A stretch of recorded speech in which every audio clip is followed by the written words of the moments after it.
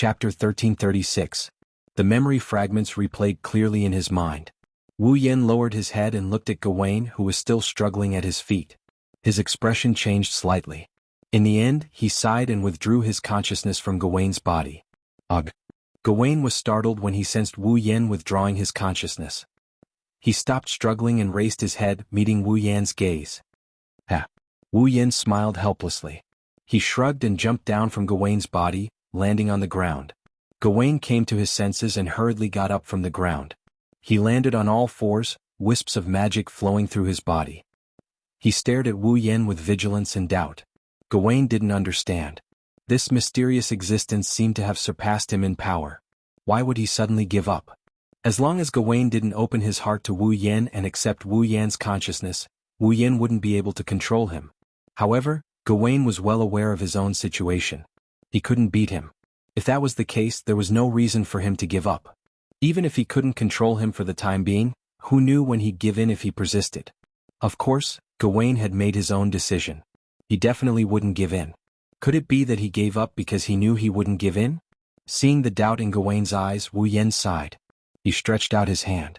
Gawain was slightly stunned. Gawain was stunned. You've had a hard time as well? Hearing this, Gawain was stunned once more and then he fell silent.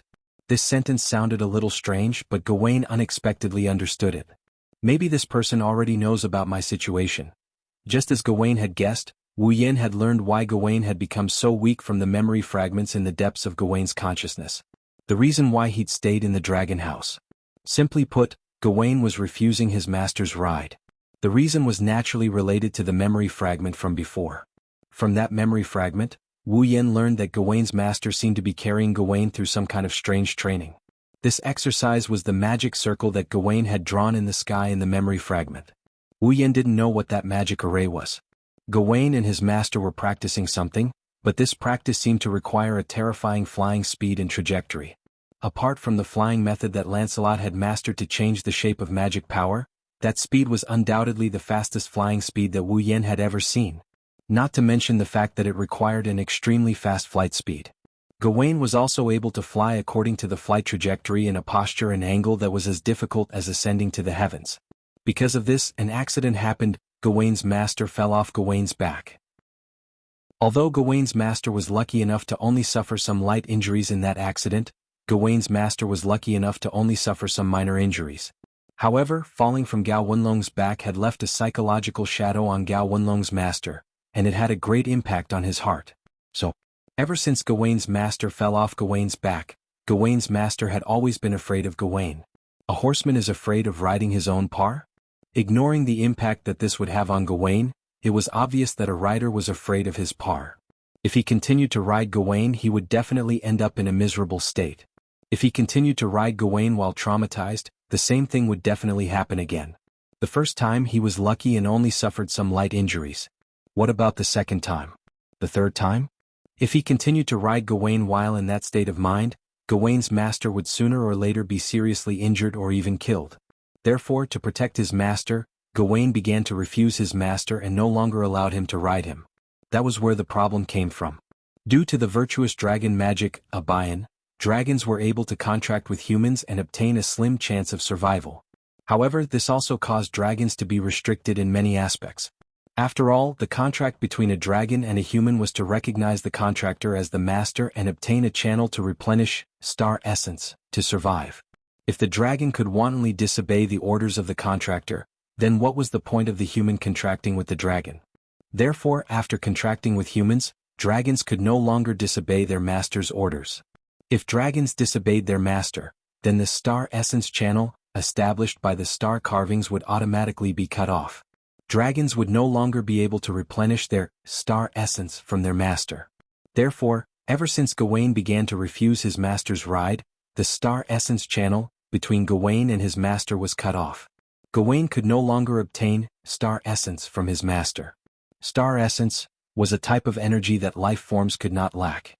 It was precisely because dragons lost the ability to be self-sufficient that they needed to contract with humans to obtain a slim chance of survival.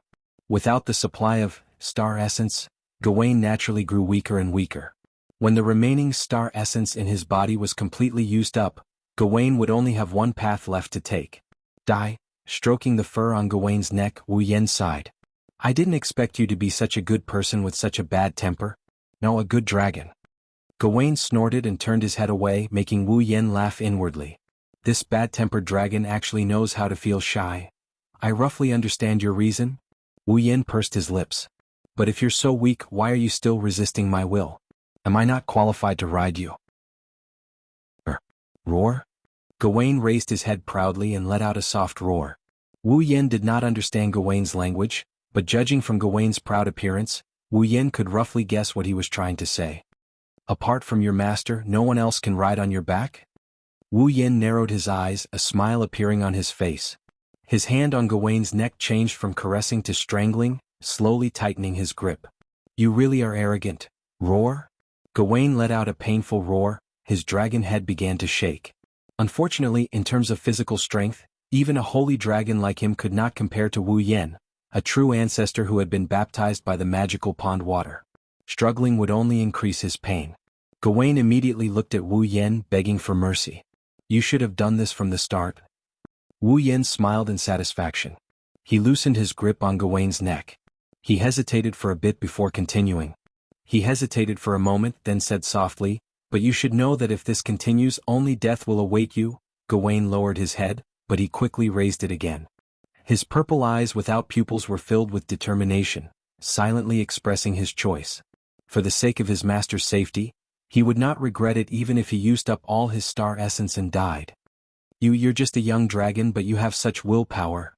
Wu Yen couldn't help but laugh bitterly. Why don't you have a good talk with your master? That way you should be able to solve the problem better, right? Gawain said nothing. Gawain remained silent. He only shook his huge dragon head, seemingly a little sad. All right, this is between you and your master. It's not my place to interfere. Wu Yen patted Gawain's neck and walked up to him, meeting his purple eyes. However, since I've encountered such a situation, I can't just watch you die without doing anything. With that, Wu Yen reached out his hands, placed them between Gawain's dragon heads and closed his eyes. To be honest, Wu Yen couldn't do anything about Gawain's condition. After all, Gawain wasn't sick or injured. The only reason he was so weak was because he couldn't replenish the star essence in his body, losing the energy needed to sustain his life. Thus, even if Wu Yen had the vast knowledge from the 103,000 demon books and the ability of the angel's holiness, he couldn't do anything. Fortunately, it wasn't completely impossible. Under Gawain's confused gaze, Wu Yen suddenly undid all the seals on his body. His overwhelming magic, superpowers, and other abilities all returned to his body in an instant. The next moment, specks of starlight appeared around Wu Yen. Surprisingly, it was a star essence. Gawain's eyes widened. This can only treat the symptoms, not the root cause, but it should be able to prolong your life. Wu Yen looked straight at Gawain. That's all I can do. Gawain immediately looked gratefully at Wu Yen, closed his eyes, and absorbed the star essence around him. Chapter 1337. Ever since then, Sylvia's training ground had been fixed at the empty space in front of the seventh dragon's hut. While Wu Yen was helping Sylvia with her training, he would also enter the dragon's hut every day and remove the seal on his body for a limited time. He used his body's constitution, which had become extremely attractive to star essences after the star essences went berserk when he first arrived in this world, to supply star essences to Gawain. Of course, this method could only treat the symptoms and not the root of the problem. The star essences that Gawain needed to survive weren't something that could be supplied by the star essences in the air that had been attracted by Wu Yen. Wu Yen was only doing this to prolong Gawain's life. But if he didn't do anything, Gawain's life would only last for 1 or 2 months at most. With Wu Yen's help, Gawain might be able to live for another 1 or 2 years. So, it was better than doing nothing. Apart from that, Wu Yen would also make some special dishes every day to maintain Gawain's life as much as possible. After all, in this world, all life forms needed star essence in their bodies to survive. The food that humans and dragons ate, such as meat and vegetables, were all originally living beings, so there was more or less star essence in their bodies. Wu Yen purposely chose some food that contained a lot of star essences. He made them into dishes to provide Gawain with his daily meals. This way, Gawain's life would be slightly prolonged. However, this could only treat the symptoms and not the root of the problem. Looking at Gawain, who lay motionless in the dragon's hut every day and would only move when he came, Wu Yen couldn't help but sigh inwardly. If this continued, Gawain would eventually meet his end. Should I take some action?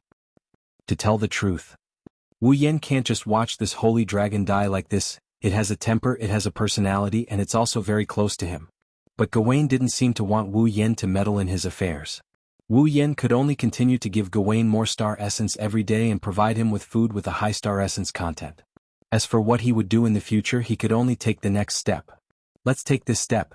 Just like that, 3 days slowly passed. Dusk began to replace the azure blue sky and night was about to fall. When the sky brightened again, it would be the start of the imperial competition. Similarly, it was also the day of the duel between Wu Yen, Sylvia, and Lorea's Holy Dragon Knights. Sylvia was panting heavily on Lancelot's back in front of the seventh dragon's hut. Her icy blue eyes rippled with fatigue, but at the same time, there was uncontrollable joy. He took a closer look. In the empty space in front of Sylvia and Lancelot, there was a path that looked as if it had been forcefully crushed by something. A huge ravine that was 4 to 5 meters wide was extending into the distance, and there was no end in sight. Looking at this terrifying ravine, Corset's eyes were filled with shock. Wu Yen looked at Sylvia and Lancelot with a smile on his face. "Looks like we made it in time," Sylvia nodded her head hard. She looked at the huge ravine that continued to extend forward with Lancelot as the source. She tightened her grip on the reins, and her eyes shone with a light that was completely different from her weak self from 3 days ago. There was even a hint of confidence in her eyes. "With Lancelot's flying speed and this, I might really be able to win. I've already given you the conditions for victory." Wu Yen didn't deny Sylvia's words and shrugged. "But that doesn't mean you'll definitely win. In the end, whether you can win or not will still depend on yourself." "I understand. You've already helped me enough." Sylvia's expression turned solemn. She flipped over and got off Lancelot's back. She walked in front of Wu Yen, took a deep breath and then bowed deeply. "Thank you, Roland." "You brat." Wu Yen didn't avoid Sylvia, who gave him the most formal greeting. Instead, he accepted it with a helpless expression on his face.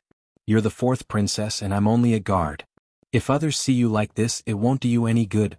This has nothing to do with identity." Sylvia's face was full of seriousness, and her tone was also very solemn. "If it wasn't for you, I wouldn't even have the qualifications to struggle a little in the hands of my royal sister. Moreover, you've given me the opportunity and capital to control my own fate. Your kindness is not something that can be repaid with just a simple gratitude. You don't have to take it to heart. I simply can't stand Veronica's actions and your depressed appearance." Wu Yen first glanced at Sylvia, then at Corset. He couldn't help but touch his cheek and a smile hung on his face. "Furthermore, it's not like I don't have any benefits." Seeing Wu Yen touch his cheek with a meaningful expression, Corset's charming face revealed a reproachful expression, causing Sylvia to be somewhat puzzled. "Benefits? What do you mean?" Well, don't mind it." Wu Yen shrugged, then walked in front of Lancelot and patted its neck. "You have to work harder tomorrow. I've spent a lot of effort on you, so don't embarrass me." "Roar?" Lancelot growled, its head held high as if to say, "That's impossible." Wu Yen, Sylvia, and Corset couldn't help but laugh. "Roland, what about you?" After laughing, Sylvia looked at Wu Yen and hesitated for a moment. "I haven't seen you do anything in the past 3 days, don't you need to prepare?" "What do I need to prepare?" Wu Yen was rather annoyed. "Do you want me to undergo special training like you? It's impossible for me to improve even a little bit in 3 days.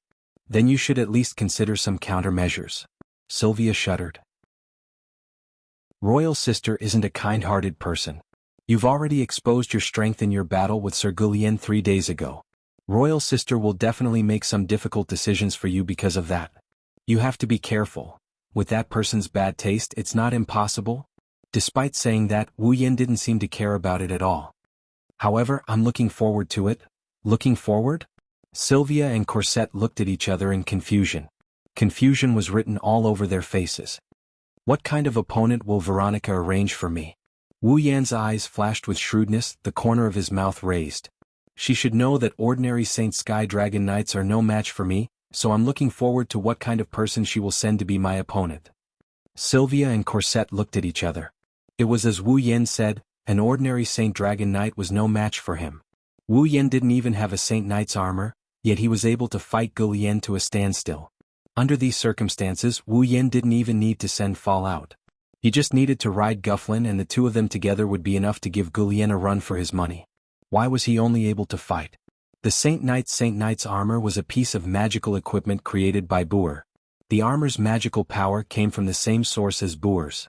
When riding Boer, the Saint Dragon Knight could infuse the armor's magical power back into Boer's body to increase Boer's power.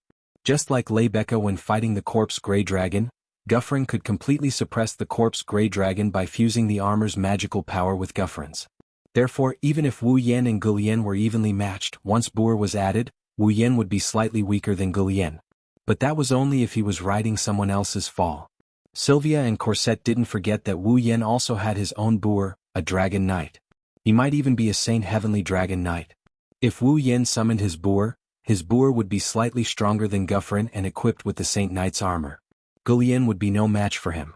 Sylvia and Corset couldn't help but look forward to it. They looked forward to tomorrow. Chapter 1338. The next day, early in the morning, the light blue sky hung high on the edge of the sky. There were no clouds in the clear blue sky for thousands of miles. The sunlight poured down like flowing water, but it didn't seem blazing. Instead, it made the people who were illuminated feel a touch of warmth and joy in their hearts. Today the weather was beautiful, making the imperial competition that was supposed to come unprecedentedly enthusiastic. Oh oh oh oh! The cheers that resounded through the sky kept echoing in the arena of the Ansari State's Dragon Riding Academy. It turned into an echo that kept going on and on. The audience seats in the arena had long been filled by the students, instructors, teachers of the Ansari Dragon Riding Academy, and the citizens of Ansari City. Even the standing seats were full of people, squeezing the audience seats of the entire arena until not even a drop of water could trickle through. As far as the eye could see, it was full of black heads. At the front of the arena, on the top of a wall, there were special seats specially prepared for the nobles who came to watch the imperial competition. Veronica sat on the only chair in the special seats and looked down. Her hawk-like sharp eyes swept across the arena below. On her mouth, a faint arc hung on Veronica's face. Obviously, Veronica was also looking forward to today's arrival. Of course, what Veronica was looking forward to was not this performance like the imperial competition, but the duel after the competition. Or rather today. 90% of the spectators who came to the arena of the Ansari Kingdom's Dragon Riding Academy were here for the duel after the imperial tournament. For the citizens of the Knights, the Lorimon Holy Dragon Knights were the most glorious group. Naturally, as long as they were citizens of the Knights, there was no one who didn't have a vision for the Lorimon Holy Dragon Knights. Now, the Academy's latecomer, who could be said to be the most famous dragon riding genius in the first grade of the advanced course and the fourth princess of the Knights country, would duel with the Lorimon Holy Dragon Knights. Who didn't want to see it? So, today's imperial competition had instead become an entertainment. The duel after the competition was the theme that people were looking forward to. On the VIP seats, the captain of the guards, Gulian, who was equipped with the Holy Knight's armor all the time so that he could unleash his strongest combat power when he was protecting Veronica, stood beside her like a shadow. By the side. The rest of Veronica's personal guards also took Veronica as the center. They surrounded Veronica in the middle. Veronica, who was known as the Iron-Blooded Valkyrie, had many achievements, but she had made too many enemies, especially in such a public place. If someone wanted to kill Veronica, it was not impossible for them to sneak in among the audience and find an opportunity to kill her in one blow. Therefore, Gulian and the personal guards were already on high alert. They only hoped to be able to react in time if something happened. Other than Veronica, Gulian, and the personal guards, Wu Yan, Sylvia, Yashur, and Yak were also present. However, all four of them had different reactions. Wu Yan's expression was calm as he stood there casually, as if he didn't care about today's duel at all. Sylvia's body was tense and her face was solemn. However, if one looked closely, they would see that her forehead was dripping with sweat. She was clearly nervous. Yak was similar to Wu Yan. She didn't care about today's competition and duel at all. She put on a haughty appearance. Yashur, on the other hand, stood there with a tired expression. His shoulders were slumped as if he had just experienced some extremely exhausting exercise and could collapse at any time. As for Leibeke, she was in the arena below, riding Guthrum. She was participating in this competition as a contestant. It was also because of the presence of the super popular Leibeke that the audience didn't ignore the imperial competition. Below, the competition was in progress. Leibeke and Guthrum were slaughtering their opponents, becoming the most beautiful scene in the arena. The audience cheered continuously, and their emotions were high. The atmosphere was very lively. However, this kind of atmosphere didn't raise Yashur's spirits at all. He still slumped his shoulders and stood there like a walking corpse, sighing in despair. Hearing Yashur's continuous sighs, Wu Yan, who was closest to him, couldn't help but feel annoyed. He looked at Yashur with a gaze full of annoyance. I thought I would be the least motivated person today. Now I know I was wrong. Yashur, I suddenly want to hit you. I want to too. Yak immediately supported him and pointed at Yashur's nose with a grimace.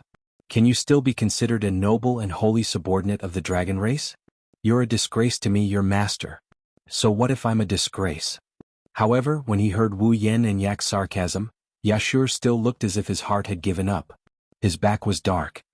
Try it yourselves. If you're dragged by someone else to train for 3 consecutive days, you'll end up like this too. After saying that, Yashur turned his resentful gaze to the expressionless Gu Lian. Obviously the someone else he was talking about was Gu Lian. That's why I said you're a disgrace. So disgraceful. Yak roared as if she was exasperated at Yashur's failure to live up to her expectations. You clearly have the holy knight armor that I forged for you. You actually lost to a small personal guard. You're really useless. What, small personal guard? He's the captain of the personal guard. He's an authentic holy sky dragon knight. Yashur went crazy when he heard Yak's words. And the holy knight armor that you forged was not only pieced together, it also has a time limit. How could you possibly win against that guy with facial paralysis? Ha! Yak widened her eyes and grabbed Yashur's neck. She exerted a lot of strength. You're just a guard dog. It's already a great honor to be able to obtain the holy knight armor that I benevolently forged for you. You actually dare to look down on it? I didn't look down on it. Yashur struggled in pain. However, compared to Yak, who was a dragon, it was undoubtedly a foolish thing to do.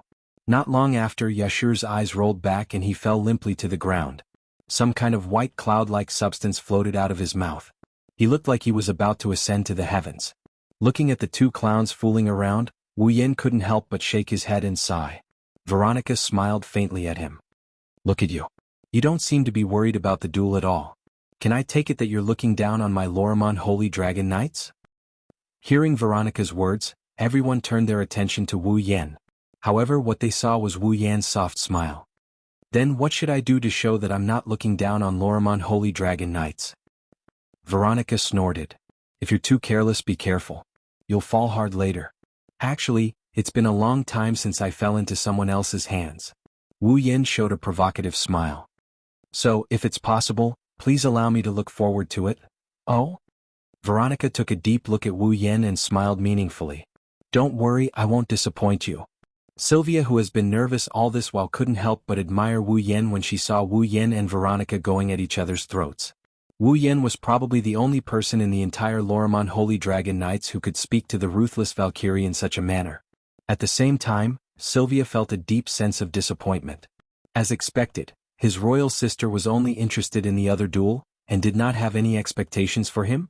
While Sylvia was having such complicated thoughts, the competition in front of the stage came to an end. In the end, Lebecca's team obtained a complete victory and the battle ended. It wasn't until the referee announced the victory that the audience erupted into cheers. Not only were these cheers celebrating their idol, Lebecca, they were also cheering for the main event that was about to unfold, pushing the atmosphere to its peak. Veronica opened her eyes abruptly after all the contestants had left the arena. She stood up with a swish, and the sound of metal clashing could be heard. In the next moment, a loud and clear voice resounded throughout the entire place. Today, 2 students from the Ansari Dragon Riding Academy will challenge the Lorimon Holy Dragon Knights. Hearing this, the entire place fell into a state of absolute silence. Wu Yan and Sylvia both flinched for a bit before gnashing their teeth in anger. It was clearly a duel, but when Veronica said it, it became a challenge. Come to think of it, the audience must be laughing at Wu Yan and Sylvia for overestimating themselves. This despicable guy. Chapter 1339. As the most famous and strongest knight order, the Lorimon Holy Dragon Knights were all the top elites of the knighthood. They were also the most powerful military force of the knighthood. The knighthood of Lorimon was only a small country. Compared to a suzerain like the Shepron Kingdom and the Siphoros Empire that persisted in the Shepron Kingdom, the difference was not just a little bit. However, even so, No force in the Eruxtran continent would underestimate the knighthood of Lorimon. This was not only because the knighthood of Lorimon was the dragon-raising country, and was protected by the Dragon Clan. They could use the power of the Dragon Clan and their strength could not be underestimated. The biggest reason was because of the Lorimon Holy Dragon Knights. The power of the Dragon Clan was not something that could be resisted by humans, and the knighthood was the only country that could contract with the Dragon Clan. Under such circumstances, a knight order that gathered the most elite Holy Dragon Knights and Dragon Knights, even if they could not run amok in the Eruxtran continent, they would definitely not be afraid of any force. For example, in the war between the Shepron Kingdom and the Siphoros Empire 50 years ago, it was because of the participation of the knighthood of Lorimon that the Shepron Kingdom was able to contend against the Siphoros Empire. Otherwise, facing the Siphoros Empire that had developed mechanical engineering and even developed guns, even if the Shepron Kingdom was not destroyed, it was inevitable that they would be defeated. So, no one dared to underestimate the knighthood that was favored by the Dragon Clan, and no one dared to underestimate the Lorimon Holy Dragon Knights that gathered the strongest Holy Dragon Knights and Dragon Knights. Therefore, the Lorimon Holy Dragon Knights were the target of all the citizens of the knighthood.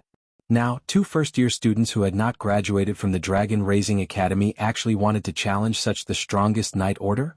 Wasn't that the same as a student in a military police school wanting to challenge the elites of the strongest army, or a child wanting to challenge an adult? Therefore, the entire arena fell silent, and the spectators looked at each other in dismay.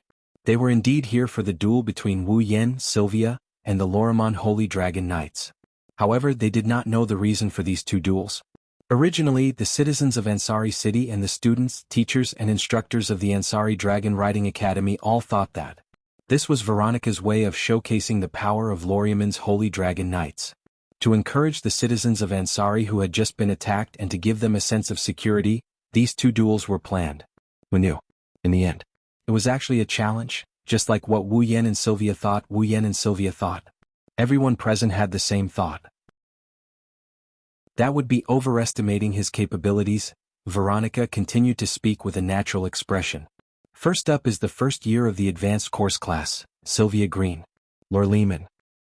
Oh, although the audience was a little surprised by what had happened, it didn't stop them from looking forward to the duel. Almost at the same time, Veronica's voice fell. In the arena, passionate cheers of support resounded. Veronica sat back down and glanced at Sylvia. Sylvia, go on stage. She didn't have the attitude an elder sister should have towards her younger sister. Her words were like an order, causing Sylvia's body to slightly stiffen and the nervousness in her heart to surge out. It wasn't like Sylvia had never appeared in front of so many people before. She was already used to it and shouldn't be nervous. However, when she thought about how her demon sister was also looking at her and how she had to show her strength to her sister, Sylvia couldn't help but feel nervous. Seeing Sylvia's body stiffen and not even taking a step forward, Veronica coldly snorted, causing Sylvia to tremble. She clenched her teeth and lifted her heavy steps and walked towards the arena. Seeing Sylvia was about to step out of the VIP seats, Wu Yen closed his eyes and helplessly smiled.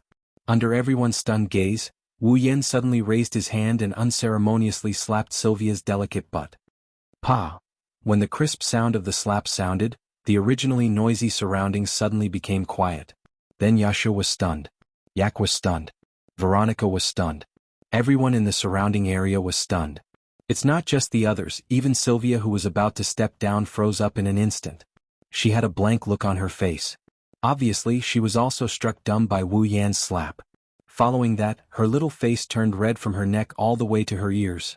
Facing Sylvia's face that was so red that it was about to explode, Wu Yan nonchalantly retracted his hand and sighed. Not bad, quite soft. Poof. Light smoke began to rise from Sylvia's head.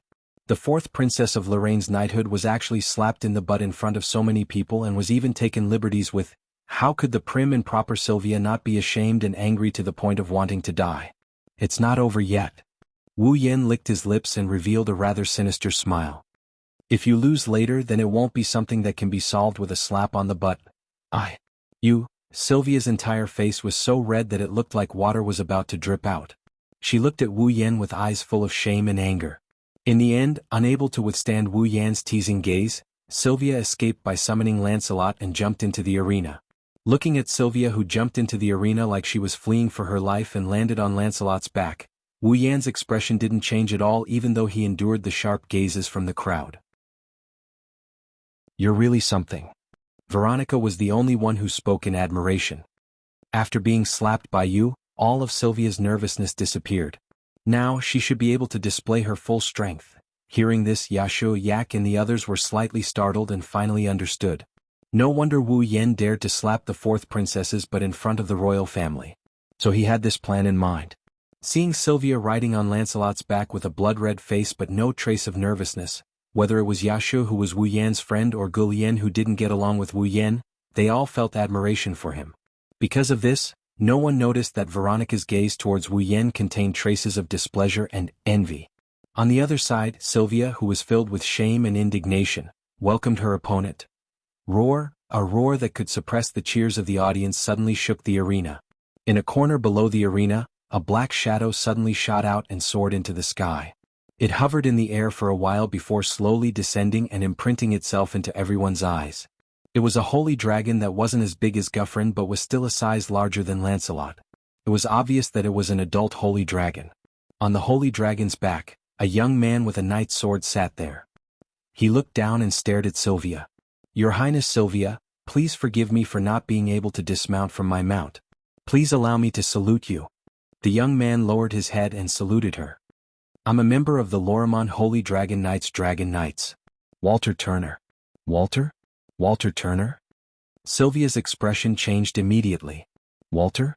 Walter Turner?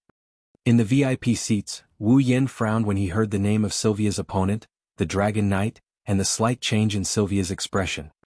He looked at Veronica who had a smug smile on her face. This Walter Turner? Walter Turner, is very famous? The smile on Veronica's face froze.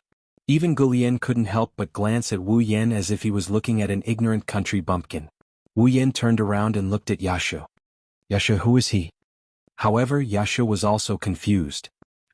I don't know either, you guys. You guys don't even know the current situation of the strongest Lorimon Holy Dragon Knights in the Knighthood Kingdom? Veronica touched her forehead speechlessly. It was the first time she was upset. Walter Turner? He graduated with the first place in the Ansari Dragon Academy. He's an elite who was qualified to join the Lorimon Holy Dragon Knights. You guys are from the Ansari Dragon Academy and you guys don't know about him? Yasha looked awkward while Wu Yen narrowed his eyes. Elite? How elite is he? Veronica smirked. He's ranked in the top 10 among all the Dragon Knights in the Lorimon Holy Dragon Knights. Chapter 1340. Top 10? This time Yashu's expression changed. Top 10 among all the Dragon Knights in Lorimon's Holy Dragon Knights? What does that mean? This meant that even among all the Dragon Knights in the world, this Dragon Knight named Wall could at least be ranked in the top 20. Top 20 Dragon Knights in the world? Yashu shuddered and looked at Veronica angrily. Your Highness Veronica, don't you think that this is too much? Too much. Veronica glanced at Yashu. How is it too much? How is it too much? Yashu was so angry that he laughed. Her Highness is just a first-year student who hasn't graduated yet. Don't you think it's too much to ask her to fight such a strong opponent? Is this what you mean by too much? Veronica laughed. She laughed mockingly. Do you know how strong Gu Lian was when he was in the first year of the advanced class? Gu Lian? Yashu looked at Gu Lian in disbelief. When Gu Lian was in the first year of the advanced class, he defeated the top 5 Dragon Knights in Lorimon's Holy Dragon Knights as a Dragon Knight. Veronica said coldly. As for Lebeka, she became a Saint Sky Dragon Knight when she was in her first year in the advanced course class. His gaze, which was as sharp as a blade, swept towards Sylvia, who was in the middle of the field. Veronica said coldly. As a member of the royal family of knights, I don't expect Sylvia to reach Lebeka's level, nor do I expect her to reach Jerlian's level. However, if she can't even defeat one of the top 10 Dragon Knights in Lorimon's Holy Dragon Knights, I will only treat it as a joke if she wants to become a Holy Dragon Knight. You! Yashu was furious and rushed forward. Gu Lian suddenly turned his head and looked at Yashu with killing intent in his eyes, causing him to freeze on the spot. He didn't dare to say anything. After all, offending the princess is a serious crime. Veronica turned her head non-committally. She was about to look at the field but she glanced at Wu Yen from the corner of her eyes. So. Wu Yen looked at the field with a faint smile. Veronica looked at him. Veronica narrowed her sharp eyes. You seem to have a lot of confidence in Sylvia? Wu Yan raised an eyebrow and he looked at Veronica with an amused expression. In other words, you don't have confidence in Sylvia? Veronica was speechless. She couldn't answer for a moment. Ma. Wu Yan crossed his arms in front of his chest. He looked at the stage with an amused expression. Open your eyes and take a look at the performance of my temporary student. Veronica lowered her head thoughtfully, fell into deep thought and murmured. A student taught at the last minute? Different from Wu Yan and Yashu who didn't know anything, Sylvia knew what kind of experience her opponent had and what kind of strength he had. Thus, Sylvia's expression instantly turned serious. Duel with the top 10 Dragon Knights of Lorieman and the top 20 Dragon Knights in the world and win? Perhaps, in the past, this would be an impossible task. But now, thinking back to the past 3 days of special training, Sylvia smiled and the battle intent in her heart surged. Roar! Sensing the battle intent in Sylvia's heart, Lancelot raised his head and roared, causing Sylvia to laugh. Sylvia? Lorieman, first year of the advanced class. Sylvia raised her head and looked at Wall. Her eyes shone brightly as she made such an introduction. Please enlighten me. Looking at Sylvia's eyes that were full of fighting spirit, Wall's originally relaxed mood suddenly sank. In the VIP seats, Veronica, Guilien, and the others were also surprised to see Sylvia like this. The entire audience erupted into loud cheers of support. I won't go easy on you, Wall solemnly declared. His intuition told him that if he didn't get serious, he would lose miserably. In the VIP seats, Veronica seemed to have the same feeling. Finally, a look of anticipation appeared in her eyes. A smile appeared on her emotionless face as she waved her arm. Begin. Oh. The audience went wild. Hein. Wall shouted sternly and his eyes became sharp. The divine dragon named Hein let out a roar and soared into the sky. When it arrived above the arena, it unfurled its body, and a magic array with a geometric pattern appeared around it. At the same time, an airflow of mana surged out of the magic array. Sylvia's expression froze. In the next instant, the magic array above them suddenly exploded. Magical fireballs the size of a human head rained down like falling meteors. Lancelot. Looking at the falling fireballs, Sylvia clamped onto the dragon's back. The will of a rider clearly transmitted Sylvia's thoughts to Lancelot. Sensing Sylvia's will, Lancelot fiercely flapped his wings and retreated out of the range of the falling fireballs. Too naive. Wall sneered. The magic fireballs suddenly changed their trajectory just as they were about to hit the ground. With a loud whistling sound, they shot toward Sylvia from all directions like missiles. What? It seemed that even Sylvia didn't expect the magic fireballs to change their direction. By the time she reacted, the fireballs had covered her in all directions and there was no place to dodge. Lancelot. At that moment, Sylvia hurriedly pulled on the reins in her hand, and hexagonal defensive magical arrays suddenly appeared around Lancelot's body, protecting Sylvia and Lancelot like a sturdy wall. The fireballs immediately fell and bombarded the hexagonal defensive magic formation. Bang bang bang bang bang. In an instant, intense flames covered Sylvia and Lancelot. Smoke and dust obscured the audience's vision and explosions sounded one after another. Roar. Although Lancelot's defensive magic array had blocked all of the fireballs, none of them had dealt any direct damage to him. However, despite being in the center of the explosion, Lancelot was still affected by the shockwaves. As if he had been struck by something, he was sent flying. Ah! Lancelot flew back and Sylvia, who was sitting on the dragon's back, almost lost her balance and fell off the dragon's back. Whether it was a dragon breeder who had yet to mature into a holy dragon, a dragon knight who had a holy dragon, or a dragon knight who had a holy knight armor, there was a basic rule in this type of formal duel. Once one fell off the dragon's back, one would lose. Therefore, the rider couldn't let go of the reins no matter what. Sylvia could only hold on tightly to the reins in her hands and try her best to endure the impact. She barely stabilized herself and stayed on Lancelot's back. As soon as they met, Sylvia almost fell off the dragon's back and lost. This caused an uproar among the audience, and it also made Veronica, who was sitting in the VIP seats, feel disappointed. However, this didn't affect Wall's mood. A cold and emotionless yell sounded and didn't give Sylvia any time to breathe. Holy Dragon Hein roared again and activated the geometric magic formation.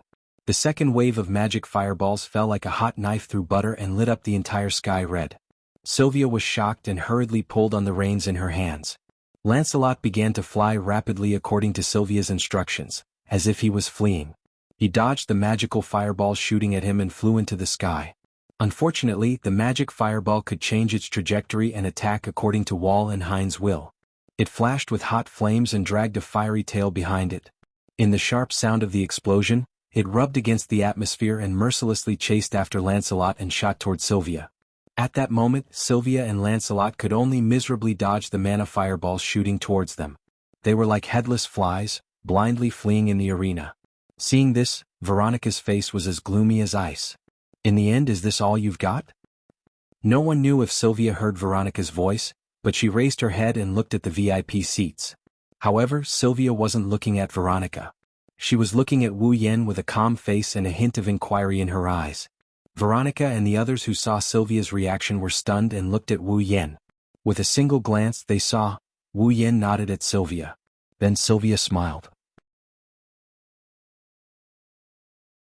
Chapter 1341. Sylvia, who was sitting on the Lancelot dragon's back, smiled amidst the magical fireballs that filled the sky. Her smile stunned everyone on the spot. Sylvia's expression suddenly froze as she cried out in a delicate voice. "Fly, Lancelot!" Roar. Lancelot, who was fleeing in a sorry state, suddenly raised his head, and a bloody light that caused one's heart to palpitate flashed through his eyes. He opened his mouth and let out a ferocious roar that resounded through the entire area, and it turned into an echoing echo. A violent magic power suddenly surged from Lancelot's body, instantly covering his entire body. It turned into a layer of film invisible to the naked eye and condensed into a rather peculiar shape. It had a sharp front and a rounded back. It was the shape of a bullet. Then Lancelot disappeared. Yes, he disappeared.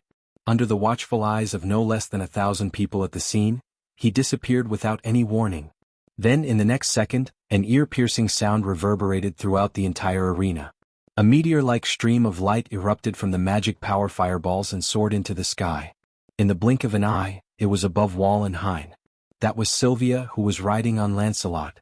Wall's pupils shrank to the size of a needle tip. In the special seats, Veronica suddenly stood up from her seat. Her eagle-like sharp eyes were filled with disbelief. Yashu Yak and Gulian widened their eyes. Their expressions changed rapidly. What kind of speed was that? While everyone present was astonished by Lancelot's speed, Sylvia's face was filled with determination as she swung the reins in her hand. Roar! Along with Lancelot's roar, the magic power belonging to the dragon race abruptly exploded from Lancelot's body, which wasn't considered large compared to Hein's. The heatwave-like magic power surrounded Lancelot and condensed in front of him. Finally, it condensed into an ice-blue geometric pattern. That was a magic circle that spat out dragon breath attacks. The surging magic fluctuations acted on this space and spread out like ripples, awakening Wall, who was still immersed in Lancelot's terrifying speed. He realized that he was exposing his back to his opponent.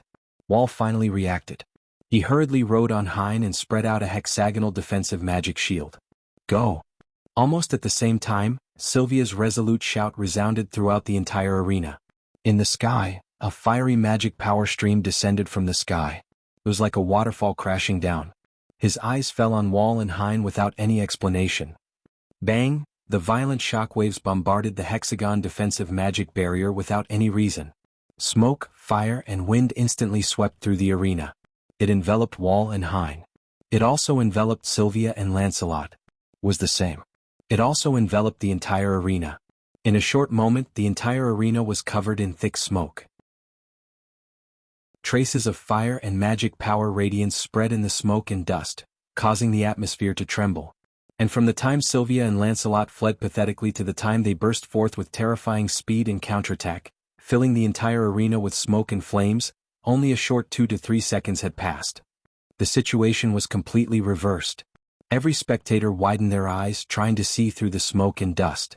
They all wanted to know if the fourth princess of the Lorimon Night King's family, who had obtained Fall, became a dragon breeder, and was promoted to a dragon knight, could defeat one of the top 10 dragon knights of Lorimon Night King's holy dragon knights when she was still a student?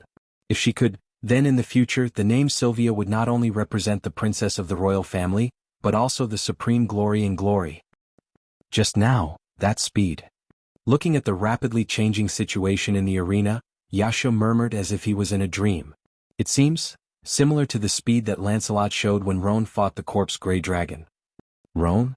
Veronica snapped back to reality and turned to look at Wu Yen. Her sharp eyes flashed brightly. Lancelot's unique speed. Is it because of you? Half and half. Wu Yen did not admit nor refute. His eyes were fixed on the arena as he answered without turning his head. I only gave you the method to use it. As for whether you can use it or not, it's up to Sylvia herself. Although it had only been 3 days and the process was extremely dismal, Sylvia had indeed successfully overcome the centrifugal force and discomfort brought about by Lancelot's terrifying speed. She was finally able to stay on Lancelot's back normally and control him as she pleased. However, the centrifugal force and influence brought about by Lancelot's special flying method was not something a human body could withstand. Sylvia might have gotten used to it, but she would still be affected if she sat on Lancelot's back for too long. After all, a proper ride did not allow such a despicable method as tying a rope to a dragon's back. Sylvia could only rely on her own efforts to hold onto the reins, balance herself, and withstand the impact of the air pressure so as not to be thrown off by Lancelot. It was just like a bullfight. It was very exhausting. Once her strength was exhausted, Sylvia would no longer be able to withstand the air pressure and centrifugal force to hold the reins. She could only fall off the dragon's back. Not to mention, in addition to this, staying in Lancelot's body as a mortal body would also have a mental and physical impact. Due to the undulating blood flow caused by extreme speed, fatigue of the 5 senses, and other effects, Sylvia would be slightly injured. It was even possible for her to faint. Therefore, Sylvia could only stay on Lancelot's back for about 10 minutes. After 10 minutes, Sylvia's body would begin to be affected. She would feel dizzy, her consciousness would become blurry, her breathing would become difficult, and her strength would be almost exhausted. She could basically admit defeat. That was why Sylvia still had time to look at Wu Yen while being attacked by magic fireballs. She wanted to get Wu Yen to agree to her using Lancelot's special flying method. 10 minutes. Sylvia had to defeat Wall in this period of time. Otherwise, she could only admit defeat. Sylvia. Veronica raised her eyes and looked at the arena. She clenched her fists, and her eyes bloomed with unconcealable anticipation. Let me see your growth, your possibilities. At the same time, the smoke and dust that covered the entire arena began to change. A gust of wind blew from the center of the smoke without warning and spread in all directions, causing the smoke that covered the entire arena to constantly change its shape. 2 sonic booms caused by friction with the atmosphere reverberated from the smoke and dust and entered the ears of everyone present. Immediately, a corner above the smoke and dust suddenly protruded. A stream of light and an afterimage swiftly shot out from it and flew into the sky, instantly attracting the attention of everyone present. Whoosh, with the sound of breaking through the air, Lancelot soared up at a terrifying speed, shooting straight into the sky. Hein, on the other hand, was barely able to keep up with him as he chased after him. Upon closer inspection, one could see that Hein's body was emitting light smoke, and he was in a rather sorry state. Wall's face was also a little ugly. Clearly, Lancelot's dragon breath earlier was not completely blocked. This made Wall full of anger and he shouted loudly. Hein. Brr. Hein burst out a roar, opened his dragon mouth, and propped up a geometric magic array. A flame-like breath burst out and rushed toward Lancelot, who was flying straight into the sky. Lancelot. Not to be outdone, Sylvia tightened her grip on the reins. Lancelot immediately turned into a stream of light and rapidly turned around as if he had pierced through space. While avoiding the flame dragon breath that was chasing after him, he also appeared behind Wall and Hein as if he had teleported. Now, following Sylvia's shout, Lancelot suddenly raised his head, and the magic power in his body surged out. He also propped up a magic array with a geometric pattern, and the flames of the dragon's breath appeared and rushed toward Hein. Wall's face changed slightly, and Hein, who reacted a little later, also deployed a hexagonal defensive barrier. Boom, the hexagonal defensive barrier was deployed at the critical moment, and the dragon breath hit it, and in the roar there was a burst of fire. Roar. Hein's painful howl resounded in the arena.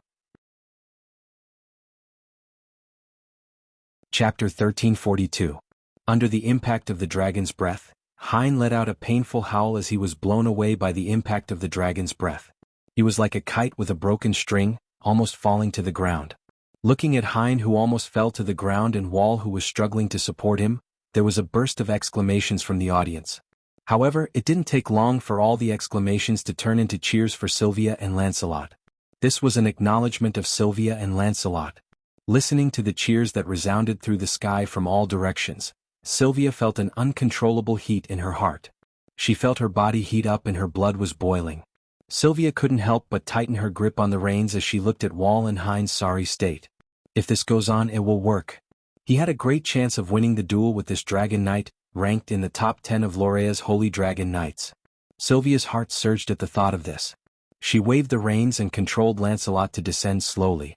She arrived above Wall and Hine and looked down at them condescendingly. "Lord Wall?" Sylvia's face had a determined expression that was completely different from the cowardly and uneasy expression she had when she first made the duel in front of Veronica. There was finally a touch of confidence in her voice. "If you can't deal with Lancelot's speed, there's no point in continuing the duel." Hearing this, Wall glanced at Hine, who had begun to pant, and then looked at Sylvia, who was looking down at him condescendingly. He clenched his teeth tightly. As Sylvia said, if he couldn't deal with Lancelot's speed, he had no chance of winning at all. That speed was too fast, too terrifying. How could Lancelot have such speed? That kind of speed was definitely faster than all the dragons he had seen so far. There was no chance of winning. If he couldn't find a way to deal with that speed, there was absolutely no chance of winning.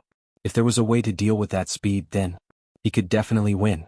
With this thought in mind, Wall's mind spun rapidly in order to find a way to deal with Lancelot's speed. Wall did not know that his performance was exactly what Sylvia wanted. Sylvia was a family member and knew that she could only fight with Lancelot's speed for a very limited period of time. Now, after intimidating the other party, Sylvia took the opportunity to recover the stamina she had expended to stay on Lancelot's back. Her body slowly recovered to its peak condition so that she could extend the time she could use Lancelot's speed. Therefore, Sylvia was now bluffing.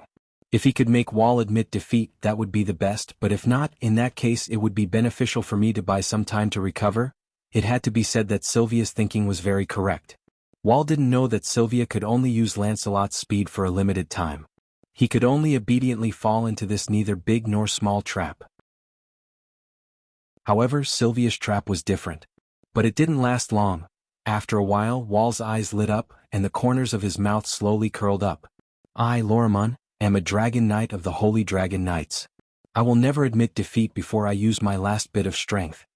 With this answer, Wall pulled the reins and Hine roared, flapped its wings and flew into the sky. It came to the opposite side of Lancelot, facing him from afar. "Your Highness Sylvia." Wall looked straight ahead and met Sylvia's gaze. "If you want me to admit defeat, then defeat me fair and square." "Great," the audience cheered. Sylvia also praised in her heart. She looked at War with admiration, took a deep breath, and once again returned to her battle state.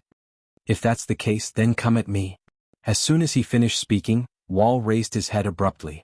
He rode on Hine and rushed up to the sky above the entire arena. The will belonging to the horseman merged with Hine's will, allowing Wall's thoughts to be transmitted to Hine instantly. Hine opened his mouth and roared. He channeled the magic power in his body and constructed a geometric array to use magic. He let it spread out and covered the entire arena in a moment. Mana flowed into the magic array like a stream of water, causing a dazzling flash of light to erupt from the magic array. In the next moment, scorching fireballs shot out from the magic array and fiercely descended. That momentum actually covered the entire arena within the range of the attack. "Don't underestimate me." Sylvia bit her lips hatefully as she watched Wall use his old trick. She steered Lancelot and turned into a stream of light. Like a spiraling belt of light, she drew a smooth trajectory in the arena and dodged the incoming fireballs as though she was chasing the stars and the moon. However, Hine's magic fireballs had an automatic tracking effect. Like Lancelot, they drew a long fiery tail across the space and chased after Sylvia. So annoying. Sylvia endured the wind pressure from Lancelot's rapid flight as she watched the magical fireballs coming at her from all directions. She gripped the reins tightly and stabilized her body. She used her will to control Lancelot with great difficulty and flew into the sky like a bolt of lightning. However, Sylvia, who was riding Lancelot into the sky, suddenly narrowed her eyes. It was because Wall, who was riding Hine, was flying at high speed and was above Lancelot in an instant. "Got it?" A victorious smile appeared on Wall's face, and he suddenly pulled the reins in his hand. Roar! Hine's murderous roar burst out, and the flickering magic array rippled and stood in front of Hine. Then, a fiery dragon breath that was as violent as magma shot out from the magic array. The dense firelight filled Sylvia's vision, causing her expression to change drastically. There were magic fireballs flying from all directions. Above the only way out, there was a fire dragon's breath falling from the sky. Sylvia had no way of dodging at all. Her face changed drastically and her eyes trembled. Feeling the approaching fireballs and the high temperature of the fire dragon's breath, Sylvia's face hardened. Fight! Lancelot roared and rushed into the sky, and a ball of magic light exploded from his body. The magic array representing the dragon's breath rotated and rippled out, instantly blocking the direction of the fire dragon's breath. Wall sneered when he saw this. Lancelot's real difficulty was that unprecedented speed. Other than speed, Lancelot was no match for Hein in any other aspect. For a spell like the dragon's breath that purely converted magic power into a breath attack, the stronger the magic power, the stronger the power. Lancelot's magic power was no match for Hein's. If he were to compete with Hein's dragon's breath, he would definitely lose miserably. Wall felt that he could already see Lancelot covered in flames and falling down from the arena. Unfortunately, Wall did not see a cold glint flashing across Sylvia's ice-blue eyes. Roar! Lancelot suddenly roared, raised his head and opened his dragon's mouth wide. In an instant, a violent gust of wind blew in the surrounding space, and visible streams of air rolled into the magic array in front of Lancelot like flowing water, covering it. The magic array suddenly rotated, and the surging streams of air wrapped around it, condensing into a halo on the magic array's wheel. What's that? Wall was stunned. Looking at the fire dragon's breath falling from the sky, Sylvia coldly shouted. Penetrating dragon's breath dance. Roar! A crisp dragon's roar accompanied by Sylvia's cold shout reverberated throughout the arena. Lancelot, who was surrounded by fireballs, exploded with a violent stream of air, blowing away all the magic fireballs that were sweeping toward him. A spiral dragon breath that had been compressed to the extreme and was spinning like a whirlpool suddenly shot out. It was mixed with a layer of dazzling halo that covered it as it soared into the sky and collided head-on with the flame dragon breath that was descending from the sky. Bang! The two dragons' breaths collided with each other, and magical flames appeared in midair, stirring up dense sparks that scattered in all directions. Bang! With a muffled sound, the spiral dragon's breath destroyed the fire dragon's breath as easily as crushing dry weeds and rotten wood, and continued to rush forward without slowing down. It shot upward and to Wall's horror, it landed on Hein's body. Bang! Intense flames and deafening explosions engulfed the entire area. Chapter 1343. Bam! The spiral dragon breath with a dazzling edge hit Hein without any deviation, bringing about a loud bang and a strong flame. Violent waves of wind surged out like an explosion, engulfing the entire arena. The storm-like aftershock surged toward the audience like an invisible wave, blowing the audience off balance and causing them to cry out in surprise. Papers, hats, bottles and jars were flying everywhere. The arena was in chaos. In the VIP seats, Gulian and a group of personal guards all came in front of Veronica, using their bodies to withstand the wind and waves. They were also vigilant of their surroundings, not letting the thugs who were eyeing Veronica covetously take advantage of them. On the contrary, Veronica herself didn't care that someone would take the opportunity to assassinate her at this time. It was as if she didn't care about her own life. She stared at the center of the field with shock on her ruthless face. That dragon breath. Veronica stared blankly at Lancelot, who used the dance of penetrating dragon's breath, and Sylvia, who was riding on Lancelot's back.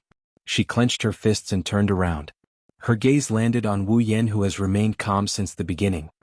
Is that another one of your tricks? Tricks. Wu Yen shrugged when he heard Veronica's harsh comment. I didn't just let Sylvia get used to Lancelot's speed in 3 days. If that happened, his speed would be broken. Sylvia would have no chance of winning. Looking at the center of the arena, Wu Yen smiled leisurely. So this trick became the key to Sylvia's comeback. In order to teach it to Sylvia, I spent a lot of effort. Unlike Lancelot's speed that only required her to get used to, the dance of the penetrating dragon breath was a dragon breath technique created from the chaotic return to horizon dance. If she wanted to use it, she would have to. Lancelot alone wouldn't be able to do it. There had to be a rider to steer the dragon and use the principles of the chaotic return to horizon dance through the connection of their wills. That's why if she wanted to use the dance of the penetrating dragon breath, Sylvia had to learn how to use the chaotic return to horizon dance. Fortunately, He only let Sylvia understand the chaotic return to horizon dance theory, not let her learn the chaotic return to horizon dance. Otherwise, with Sylvia's understanding of the sword and her powerless body, she might not be able to learn it even after 3 years. In short, Sylvia used 2 days to get used to Lancelot's speed. On the last day, Sylvia listened to Wu Yen explain the theory behind chaotic return to horizon waltz and tried to understand it by controlling Lancelot. Lancelot performed.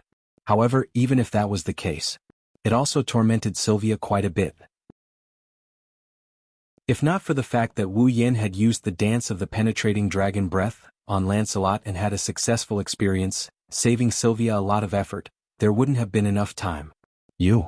Looking at Wu Yan's leisurely smile, Veronica was speechless for a long time. In the end, she gave an evaluation. The rider of the gods. He deserves the name.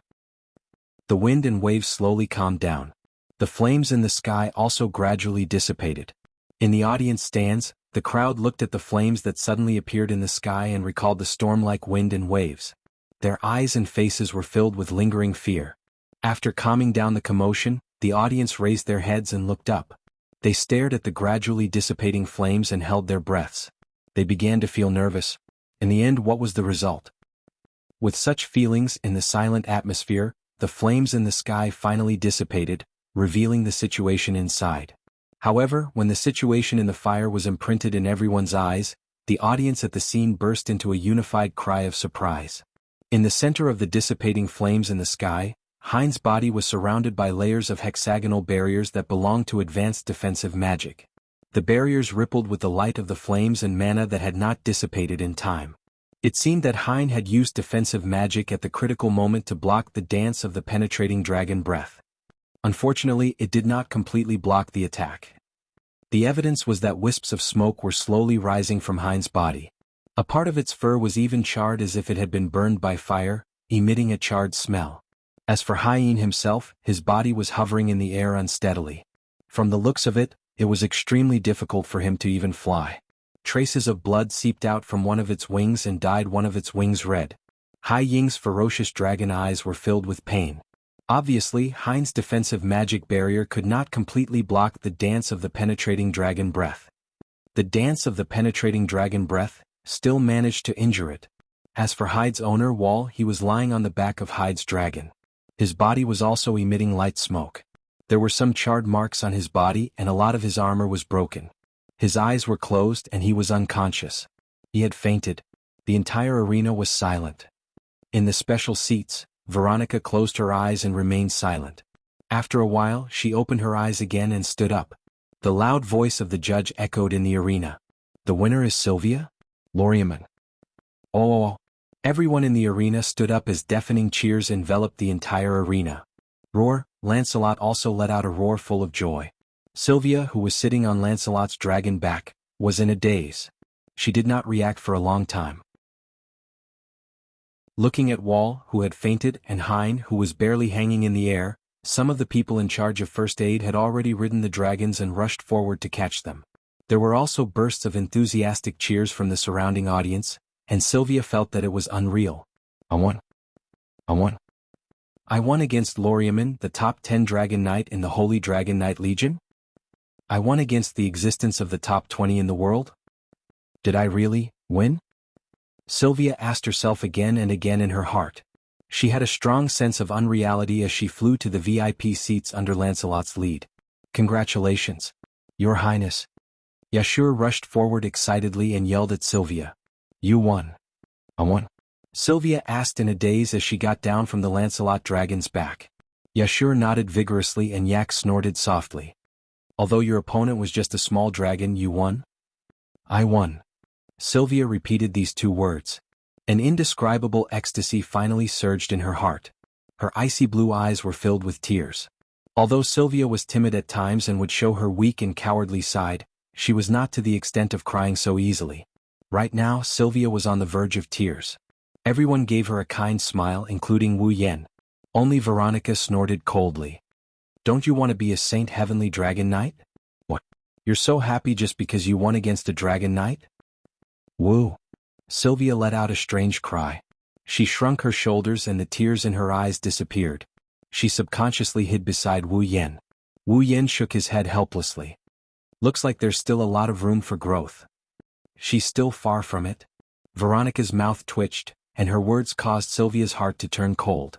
She had been so excited about her victory just a moment ago, and all the joy in her heart disappeared. In the end, my sister still won't accept me? Sylvia started to feel disheartened as such thoughts arose in her mind. At this moment, Veronica glanced at Sylvia with a rare smile on her face. However, to be able to defeat Wall, you have indeed grown a lot. Veronica turned her back to Sylvia. Congratulations on your victory, Sylvia. Royal sister. Sylvia was once again stunned on the spot. Uncontrollable joy surged in her heart, causing her eyes to moisten once again. Don't celebrate too early. Without that boy's help, you couldn't have won. Veronica turned her head away sullenly. Before you can truly grow, my test for you will not be cancelled. After hearing Veronica's words, Sylvia didn't cower this time. Instead, she rubbed her eyes, puffed out her chest, and replied resolutely. Yes, sister. Chapter 1344. Looking at Veronica, who is obviously not used to praising Sylvia, with an awkward expression, Wu Yen couldn't help but have an idea. Sylvia, who is brimming with energy and happiness because of Veronica's praise, Wu Yen couldn't help but think of something. Perhaps Veronica wasn't truly cold and heartless to Sylvia, but the exact opposite. Perhaps Veronica loved Sylvia very much. That was hard to say. Come to think of it, no matter if it was on the first day in the reception room or in Sylvanus, even though Veronica had always denied Sylvia, she never forced Sylvia to act according to her will. Instead, she gave Sylvia the chance to prove herself again and again. Didn't this prove that Veronica had high hopes for Sylvia as well? Otherwise, when Veronica saw that Sylvia had really defeated Wall, she wouldn't have resisted her discomfort and insisted on praising Sylvia. The first princess with the title of Iron-Blooded Valkyrie shouldn't be good at expressing her feelings. She could only say harsh words every time. But in fact, that was Veronica's clumsy way of showing concern for Sylvia. Veronica turned her head away with a sullen expression. She did not look at Sylvia, but there was not a hint of displeasure in her sharp eyes. Instead, there was a faint smile on her face which confirmed Wu Yan's guess. What? Wu Yan was speechless. After all this time, I went to teach Sylvia because I was displeased with Veronica's attitude. Is it completely meaningless? The reason why Wu Yan is so concerned about Sylvia is because of Corset's request. Secondly, he can't bear to see the princess disheartened. Thirdly, he can't bear to see Sylvia being ridiculed by Veronica, and he can't bear to see her like this. As a result, Veronica's mocking of Sylvia was just a clumsy way of showing concern for her. This made Wu Yan feel like he was overthinking things. You can't think like that. A beautiful figure with a sweet fragrance came to Wu Yan's side. The familiar voice attracted Wu Yan's attention. A beautiful face with a confident smile entered Wu Yan's vision. He was stunned. Rebecca? I'm sorry. It's because of the end of the Imperial tournament. I've wasted some time. Rebecca smiled helplessly before turning her gaze to Sylvia. For Sylvia. Without you, she wouldn't have dared to raise her head in front of Her Highness Veronica. Maybe. Wu Yan sighed and he grumbled. But I keep having the feeling that I've been cheated. It makes me feel indignant. Rebecca raised an eyebrow when she heard Wu Yan's words. I should be the one feeling angry. Huh? Wu Yan was taken aback. What? Why? Rebecca's beautiful face showed an expression of unhappiness that had never appeared before, one that came from the bottom of her heart. You taught Sylvia speed burst, and the dance of the penetrating dragon's breath, but not me. Tell me, should I be angry? You're a sacred dragon knight and you want me to teach you how to ride a dragon? Wu Yan chuckled and he started doubting her. By the way, what is this speed burst? It's Lancelot's terrifying way of using speed, Rebecca said matter-of-factly. How can such an amazing technique not have a name? So you gave it a name?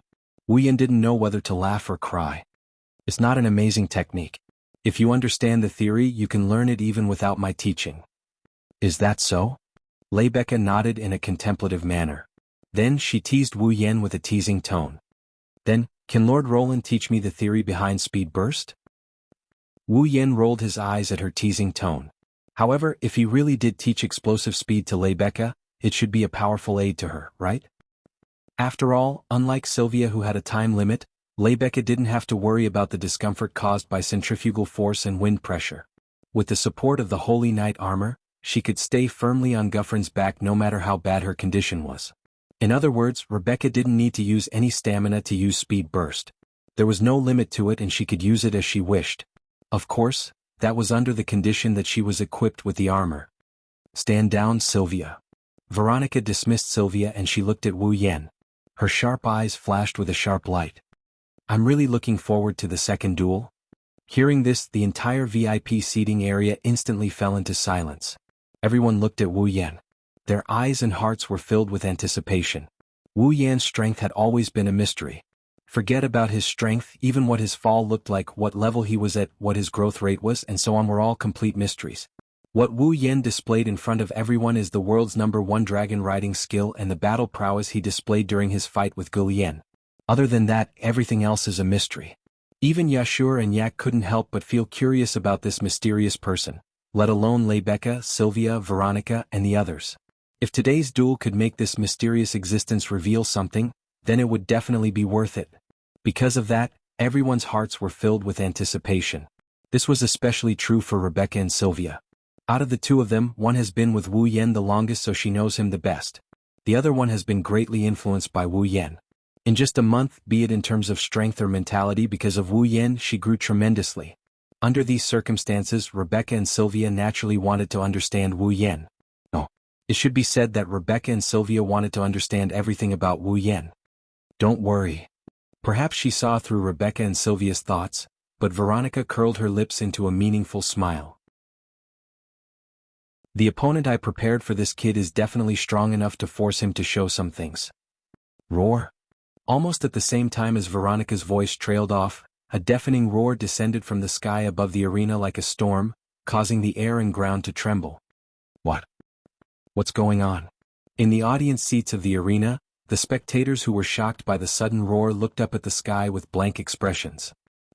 Look over there. Someone in the audience suddenly exclaimed and pointed to a corner of the sky. At the scene, everyone looked in that direction. Then they saw. On the other side of the sky, a dragon was gradually approaching. Whoosh, like a shooting star, the dragon flew over from the other side of the sky with a sharp piercing sound, shooting towards the direction of the arena. Whoosh. As the sharp piercing sound became louder and louder, the dragon's body became clearer and clearer. The whistling sound of a fierce wind also descended in this direction, bringing with it a strong wind that suddenly fell on the entire area. The spectators cried out in surprise once more. They braved the wind and looked up at the sky above the arena. Boom. The dragon that had shot over was in its most berserk state. Its speed did not decrease at all as it plummeted down, smashing into the center of the arena like a meteor and landing right in the middle. The ground shook violently and the rock layers cracked inch by inch. After the gust of wind, the spectators in the spectator stands were treated like an earthquake. Many of them fell to the ground. Only now did the spectators see the dragon's full appearance. It was a humongous holy dragon. In terms of size, even Guffrin was inferior to it. Unlike Gyuvlin, this holy dragon exuded an aura that made people shudder. If Guffrin was an indomitable divine beast, then this holy dragon was a ferocious beast that could devour heaven and earth. On top of the holy dragon's head was a figure. A figure that could make the heavens lose color, make the stars admit their inferiority, and make the entire arena fall into a deathly silence. Chapter 1345. Dazzling like stardust, the dazzling golden armor covered the beautiful figure that made people feel that it was blasphemous to even look at. It looked as if it was emitting some kind of sacred light that one could not bear to look at directly. It was both breathtaking and extremely attractive. Her waterfall-like long hair fluttered in the wind, and her lake-like clear eyes sparkled like stars. Her heaven-shaking appearance was already indescribable. It could only be said that she did not belong to the human world, and could only exist in fantasy. The cloak on her back fluttered loudly in the wind, becoming the only sound that was still ringing in the arena at this moment. She clearly had a beauty that was worthy of being called a holy maiden and a figure that was praised as an angel. However, at this moment, the absolutely beautiful young lady standing on the mighty holy dragon's head exuded an oppressive feeling that only experts would have. Raising her head and looking around the entire arena, the beautiful young lady shot her gaze towards the VIP seats in the arena with an indifferent look on her face. In the next second, A crisp, heroic and beautiful voice entered the ears of everyone present. "I'm not late, right?" Everyone was silent, looking at the beautiful girl who looked like a compassionate saintess and also like a noble knight who was fully equipped with the holy knight armor. Everyone in the audience seat looked at each other in bewilderment. Excitement that was difficult to control gradually appeared on their faces and eyes. Then, ooh ooh ooh ooh.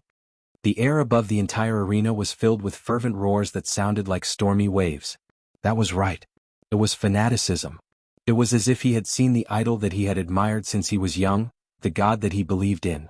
It was a fanaticism that was comparable to extreme fans and fanatics.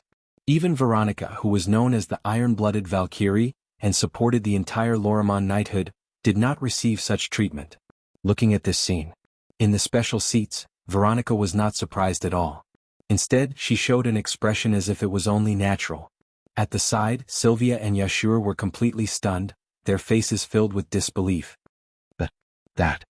Sylvia stuttered as she pointed at the beautiful girl in the middle of the field. She didn't say anything for a long time. Could it be, she is? Yashur didn't seem to be as ignorant as before. It was obvious that he knew the other party's identity. A flabbergasted expression appeared on his face. As expected. Lebecca shook her head with a bitter smile. Her Highness Veronica really sent her out. Your Highness Veronica? Even Gulien's expression was unsettled. Is the so-called important opponent referring to this lord? Seeing that everyone, including the spectators, seemed to recognize the beautiful girl, Lebecca, who was still in the middle of the arena, and they could not help but look at each other. Lebecca and her Valkyrie. Who is that female? Why do you all have such exaggerated reactions? It's not. Before Yashur could answer, Lebecca sighed and said, Don't worry about it. Her holy saintess deserved to be. Her? Lebecca's words came out of her mouth. Wu Yen suddenly recalled a character he read about in the textbooks of the academy and he frowned. Looks like you figured out her identity. Lebecca looked at Wu Yen with a serious expression. She emphasized each and every word she said. She's the commander of Loriamon's Holy Dragon Knights, the world's strongest. The silent knight saintess Yuzura? Oh, Sarvan. The world's strongest? Lebecca was shocked. Wu Yen swept his gaze over the beautiful girl in the middle of the field, his wine-red eyes flashed with intense interest. She's the strongest Holy Dragon Knight, the commander of Loriamon's Holy Dragon Knights, Yuzura? That's right. Veronica glanced at Wu Yen with a smile that isn't a smile. What do you think? This opponent is strong enough, right? Strong enough? This was not something that could be described with the word sufficient. As an opponent, Yuzura was someone that all dragon cultivators, dragon knights, and even holy dragon knights wanted to surpass. She was also the strongest obstacle on the path to the top. The world's strongest that wasn't just for show. Wu Yan's opponent was the world's strongest holy dragon knight. At this moment, everyone's heart was filled with absurd emotions. Sister Royal, isn't this a little too much? Sylvia was the first to speak as if she couldn't accept the outcome. Why you're sending Commander Yuzura? Can this still be considered a duel? Sylvia's meaning was clear. She almost said that Yuzura would be defeated as soon as she entered the arena. As the strongest holy heavenly dragon knight, Yuzura's strength was something that even other holy heavenly dragon knights couldn't compare to. It wasn't that Ursula had defeated all the holy sky dragon knights. If she only relied on defeating, to stand at the top, then she wouldn't have been so legendary. Yuzura's true strength lay in the fact that no holy dragon knight had been able to injure her in a one-on-one duel. Yes, they couldn't even injure Yuzura. That was a kind of strength that bordered on despair. This is a little too much. Even Yashur couldn't help but make a sarcastic remark. Princess Veronica, are you trying to say that someone defeated Commander Yuzura in the first year of the advanced class? Veronica shot an indifferent glance at Sylvia and Yashur before replying. Then let me ask you. If I don't send Yuzura, who else can I send? Hearing this, everyone was stunned. Veronica narrowed her eyes as she looked at Wu Yen. Without the Holy Knight armor, this kid is already able to fight evenly with Gulien, who is equipped with the Holy Knight armor. In that case, why don't we boldly imagine? What if he's a Saint Heavenly Dragon Knight? What would happen then? Hearing this, everyone's expression froze. Gulien, who is already as strong as a Saint Dragon Knight in his normal state, is already one of the most powerful ones among all the Saint Dragon Knights. Then how strong will he be after equipping the Holy Knight armor? Veronica stared at Wu Yan, who didn't say a word. She didn't do anything out of the ordinary as she continued to bombard Wu Yan. So, to be on the safe side, I asked Yuzura to put down her work and come to Ansari Kingdom. It's not just because it's the most confident, it's also because I can't think of anyone else who can guarantee a 100% victory against this kid. Veronica's words reverberated clearly in the ears of the VIP seats. Her words set off waves of shock in everyone's heart. The way they looked at Wu Yan changed as well. If he really is a Saint Heavenly Dragon Knight, then Veronica's guess might be correct. Other than Yuzura, no one can guarantee a 100% victory against him. Realizing this point, the crowd finally realized just how strong this person could possibly be. The entire VIP seats were dead silent. No one spoke. They were all immersed in the phenomenon of Wu Yan's true strength. However, Wu Yan suddenly spoke. So, you're saying that I will definitely lose against Yuzura? This time, it was Veronica's turn to be stunned. Could it be? Veronica hesitated and asked with uncertainty. You think you can win against Yuzura? Against Yuzura can win. To this day, no one in the world dared to say this in a one-on-one fight against Yuzura. As for those who spoke out, they were treated as pure jokes by others. Wu Yan glanced at everyone in the VIP seats. He didn't answer, but the corner of his mouth hooked up. In his heart, all the thoughts were condensed into 6 words. This is going to be interesting. Bang! In the VIP seats, Wu Yan stomped his foot on the ground. His body tensed up, and his entire body bounced off the VIP seats. He turned into a black shadow and shot into the arena. Guvlin. Roar! A roar exploded from the corner of the arena. Guvlin shot out like a red lightning bolt into the air. He caught the black shadow falling from the sky and shot into the arena. Guvlin's wings flapped, carrying a dense vortex of air pressure. He circled in a smooth trajectory and landed in the center of the arena. Ursula and the ferocious holy dragon were right across from each other. Chapter 1346. Yuzura? Sarwin, level 79. Galahad, level 74. Standing in the middle of Guflin's dragon horns, Wu Yan couldn't help but sigh. With that kind of beauty, even if Ikaros were here, she would have a 50-50 chance of beating her. The Saintess of the Silent Night. She's a knight. A saintess. That kind of beauty isn't something an average person can look up to. Only an angel like Ikaros can compare to her. Of course, in this arena, Wu Yan's looks aren't the only thing worth paying attention to. What's more important is Ursula's strength. Level 79. Peak of rank 8. Although they were both sacred sky dragon knights, Ursula's level was far above Lebecca and Gulien's by almost an entire level. No wonder she's the strongest in the world. No wonder no Saintess Dragon Knight can hurt her. With her paladin armor and magic device, even if Galahad isn't included, even the world's strongest Elaine might not be Yuzura's match. Naturally, Wu Yan won't be able to defeat her with all his abilities sealed. It's just as Veronica said, Yuzura. He was definitely an opponent with enough strength to deal with him. On the other side, Ursula also cast her gaze over. Looking straight at Wu Yan, her eyes as clear as a lake revealed traces of emotion. You are my opponent? The quiet voice spread to every corner of the arena, causing everyone in the arena to subconsciously hold their breaths. They widened their eyes and focused on all the movements in the arena. But now the audience isn't here to watch the duel. They're here to watch the Saintess of the Silent Night. Maybe he sensed this. Wu Yan's expression turned into one of helplessness. He smiled faintly, and without anyone noticing, a nimble long sword appeared in his hand. That's Shana of the Holy Temple. He's facing a peak rank 8 opponent. Even if Wu Yan doesn't plan to undo the seal, he still opened it a little and took out Shana of the Holy Temple from the gate of Babylon. Randall. Wu Yan pointed Shana of the Holy Temple to the ground and looked at Yuzura's beautiful eyes. Please advise me. Show me your full strength. Ursula replied straightforwardly. I won't show any mercy. The audience cheered when they heard Ursula's declaration. Wu Yan didn't know whether to laugh or cry. This Yuzura. Although he wasn't really a man of few words, his words were very straightforward, without the slightest bit of nonsense. No wonder she's called the Saintess of the Silent Night. Wu Yan could only give such an answer. Of course I'll give it my all. In this state. The last sentence. Wu Yan didn't say it, but Yuzura seemed to be dissatisfied. She furrowed her brows. If I'm not mistaken, the dragon you're riding should be Lebecca's fall, right? Yuzura didn't sound dissatisfied at all. as if she was complaining about something.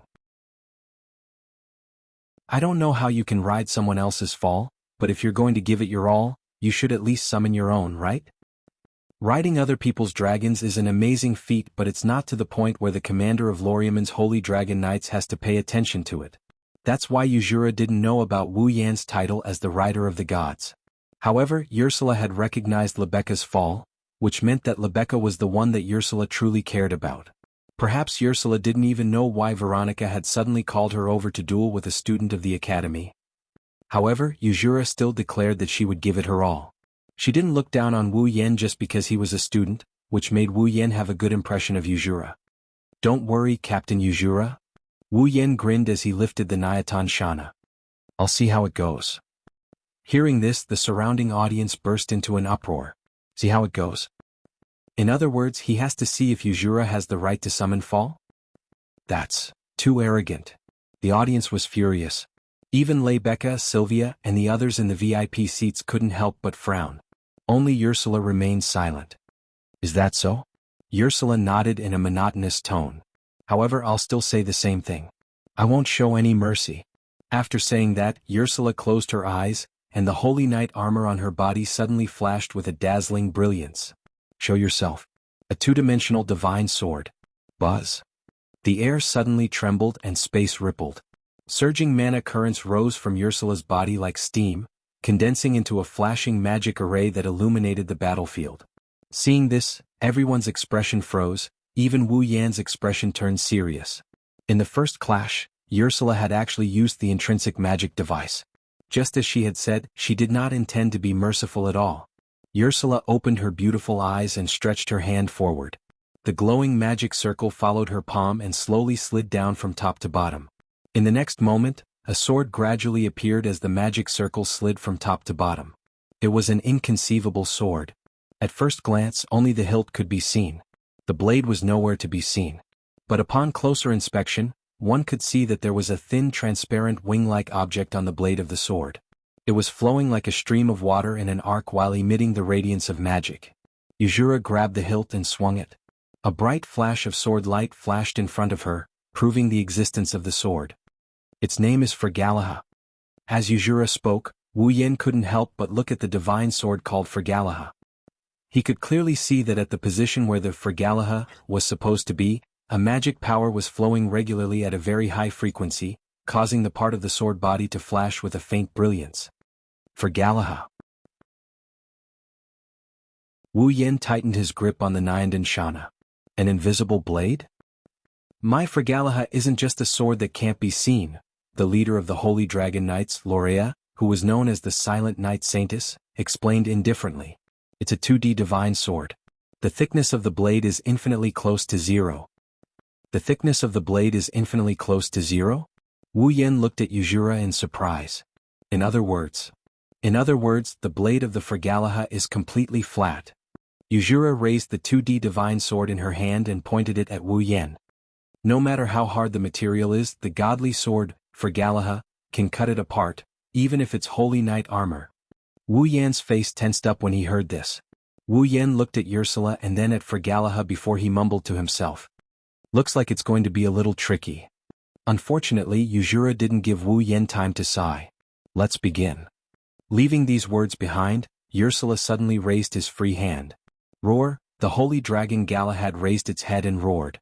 Its body, which was one size bigger than Guthrin, exploded with a powerful magical heat. Galahad stepped on the cracked ground with a heavy stomp. Like a heavy mountain, Galahad charged forward in a blur against the dense air pressure and the heavy sound of the sonic boom. Guthrin. Galahad was 30 meters away a second ago, but now it's only 20 meters away. Wu Yan didn't dare to be careless. He stomped on Guthrin's head and through the will of the rider, he steered Guthrin forward. Roar, Gyuvlin immediately let out a roar not to be outdone. He tilted his body and the wings on his back flapped violently. Like a cannonball, he advanced instead of retreating, and met the oncoming Galahad head-on. In the next instant, the two holy dragons, whose sizes were definitely at the forefront of the dragon race, collided heavily with each other like a brawl. Boom! Instantly, a thunderous sound reverberated throughout the entire arena. The battle was about to start.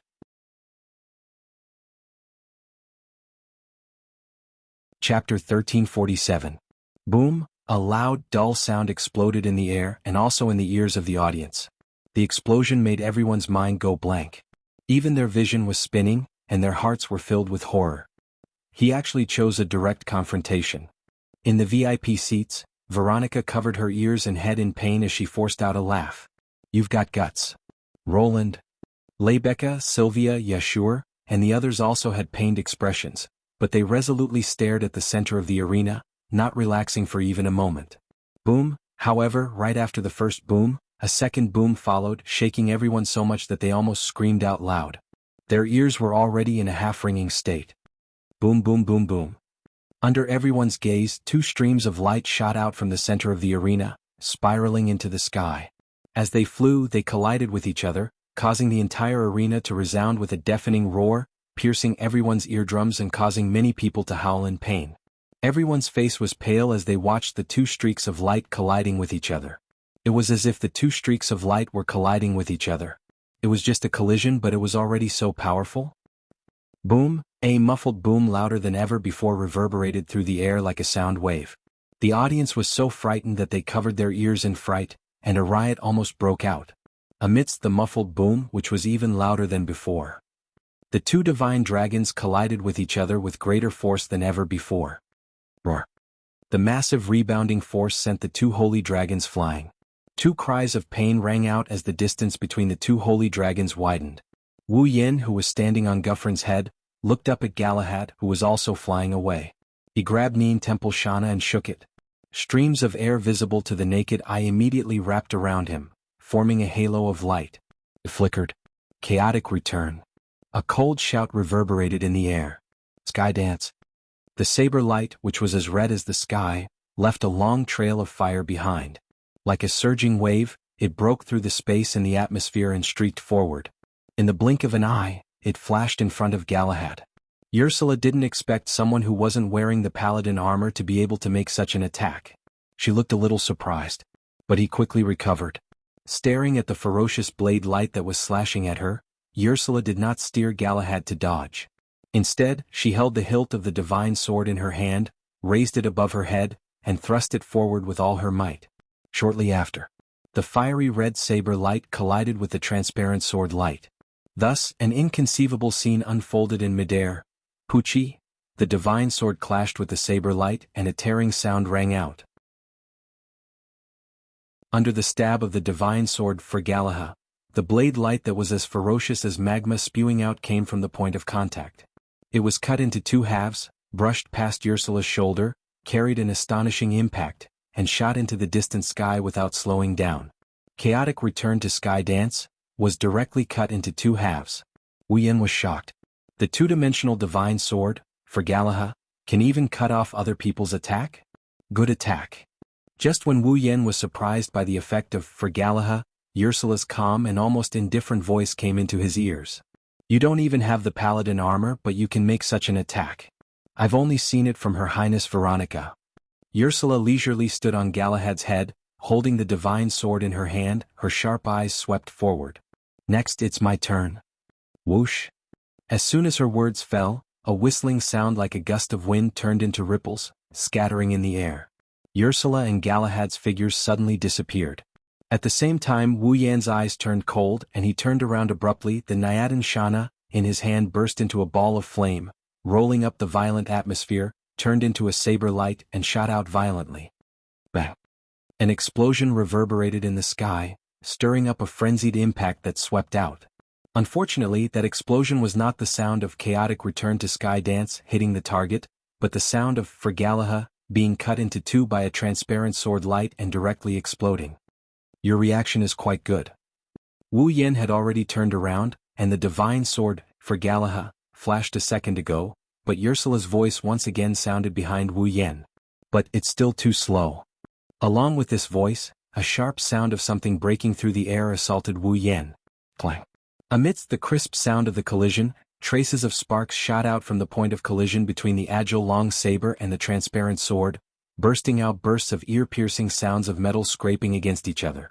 Ursula, holding the for Galahad in her hand, slightly raised her head, her gaze pierced through the sparks bursting out from the collision between the two armaments, and looked at Wu Yan with a surprised expression on her face. He actually blocked it.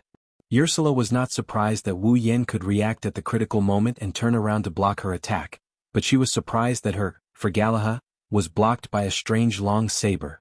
In the past, if someone blocked the Fragalaha with a weapon, the opponent's weapon would have been destroyed long ago, and even the intrinsic magic device of the paladin armor would be directly cut off. The Fragalaha, which was known as the secondary divine sword, was blocked. This is the first time? This made Ursula feel a little unconvinced.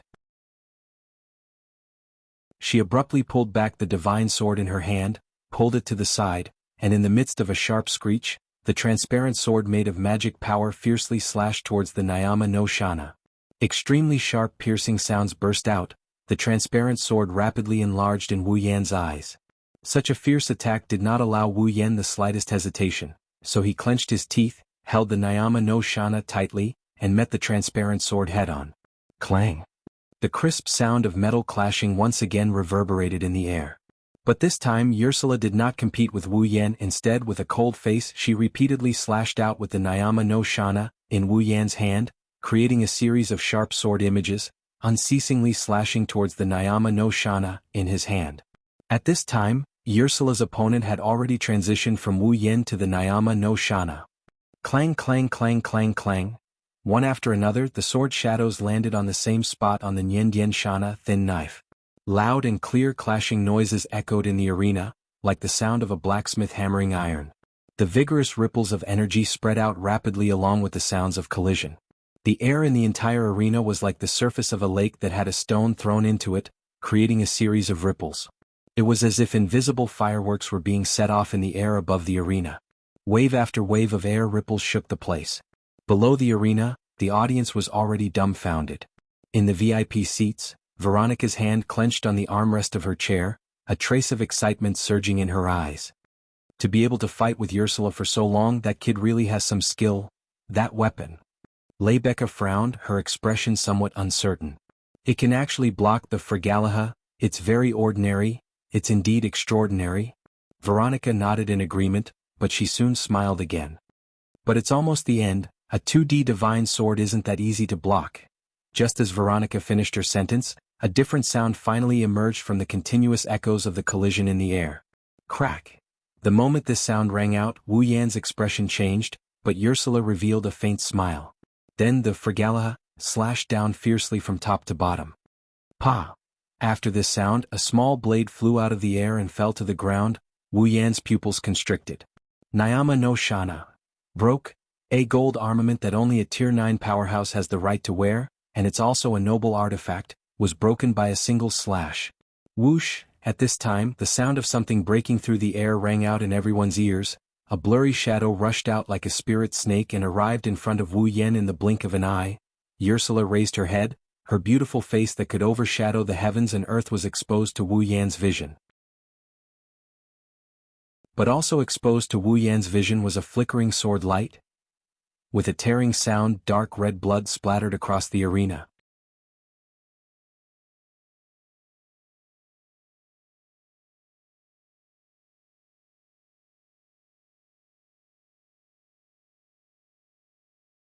Therefore they watched as Wu Yan directly blocked Fragalaha with his hand. Not to mention Leibeka, Sylvia, and the audience, even the commander of the Holy Dragon Knights, Loriaman, who was known as the Silent Saintess of the Knights, and Ursula, who was indifferent to people, changed their expressions. Ursula took a deep breath as she watched Wu Yan, who was holding Fragalaha so tightly that his hand was beginning to burn under the heat. Even his blood was no longer dripping. However, his head was lowered and his expression couldn't be seen clearly. Using your hand to block my Fragalaha, this is the stupidest thing I've ever seen. As the sound of his voice faded, not long after, a soft laugh resounded clearly in the center of the entire arena and was heard by everyone. Wu Yan slowly raised his head. His wine-red pupils met Ursula's clear eyes. The calmness in his eyes surprised Ursula. It was as if the hand that was gradually being burned wasn't his. Wu Yan glanced at it, and the corner of his mouth slowly rose. But didn't I block it? Ursula raised an eyebrow and she looked at Wu Yan with a deep gaze. Aren't you afraid that I'll cut off your hand? Afraid? Wu Yan chuckled as if he heard the funniest joke in the world. If I was afraid, I wouldn't have used this method. Ursula's beautiful eyes flashed with a strange light when she heard Wu Yan's words. Her expression became serious. But if this goes on, even if I don't chop it off, your hand will be charred and you will be completely crippled. Blocking Fragalaha with his hand was already an extremely ridiculous thing. Now Wu Yan's hand was still tightly gripping the sword, and it was already severely burned. If it was someone else, they would probably be in so much pain that their face would be distorted. As for their hand, they would probably lose all feeling, right? However, no matter how wise Ursula was, it was impossible for her to guess without knowing. Wu Yan wasn't a human. He was a true ancestor. A true ancestor who could be resurrected in an instant even if he died. Although his superpower was sealed, his physique as a true ancestor couldn't be sealed. Therefore, even if it was his head that was burned, it wouldn't matter, let alone his hand. Destroyed? Ha! Wu Yan murmured and suddenly laughed. Wu Yan tightened his grip on the Vlakalaha sword. He ignored the smoke and blood that came out of the sword as he forcefully pressed the sword down on the ground. Although I don't really care, it will be troublesome, so let's get this over with. Roar! Guffrin roared and slammed into Galahad, who was right in front of him. Bang! Caught off guard, Galahad was sent flying by the impact. Ursula, who was standing on Galahad's head, was also forced to withdraw her Fragalaha. She grabbed Galahad's dragon horn and put some distance between herself and Wu Yan.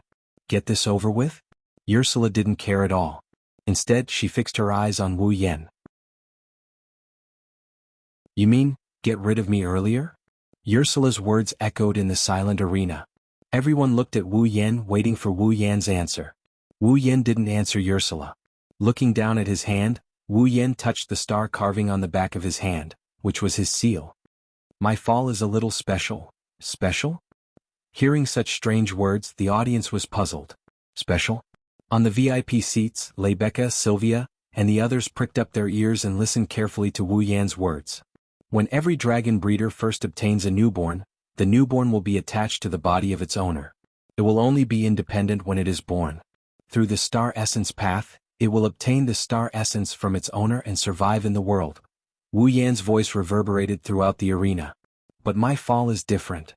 Wu Yan shrugged and explained. It can retain the ability to be a baby and stay in my body. Attach itself to your body? Ursula was surprised. There's a fall like that? Lebecca, Sylvia, and the others were also surprised.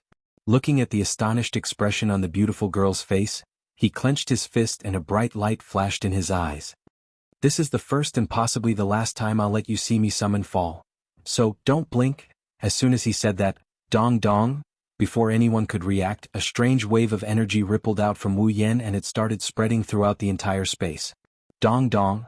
At the scene, everyone heard a sound that sounded like a heartbeat ringing in their minds. It started to vibrate rhythmically. Bzz. Wu Yan's mana isn't too scary, but it's extremely dense. Like a flame, it attracted the attention of everyone who can sense his mana. Then they all saw it. Wu Yan's hand started emitting a bloody mist that slowly turned into a ghostly black color. Red veins started crawling up his arm. It's a terrifying sight to behold. Closing his eyes, Wu Yan channeled a tiny bit of his sealed mana into his blood and awakened a certain consciousness slumbering in his blood. Wu, a dragon's roar that seemed to come from the endless sky shook the entire arena. In an instant, Ursula felt an inexplicable sense of danger and she couldn't help but be startled. Then a voice sounded, "Descend."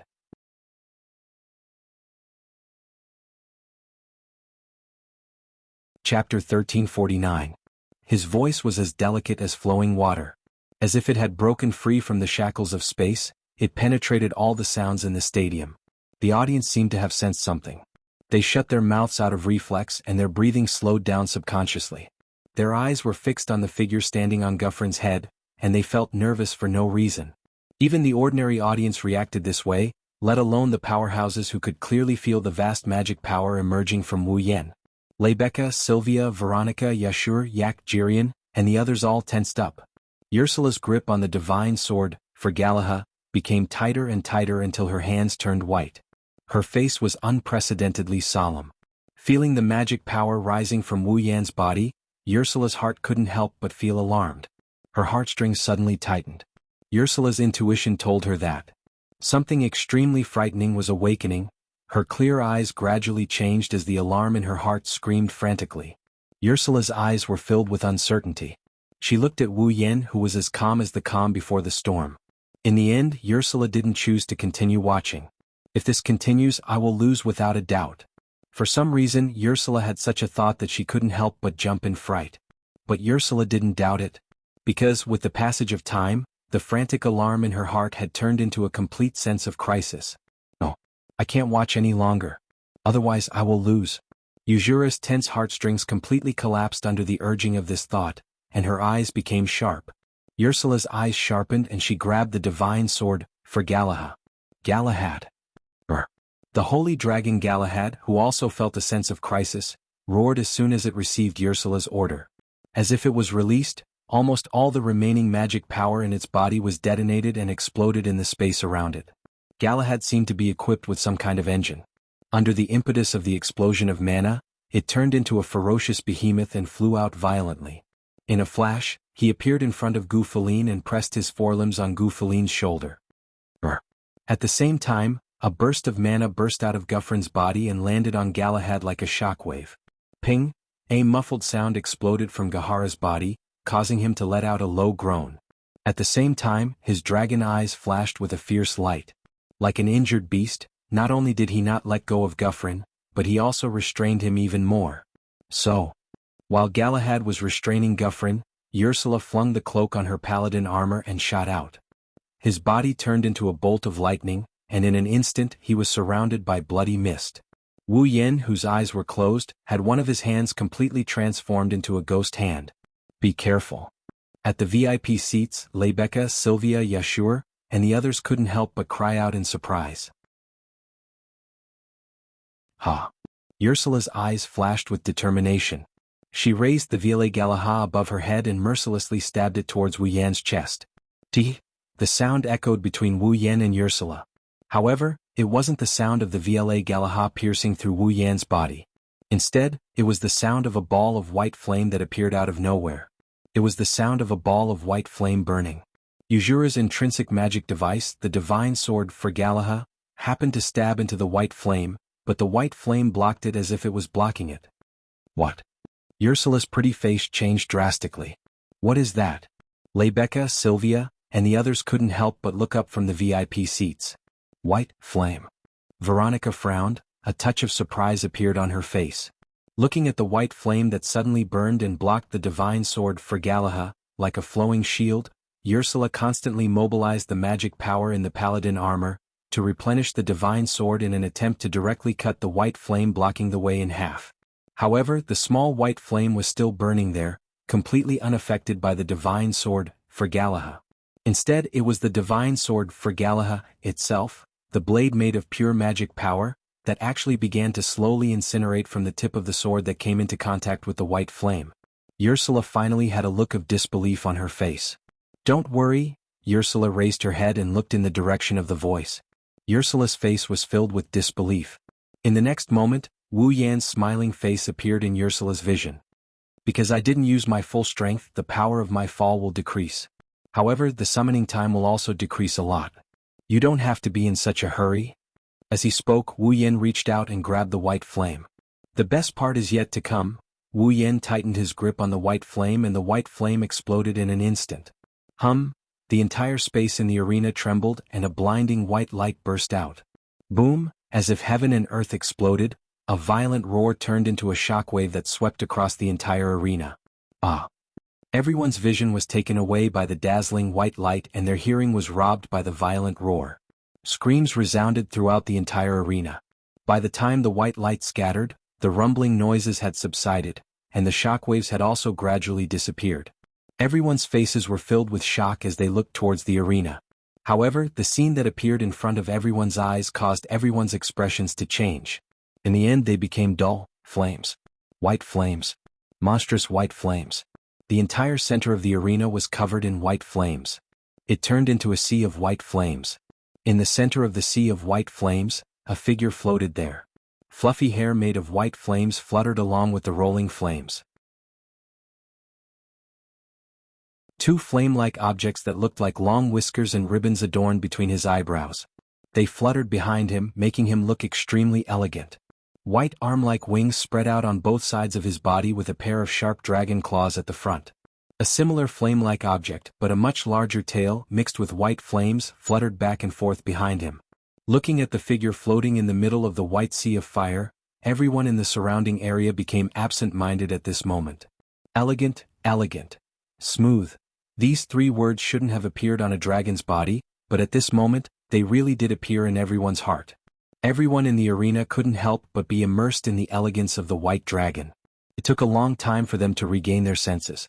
All of a sudden, a pair of sky-blue eyes flickered like stars in the sea of flames around the body that was made up of pure white. They appeared from the eyes of the elegant giant dragon, becoming the only other color in the arena other than white, intoxicating the hearts of everyone. Woo! Raising its head, the white dragon let out a long dragon roar. Compared to the roars of other dragons, this long flute-like roar instantly conquered everyone. However, after a long and drawn-out dragon roar, the huge white dragon disappeared. The white flames that covered the entire arena disappeared without any warning. It was as if an illusion had been broken. The situation inside the arena was exposed. At this moment, everyone in the arena finally reacted and saw the scene inside the arena. Holy Dragon Gufflin was obediently waiting at the side like an obedient child. Below it, the Holy Dragon Galahad had fallen to the ground as if it had fainted. On top of Gufflin's head, Wu Yen was holding the unconscious Ursula in his arms. He had a helpless smile on his face as he looked around the arena.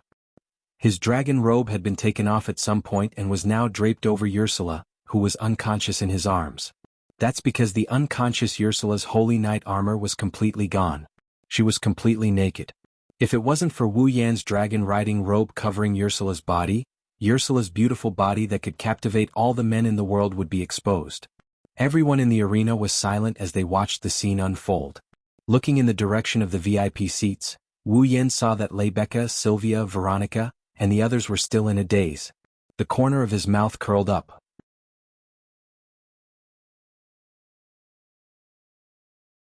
Chapter 1350. In just one day, everyone in the Knights' Kingdom of Lorimon was shocked. The leader of the Lorimon Holy Dragon Knights, the most powerful silent knight saintess, Yuzura Sarver? Sarver was defeated. On top of that, he was defeated by someone who was still a student of the Ansari Dragon Riding Academy. When this news spread throughout the Knights' Kingdom of Lorea within a day, all of the Knights' Kingdom of Lorea were dumbfounded. Yuzura's status in the Knights' Kingdom was not low. She was not the ruler of a kingdom, nor was she the beloved daughter of the ruler. Her status and background could not be compared to those princes and princesses from the royal family. But in terms of popularity and status, Yuzura was definitely the highest in the entire Lorimon Knight Kingdom. The Lorimon Knight Empire was the dragon-breeding empire, a country that coexisted with the dragons and was closely related to them. Yuzura, on the other hand, was the person who had walked the furthest on the path of dragon breeding and had the most achievements. How could she not be famous?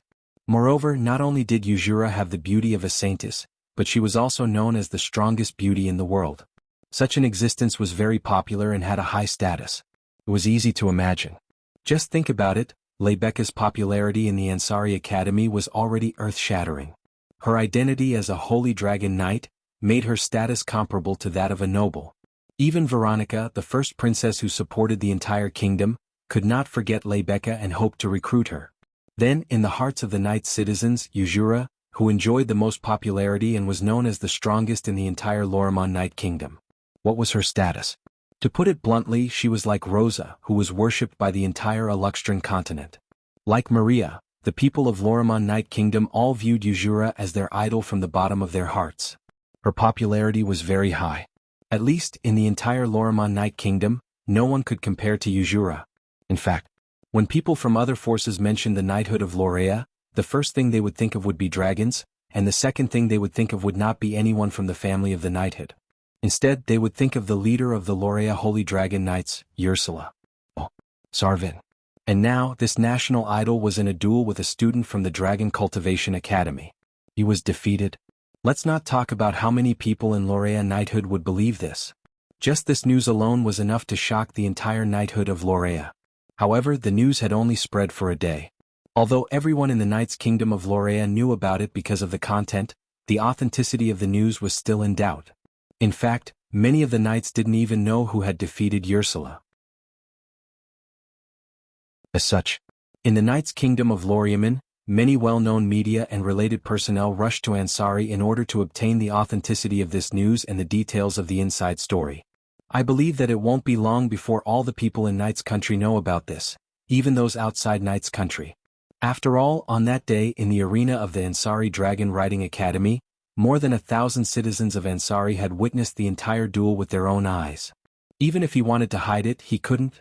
Ansari Dragon Riding Academy, reception room, sitting at the corner of a round table, Wu Yan's expression was slightly unnatural. Stare, extremely strong gazes from all directions were like arrows piercing the heart, shooting straight at Wu Yan. Obviously, Wu Yan's seat was relatively difficult to notice, but everyone present didn't look at Veronica, who was sitting at the head of the table. Instead, they kept staring at him. Even Veronica narrowed her eyes and stared at him closely. The scene was bizarre to the extreme.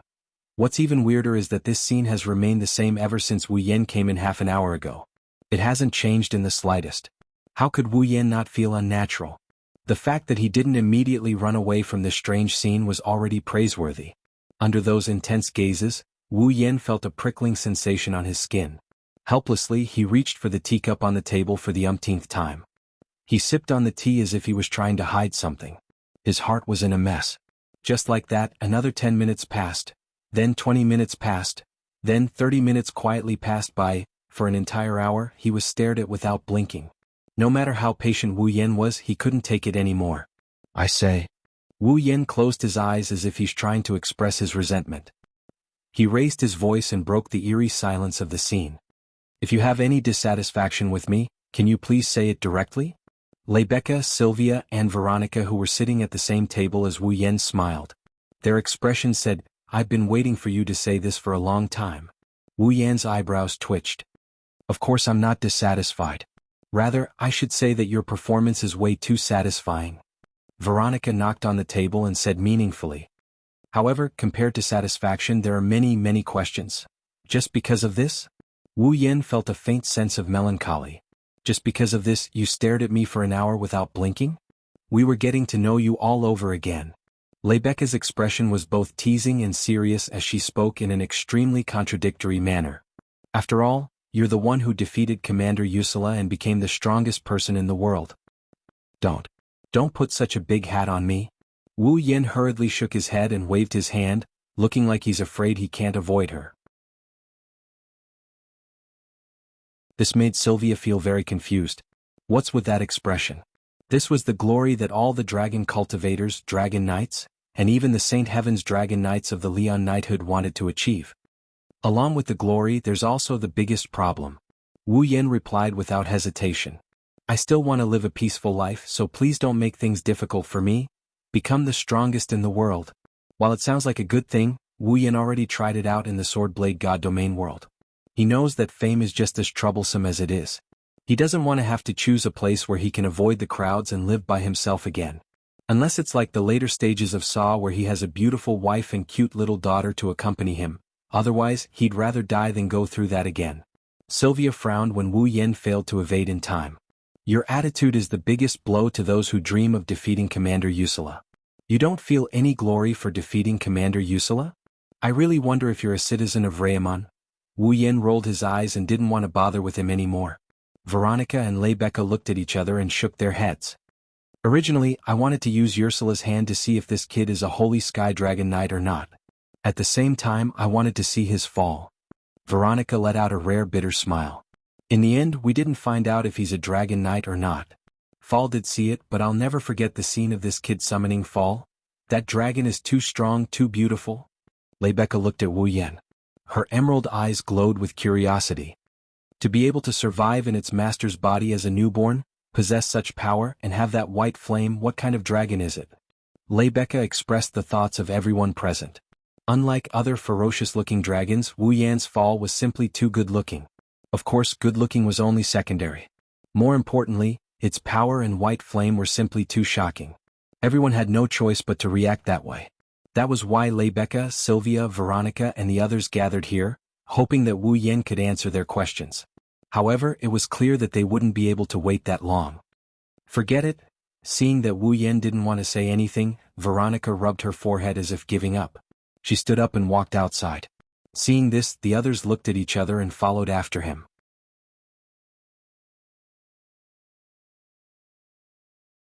Chapter 1351. Ansari Dragon Riding Academy, First School Building. Wu Yen, Lebecca, and Sylvia followed Veronica to the first school building where Sylvanus was parked. They stood in front of the first school building and looked at Veronica.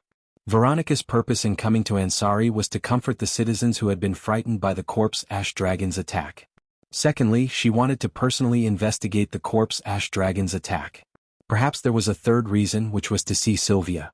Now, including the last unknown purpose, all three purposes of coming to Ansari have been completed.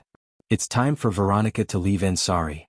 Unlike Sylvia, who is still a student, Veronica has to deal with state affairs and can't stay in Ansari for too long.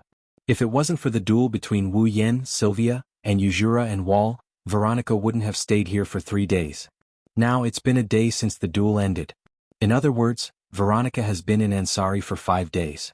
That time was simply too long. So, it's time to leave. In front of the first school building of Ansari Dragon Riding Academy, the mayor, the dean, Yashur, and Yak formed a group again. They came to see Veronica off.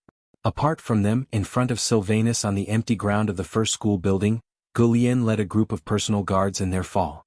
They lined up neatly and prepared to escort Veronica. At the center of these holy dragons, there was a holy dragon that was more than twice the size of the other holy dragons. Its aura was ferocious and it was the most eye-catching one. It attracted the attention of more than 80% of the people present. Holy Dragon Galahad. Loriaman Holy Dragon Knights Commander Yuzura? Oh, Sarvan's Fall. The famous Silent Knight Saintess was also present. It would be better to say that 80% of the attention on the scene was actually focused on the legendary figure who was standing in front of Gaharad. Her appearance was stunning and she was as holy as a saintess. However, when Wu Yen arrived, everyone's attention was on him, including Yuzura. No matter how big the commotion caused by Ursula's defeat was, everyone in the Ansari Federation knew about it. It was this person who defeated the invincible Yuzura and pulled her down from her pedestal. So, everyone was curious about Wu Yen. Yuzura's eyes lit up when she saw Wu Yen walking towards her. Her lips curled into a grin. The saintess's smile made everyone present dazed. Yuzura?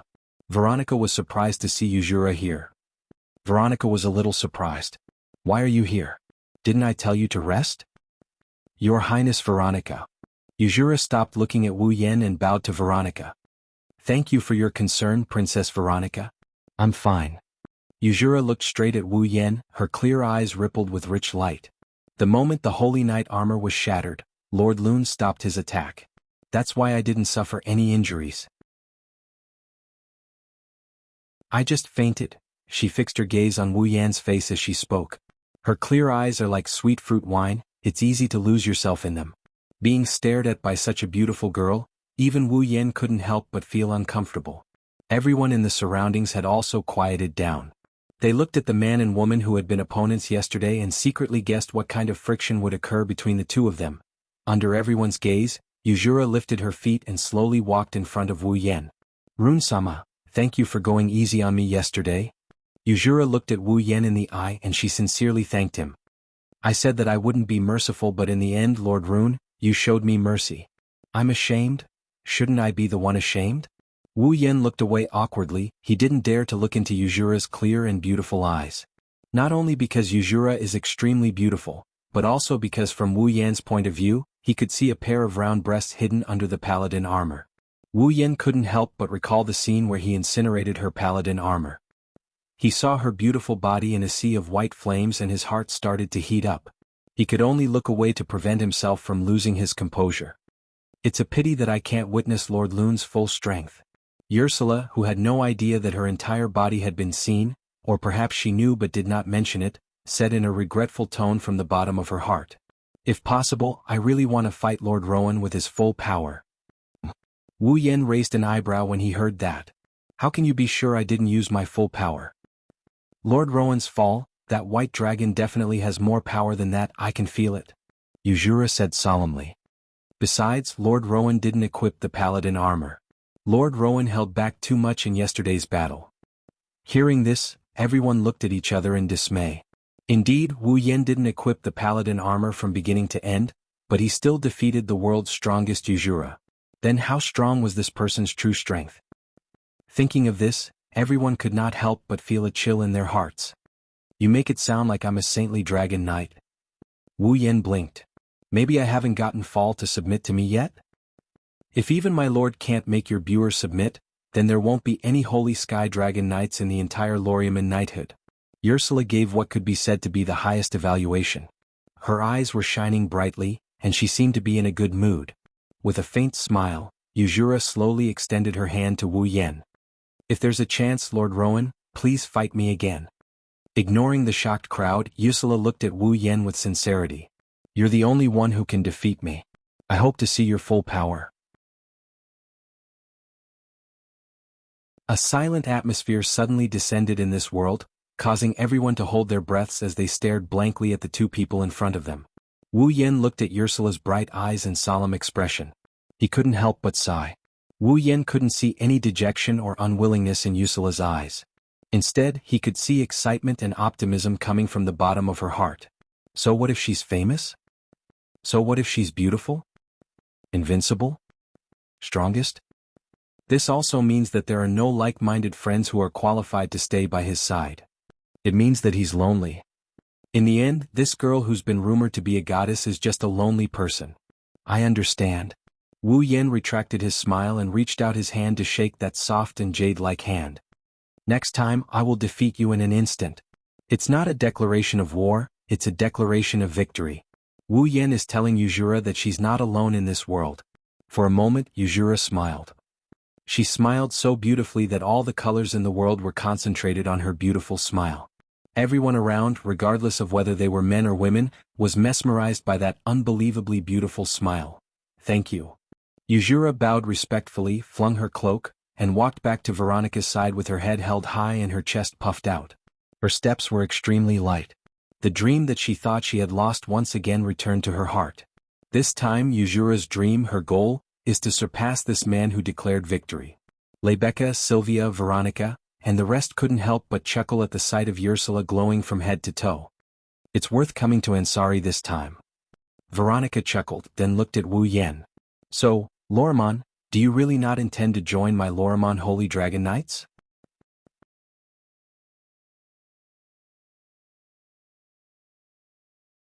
Chapter 1352. Join Loriaman's Holy Dragon Knights? Hearing Princess Veronica's invitation, everyone's eyes focused on Wu Yen. When she first came to the Ansari Academy, Veronica also invited Wu Yen once. But that time Wu Yen refused. Now Veronica sent out an invitation again. But this time, no one was surprised by Veronica's invitation. Although the Loriman Holy Dragon Knights were the most famous and glorious knights in Loriman, not just anyone could join them.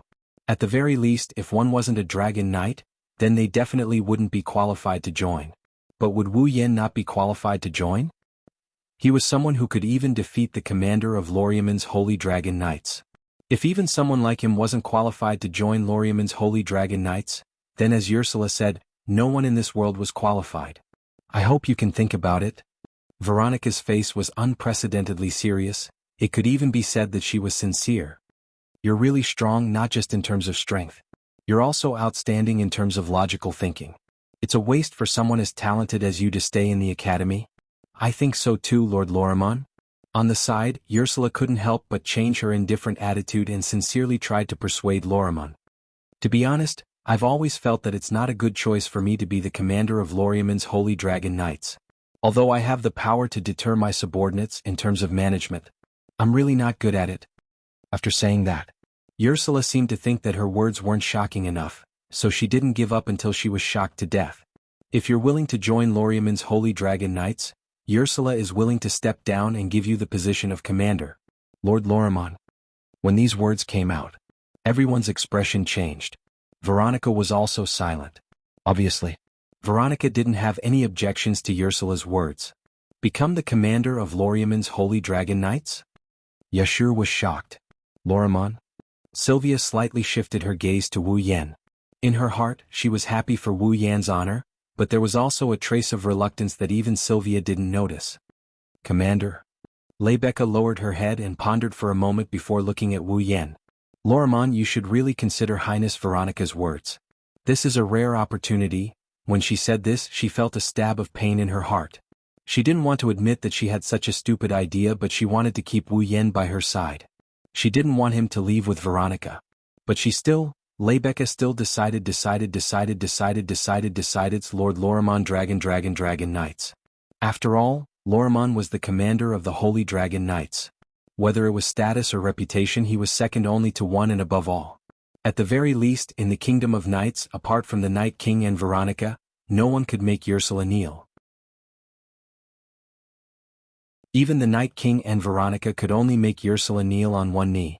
If Wu Yen could become the commander, he would reach the heavens in a single bound. As if he saw through everyone's thoughts, Wu Yen glanced at the crowd and sighed. Veronica.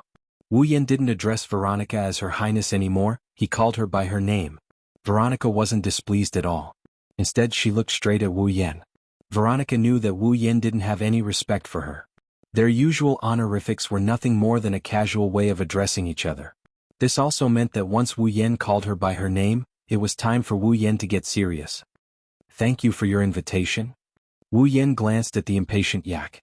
However, I have my own reasons for staying in the academy. Hearing Wu Yan's rejection, the people around him sucked in a deep breath. They didn't think that there would be someone in Lorimon who would refuse to become the commander of the Holy Dragon Knights. Wasn't this a little too foolish? Even Ursula felt pity for Wu Yen. Only Lebecca and Sylvia heaved a sigh of relief, and their expressions eased considerably. Veronica's expression didn't change. She probably expected Wu Yan's answer. It seems that subduing you is much harder than I thought. Veronica shook her head and stared at Wu Yen. Since you won't accept my invitation, then you'll have to accept the other thing. Wu Yen and Co flinched when they heard this. Sylvia's eyes, which were the same color as Sylvia's, gradually focused. Sylvia suddenly reached out her hand to Gulien. A sword. Yes. Gulien respectfully bowed and handed a luxurious golden knight's sword to Veronica. Veronica grabbed the sword and pulled it out of its scabbard. She slowly walked towards Wu Yen. Your Highness Veronica? Royal sister? Lebecca and Sylvia were rather shocked at this sight. The people in the surroundings began to clamor as well. Could it be that Her Highness Veronica is angry because of Wu Yan's repeated rejections? Wu Yen frowned but didn't do anything. Instead, he silently watched Veronica approach. Veronica nodded and raised her voice as if she was announcing something. First year of the Ansari Dragon Riding Academy's advanced course, Rune Randall. In the name of Veronica Yamamoto, I hereby appoint Veronica Yamamoto. In the name of Loriaman, I hereby appoint you as a Dragon Knight. A Dragon Knight? Lebecca, Sylvia, and the others' eyes lit up. They finally understood Veronica's actions. There were different levels of masters who had dragons as their partners. The most basic of all was to obtain a dragon cultivator who had successfully obtained fall. Following that was the Dragon Knight. The difference between a Dragon Knight and a dragon breeder was the state of ball. When a dragon was born, it was divided into three forms: a pterosaur, an earth dragon, and a water dragon. However, in the process of being nurtured by humans, they had a chance to evolve into a holy dragon based on their master's ability and the bloodline growth of the pterosaur, earth dragon, and water dragon. The moment a dragon breeder, Ball, transformed into a holy dragon, a dragon breeder would have the right to become a dragon knight. At that time, the royal family of the Knights of Lorimon would summon the outstanding dragon breeder and give him a silver pocket watch called the Dragon Knight Certificate, officially appointing him as a dragon knight. That was what Veronica was doing right now. As for whether Wu Yan's Ball was a holy dragon or not, there was no need to prove it. If a dragon that wasn't a holy dragon could defeat Ursula, it would truly be heaven-defying. Rune Randall? Veronica rested her knight sword on Wu Yan's shoulder. Are you willing to swear an oath and sacrifice everything you have in the name of a dragon knight to protect the knighthood of Lorimon? Looking at Veronica's grim expression, Wu Yan bitterly laughed inside. He knelt down on one knee and with a completely formulaic tone, he made a statement that didn't even scratch an itch. I am willing to bet my star carving in Ball. Very good. Veronica sheathed her sword in satisfaction and took out a silver pocket watch with the royal family of the Knights of Lorimon engraved on it. She handed it to Wu Yan. From today onwards, you are a Dragon Knight of Lorimon. Yes.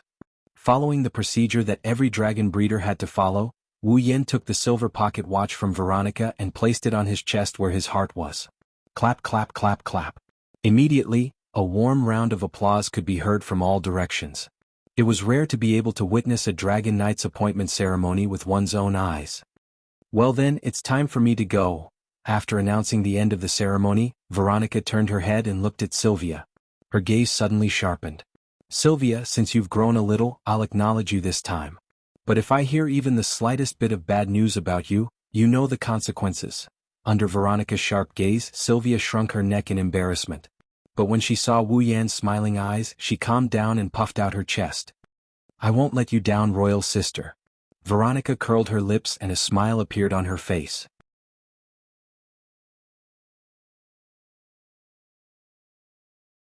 Chapter 1353. Ansari Dragon Riding Academy, Apollyon. Cheers? Inside Wu Yan's dorm room, Lebecca, Sylvia, Cosette, Yashu, Yak, and the others gathered at the dining table in the middle of the room. They raised their cups filled with fruit wine and they clinked them against Wu Yan's cup before he could react. With a ding sound they downed the wine. Ha! Yak was the first to finish the large cup of fruit wine in her hand. She couldn't wait to look at the dishes on the table. Can we eat now? At the side, Yashio picked up a handkerchief and wiped the fruit wine from the corner of Aika's mouth. You haven't congratulated Roland yet. Tisk, humans sure are troublesome to the core. Aiku pursed her lips in displeasure. She looked at Wu Yan unwillingly. Congratulations on becoming a dragon rider. Congratulations, Roland. Congratulations. Lebecca, Sylvia, Yashur, and the others also smiled and gave their congratulations. Even Cosette smiled and raised his cup to express his congratulations. Well, thank you guys. Wu Yan said that, but he still couldn't let go of the burden on his face. But it's only becoming a dragon rider. Is there a need to go to such lengths to celebrate? What do you mean only becoming a dragon rider? Sylvia was the first to put on a serious face. A dragon rider is not only the national treasure of Loriaman, it's also the #1 dream of every dragon breeder. Even our academy only has 5 dragon riders. Including you, there are 6 in total. Isn't that worth celebrating? In the Ansari Dragon Riding Academy, every dragon breeder par's birth has to be celebrated, let alone the birth of a dragon rider. Lebecca winked playfully. When I became a dragon knight, everyone in the dormitory gathered to celebrate. The entire dorm? Wu Yan looked at Lebecca in surprise. The entire dorm is considered pretty good. Lebecca glanced at Sylvia in amusement when she saw Wu Yan's surprised expression. When Sylvia became a dragon rider, it was even more exaggerated. Not only was the entire academy celebrating, but the entire royal family also spread the word of Loriaman. The Knight royal family has also spread the news to the entire Knight Kingdom of Lorraine, causing more than half of the Knight Kingdom to fall into a festive mood. Isn't that a little too exaggerated? Wu Yan was speechless. Dragon cultivators who could obtain fall were extremely rare, and those who could make fall evolve into a holy dragon and become a dragon knight were even rarer. Even in the entire Ansari Academy, there were only 5 or 6 of them. It was easy to imagine just how many dragon knights were there. However, in the entire Loriaman knighthood, there were still quite a lot of dragon knights compared to the truly rare existence of the Holy Sky Dragon Knights. So, it was indeed a bit exaggerated for the entire country to celebrate the birth of a dragon knight. I didn't want to. Sylvia's expression turned ugly as she recalled what happened back then. But in the royal family of Loriaman. Now I'm the only one with par. Plus I'm the 4th princess. Father, sister, and the others all said they should celebrate and report the good news to the entire kingdom. In the end it became like that. Now, the royal family of Loriaman had 5 members. They were the royal family of Loriaman, the 1st princess Veronica, the 2nd princess, the 3rd princess and the 4th princess Sylvia. Originally, there were 7 members of the royal house of Loriaman, but the queen, Sylvia's birth mother, had passed away. Prince Julius had also been executed for the crime of slaying a dragon. Without those 2, the royal house of Loriaman was left with only 5 members. Among the 5, Sylvia was the only one who was reborn at the age of 7 and became a dragon breeder. In the end she became a dragon rider. It was understandable that the royal family of Loriaman would want to celebrate. If we really want to count it, it's actually a very small celebration with just the few of us. Lebecca rubbed her chin and pretended to be serious. You're now a member of the student council. You're also the one who ended the undefeated legend of Commander Usula. Shouldn't we publicize it and at least let the citizens of Ansari celebrate? I think it's a good time to celebrate. Without hesitation, Wu Yan raised his glass and said resolutely, I'll accept your blessings. Cheers. Then, as if afraid that Lebecca would regret it and die, Wu Yan drank the fruit wine in his glass in one gulp. He almost choked. Everyone in the dorm couldn't help but laugh. While Wu Yen choked on his food, Yak, who sneakily reached out to grab the food on the table and swallowed it in one gulp, also whimpered and rolled her eyes. Hey. Didn't I tell you to eat later? Yashur patted Yak's back in a flurry. You're not the main character today. Why do I feel like you're busier than anyone else? Ha! Yak, who finally caught her breath, glared at Yashur fiercely. As a holy and noble dragon, I'm already giving face by coming to this stupid, ignorant and stupid humans party. Do you still have a problem with that? You? Yeshu immediately smiled dangerously. That stupid, ignorant and stupid human? You speak of defeated the strongest Saint Dragon Knight in this world. If you're too arrogant, be careful that he doesn't release that dragon. Upon hearing that, the image of the white dragon's burning flames, graceful figure and terrifying white sea of fire flashed across Yak's mind. Her aura instantly weakened. What? At that moment, AI stammered weakly and powerlessly. If it's me, I can do it too. Yes. Yashur brushed her off disapprovingly. Yak almost went berserk. Corset had no choice but to step forward and mediate the situation. Lord Yashur, no matter what, today is a celebration. Just let Yak eat to her heart's content. Dragons are the symbol of the knighthood. Sylvia also stood on Yak's side. Even if Yak isn't the main character, Yak should still be the most distinguished guest. Sylvia and Corset are the most sensible. Yak instantly nodded, causing Yashur to be slightly unconvinced. If you guys spoil her like this, be careful that she doesn't take advantage of you. Bang! Before Yasha could finish speaking, AI ruthlessly kicked him in the chest. Goo-hoo! Yasha let out a strange howl as he was sent flying and heavily crashed into the wall. The impact caused the entire room to shake. Some of the items placed on the table and the bed fell to the ground and scattered all over the floor. You guys. Are you really here to celebrate with me? Wu Yen was dumbfounded. I strongly suspect that you guys are here to tear down my house. Yak snorted and turned her head away. A mere watchdog. If I don't teach him a lesson, he'll really climb over my head. Looks like I haven't taught him enough. Train? Sylvia's face instantly turned red as she glared at Yashur, who was wailing in grief. Why, you guys are doing something unhealthy? You're the shame of our Ansari Dragon Riding Academy. I can roughly guess what you're thinking, but I'm sure your imagination is wrong. Lebecca said in an outsider's tone.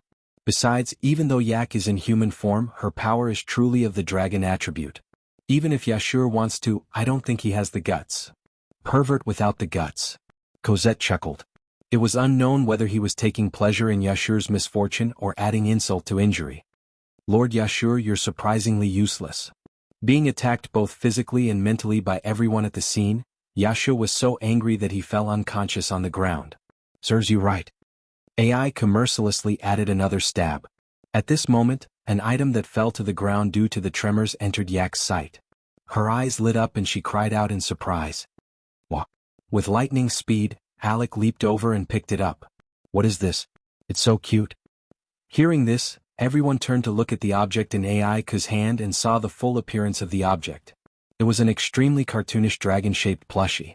Sylvia trembled as she looked at the dragon-shaped doll. It was as if she was struck by lightning. Her eyes were filled with disbelief.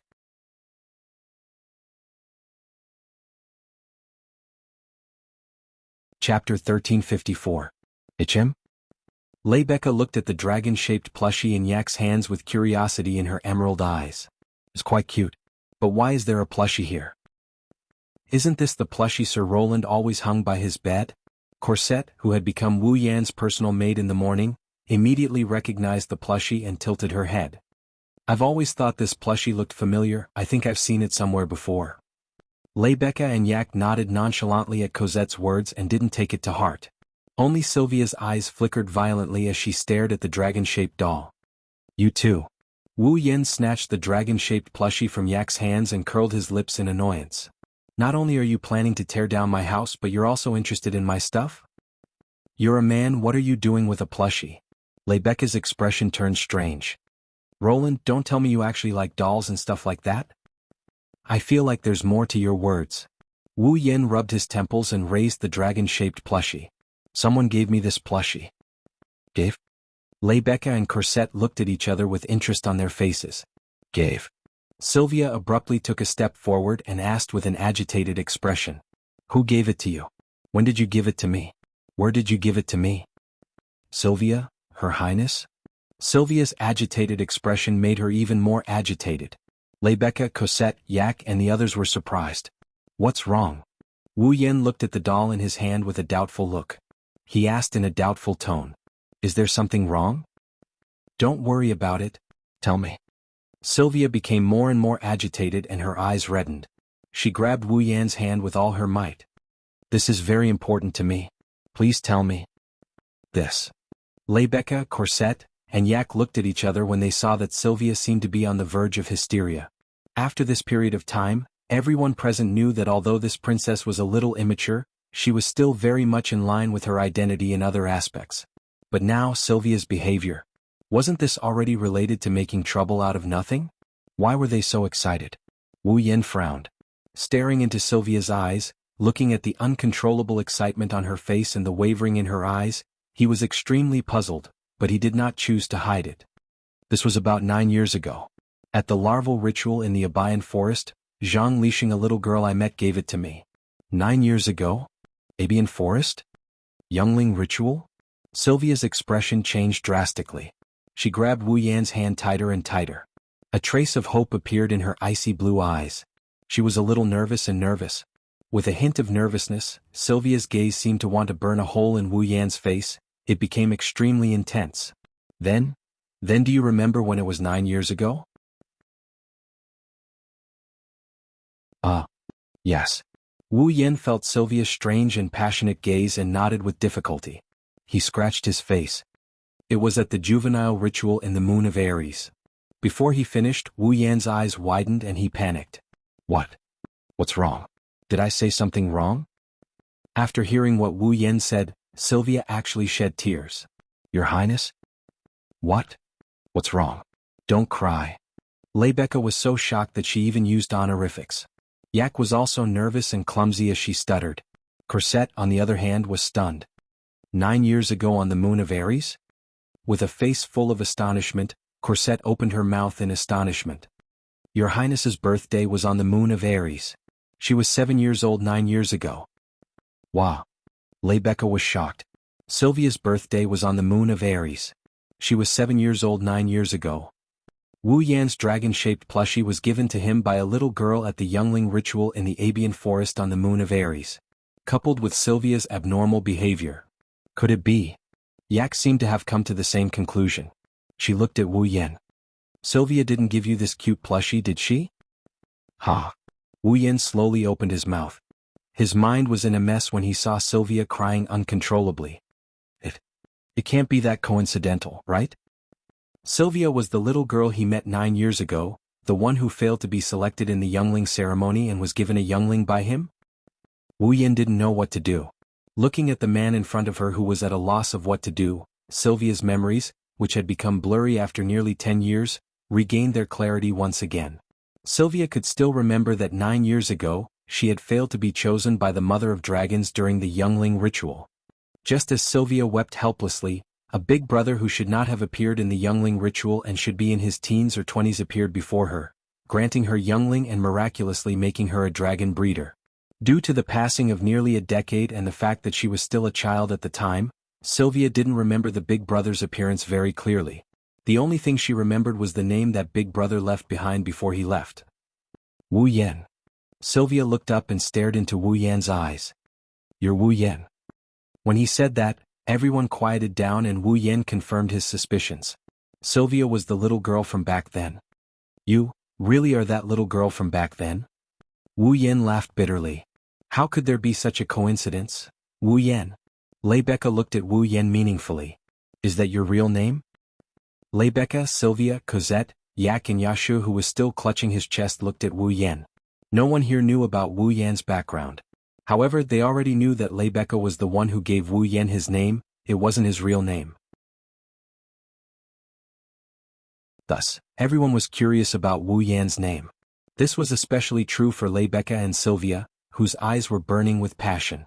Of course, the reason was different. Rebecca was excited because she could finally understand some things about Wu Yan. Sylvia was excited because she wanted to confirm whether the person in front of her was the one who gave her a new lease on life. Wu Yen sighed when he saw everyone looking at him with different natures but similar gazes. There's nothing to hide. Indeed, my real name is Wu Yen. Hearing this, everyone fell silent. It's really, you? Sylvia looked at Wu Yen in a daze.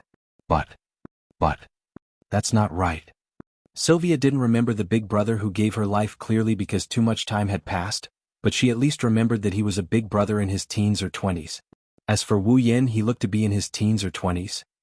Could it be that Wu Yan's appearance didn't change at all after 10 years? He even became her classmate? Sylvia wanted to laugh, but she couldn't bring herself to do so. Of course, Wu Yen knows what Sylvia is thinking.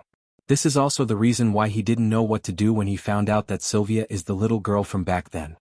He quickly pulled Sylvia over and turned around with his back facing everyone. Sylvia, I was already like this when you saw me as a child. Please don't tell anyone about this. Sylvia wanted to ask why, but when she saw Wu Yan's pleading expression, her heart softened. I understand. Sylvia clenched her teeth and agreed. She didn't know what kind of emotion she was feeling. I'll say that you're from the same batch of children as me to participate in the youngsters' ceremony? That's good. Wu Yan nodded gratefully at Sylvia and explained to Rebecca and the others in distress. Sylvia looked at Wu Yan the entire time. She didn't shift her gaze for a single moment.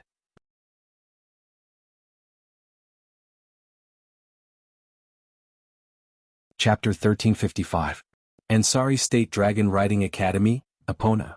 Sylvia was lying on the bed in her revealing white pajamas, unable to fall asleep for a long time. Raising her head and looking at the bright moon and stars hanging high in the night sky outside the window, such a peaceful scene was unable to calm the restless heart in Sylvia's heart, causing her to sigh repeatedly. Sitting up from the bed, Sylvia lowered her head and looked at the star carving that was slightly above the center of her chest. She could not help but reach out and stroke it. This star carving shouldn't have appeared on Sylvia's body. After all, Sylvia didn't make it to the youngling ritual. However, that man had given Sylvia hope, a miracle that she had thought was impossible to obtain. Even now, Sylvia was still puzzled. Why is it that after almost 10 years Wu Yan still looks so young? With that appearance, even if she didn't know his exact age, she could still pass as a student. Also, wasn't the Mother of Dragons the only one who could give a human youngling life? Why was Wu Yan able to give her a youngling? Thinking about it, Sylvia realized that her understanding of Wu Yan was close to nothing, be it in the past or the present. However, it was the same. Be it in the past or the present, Wu Yan helped Sylvia regain her new life. During the youngling ritual, he gave her a youngling and made her a dragon cultivator. When the youngling went berserk, not only did he save her, he even gave her a slap and helped her walk out of her misconceptions. During the corpse ash dragon's attack, Lancelot had personally taught him a lesson, telling him what courage was, what strength was. When Veronica arrived, she gave her a chance to prove herself, helped her become stronger, and helped her obtain unimaginable achievements. Even now, Sylvia still couldn't believe that she relied on her own strength. She defeated one of the top 20 dragon knights in the world. However, the method of using the dance of the penetrating dragon's breath that entered her mind told her that it was all true. The past returned to Sylvia's mind one by one. She realized that without Wu Yan's help, she was nothing. He had already sworn an oath during the ceremony of youth. She swore to become an outstanding knight and not let down Wu Yan's kindness. But in the end, without Wu Yan's help, she wouldn't be where she is now. If Wu Yan didn't come to the Ansari Dragon Academy, then she would still be like before and close herself off to the path of becoming an outstanding knight. She was still that aggressive and unreasonable Princess Blue Ice, wasn't she? Of course, if that was the case, she wouldn't have friends like Rebecca, Yak and Yashur. Furthermore, when the corpse ash dragon attacked Ansari, she could only hide in the academy and tremble in fear. After that, when Sister Veronica came to Ansari, she wouldn't admit that she was like that. She would think that Sylvia was a disgrace to the Wang family and marry Sergerian so that she could become a breeding tool. So, it was because of him that I could walk the path of becoming an outstanding knight. Sylvia could feel the warmth from Wu Yan's body through the star carving on her chest. Her face started to burn. Of course, what Sylvia isn't sure about is how she's going to face Wu Yan with these complicated feelings in the future. Actually, Your Highness, you just need to face your own feelings. Just as this thought surfaced in Sylvia's mind, A voice that seemed to have seen through her thoughts and as if it had been calculated rang out in a timely manner. It was a pity that the timid Sylvia was frightened by this sudden response. She wanted to scream, but a soft hand covered her mouth and stuffed her words in her throat. Shortly after, the owner of the voice didn't know whether to laugh or cry. "I thought your highness would have changed a lot by now. Who knew that your reaction would still be so timid?" This time, Sylvia finally heard the voice clearly. She turned to the source of the voice and her eyes widened slightly. "Cosette." "Yes, it's me." Cosette smiled helplessly and Sylvia complained angrily. "Please, can you not scare me when you know me well?" "Your highness, you didn't recognize my voice." Not only did Cosette not admit her mistake like a subordinate, she even made a false accusation.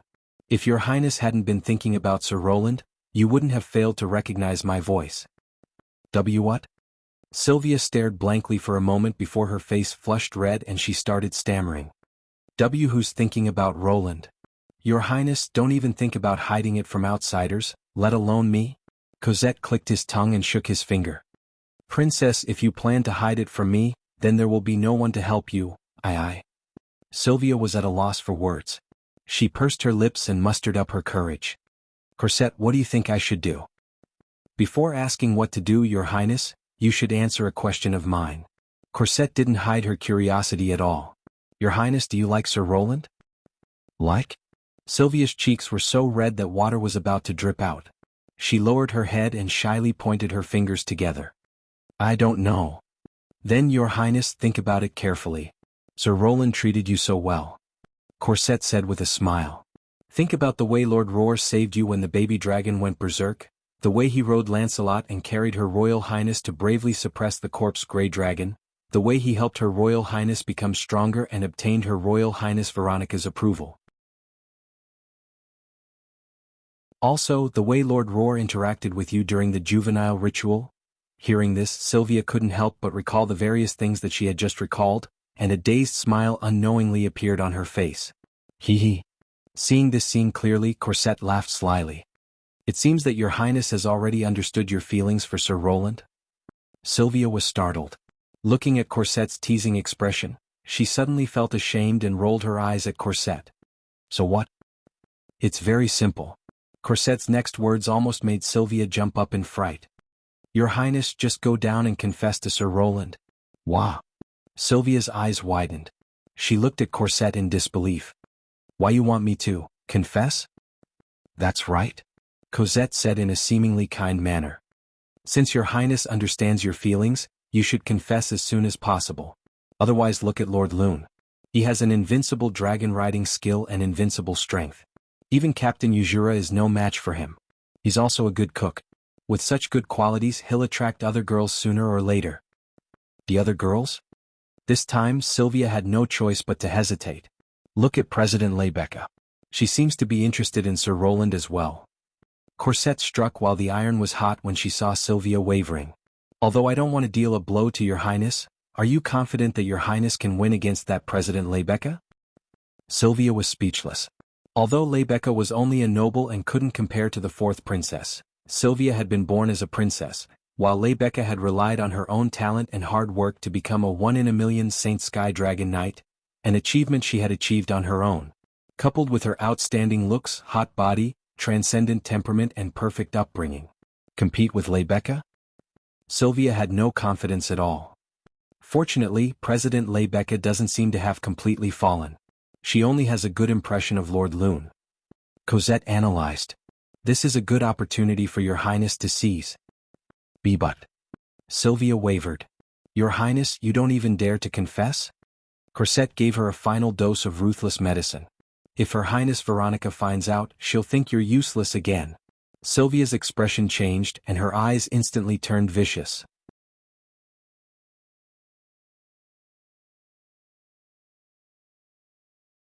Chapter 1356. Ansari Dragon Academy, Apollo Lodge. Apollo Lodge was very quiet at night. It was so quiet that even the chirping of cicadas could be heard as a lullaby, lulling everyone in Apollo Lodge into a deep sleep. Or rather, it was already so late at night. As long as they had a normal routine, they would be asleep at this time. However, at this time when everyone was supposed to be sleeping, two girls were quietly walking along the corridor of Apollo's abode, heading straight in a certain direction. These two girls were none other than Sylvia and Corset, who had just been exchanging thoughts in the Epinache royal family's private room. If others knew that the dignified fourth princess of Laurea knighthood actually brought her personal maid to sneak into the boys' dormitory at night, it would probably cause a huge uproar in the knighthood of Laurea knighthood. Then Veronica would fly over and punish this princess who ruined the reputation of the Wang family. There was only one reason why Sylvia and Corset snuck into the male dormitory at night when others were sleeping. Corset watched as Sylvia sneaked into Wu Yan's room. Corset walked briskly without making any sound. He let out a soft sigh. Although I did say that we should seize the opportunity and confess as soon as possible, Your Highness, you don't have to be so quick, right? Can't you wait until tomorrow? Shut up. Sylvia turned around and glared at Corset. Her ears were flushed red. Who do you think did this to? I only said to confess as soon as possible, I didn't say to confess immediately, Corset said impudently. Your Highness, you rushed over after hearing my words. I couldn't stop you even if I wanted to, as if you wanted to stop me, why couldn't you stop me? Sylvia exposed Corset. You just wanted to watch a good show, so you chose to watch from the sidelines. But Your Highness, you were the one who rushed over. What can I do? Who would have thought that after hearing what you said, I would feel anxious and unknowingly run over here? I regret it now. That's right. Your Highness, it's not too late for you to retreat, right? Sylvia stopped in her tracks when she heard that, and a conflicted expression appeared on her face. Why didn't I think of that? In front of love, women are blind. Corset shrugged his shoulders. I didn't believe that before. Now I do. Sylvia glared angrily at Corset. She turned around. All right, let's hurry up and leave this place before anyone notices us, she finished. Sylvia lifted her feet and walked towards the entrance, but she had only taken 2 or 3 steps when a strong hand grabbed the back of her collar. Since you're already here, how can you just run away? Corset had a frightening smile on her face. Corset used a gentle yet unquestionable strength. She dragged Sylvia towards Wu Yan's room. Wait, poor Sylvia, without Lancelot, her combat power is only at 5 points. Compared to Corset, who is extremely proficient in espionage and combat techniques, even if she struggled with all her might it would be useless. She couldn't even scream, so she could only be dragged to the door of Wu Yan's room with grief and indignation. We're here, Your Highness. Corset stood in place and looked at Sylvia with a kind expression. Please come in. Corset opened the door to Wu Yan's room. Sylvia was stunned. Or doesn't he lock the door when he sleeps at night? Your Highness, have you forgotten that I come here every morning to bring breakfast to Lord Lune? Corset opened her palm. There was a key lying in her palm. So, I already have the key to Lord Lune's room? Is that so? Although I didn't get Lord Lune's permission, isn't that trespassing? Don't mind these trivial matters. Corset took a step back and opened the door before speaking to Sylvia with a grin. Your Highness, please come in. Me? Sylvia had a bad feeling about this. What about you? Although I like to play, I don't want to be a light bulb. Corset smiled meaningfully. If I'm here, I might disturb the two of you. It's better if I stay here and wait for Your Highness. How can that be? Sylvia was in a sorry state. Without you, I have to be alone with Lune, right? Era? Corset looked at Sylvia in surprise. Her eyes were full of smiles. Isn't it better for the two of you to be alone? Maybe after the confession, Her Royal Highness and Lord Roland will do something that I can't watch. If I'm there, won't it ruin things? Zhang Tai thought to himself. You. Steam rose from Sylvia's head. She wanted to shout at Corset, but she was afraid of being discovered. She could only hold back her tears and turn her head to look at the dorm room, whose door was wide open. Thump, thump, thump. Sylvia could only see the scene in the room and a figure lying on the bed. Her heart started beating violently. Perhaps if the confession is successful, it will be like what Corset said. They will do something shameful. Who knows? Besides, even if Sylvia didn't have such thoughts, if Wu Yan wanted it, with Sylvia's current feelings for Wu Yan, she wouldn't be able to refuse, right? In other words, the distance between the two of them will be infinitely close tonight. At the thought of this, Sylvia's heart started beating at an unprecedented speed. The frequency of her heartbeat made Sylvia afraid that her heart would jump out of her chest. Your Highness. Corset giggled. Even I can hear your heartbeat. Sylvia gave Corset a hateful look. Throwing caution to the wind, she rushed into the room and came to Wu Yan's bedside. At night, Wu Yan's window was closed. But he didn't close the curtains. The weak moonlight shone in from the window. It was projected onto the bed, exposing the scene on the bed to Sylvia's eyes. He didn't put on his pajamas. Wu Yan took off his jacket and with a calm breath, he fell into a deep sleep with a serene expression on his face. The moonlight shone on Wu Yan's body. At this moment, Wu Yan was like a cloak made of gauze. He blended in perfectly with the moonlight. The temperament of a vampire ancestor was vividly displayed in the room. He was like the king of the night. Looking at this beautiful scene, Sylvia was mesmerized and intoxicated. Cosette waited outside the door for a full 10 minutes but didn't hear anything from the room. She was surprised. With doubts in her mind, Cosette pushed open the unlatched door, walked into the room and came to the bedside. The next moment, the scene in front of her made Cosette stunned on the spot. Wu Yan was still lying on the bed, sleeping peacefully. Sylvia, who was supposed to wake Wu Yan up and confess her love for him, somehow slipped under the blanket. She laid in Wu Yan's embrace with one hand hugging Wu Yan and the other hugging the dragon-shaped plushie that originally belonged to her. With a smile on her face, she fell asleep peacefully. Cosette didn't know whether to laugh or cry. In the end, she snuck into the male dormitory just to sleep with her sweetheart? Your Highness, really? Cosette gently sat on the edge of the bed and helped Sylvia pull up the blanket. She looked at Wu Yan and hesitated for a moment before reaching out to touch his cheek. In fact, Cosette didn't know why she encouraged Sylvia to confess to Wu Yan. She only knew that if Wu Yan was really with Sylvia, it would be the best outcome for her. In that case, Cosette would be able to serve Wu Yan legitimately and no longer be his personal maid in the morning. Cosette was very loyal to Sylvia.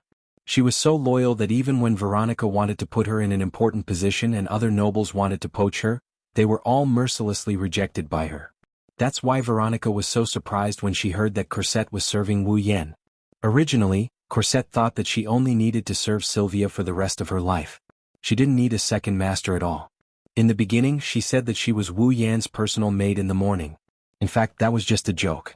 Other than making breakfast for Wu Yan, Cosette didn't do anything else that resembled serving him. Making breakfast wasn't really serving him, was it? But recently, Cosette started to do more and more things while helping Wu Yan make breakfast. She even helped Wu Yan get dressed and washed his face in the morning. This was completely within the scope of serving him. Cosette didn't know why this was. Her loyalty didn't allow her to serve two people. But if Wu Yan and Sylvia could become a couple, then Wu Yan could also become her master and be served by her. With this thought in mind, Cosette unconsciously started to encourage Sylvia. Perhaps, Cosette should also ask herself the same question she just asked Sylvia. Like? Cosette murmured to himself.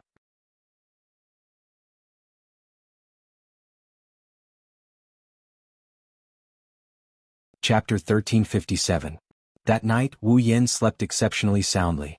Not for anything else, but during his sleep he didn't know when it started, but there were two extremely pleasant fragrances that accompanied Wu Yan throughout the night, and they went into his nose without any explanation, making him feel as if he was bathing in a sea of flowers, and his entire body and mind became comfortable. Wu Yan didn't know how to describe that fragrance, but he felt that it was particularly pleasant, and it smelled even better than the fragrance of the plants that he smelled in the bathroom of Sylvanus, that could calm one's mind. Therefore that night not only did Wu Yan sleep particularly well, but he also had a very good night.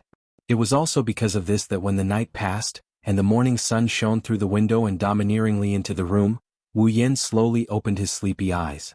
Although his wine-red pupils were still a little confused, they didn't have the laziness that they should have when he slept in the past. He slept until the sun rose and he slept until he woke up naturally. This made even Wu Yan, who liked to sleep in very much, wake up early. He was in a particularly good mood and he didn't have the mood to sleep in anymore. He directly woke up and he couldn't help but smile. Unfortunately, this smile quickly froze on Wu Yan's face. The fragrance that accompanied Wu Yan all night, even the cold air brought by the appearance of the morning, couldn't be removed. It still lingered around Wu Yan, and with Wu Yan's breathing, it entered his body, making Wu Yan's body relax. But now Wu Yan no longer had the time to pay attention to it, and it made him have a good dream. The fragrance of a good night. He could clearly feel that the bed, which should have been able to easily fit his body, had become a lot more cramped today. Of course, the crowding wasn't the main point. The main point was that Wu Yan could feel that his spread out hands. It seemed that he was holding two extremely soft things, one big and one small, on the left and the other on the right. Realizing this, Wu Yan fell silent. Although he didn't know what was going on, the crowded feeling, the familiar feeling of the two soft lumps in his hand, and the fragrance that kept drilling into Wu Yan's nose were all telling him, it seems like I've entered some kind of interesting plot again. After all, that soft touch, it's not the first time he's felt it from the girls who shared their lives with him. That pleasant fragrance, it's something that the girls have on them as well. Wu Yan, who used to experience this feeling almost every day in the past, can't help but feel a little relieved. How could he not be familiar with it? In addition to his past experience and the faint intuition in his heart, coupled with little guesses and analysis,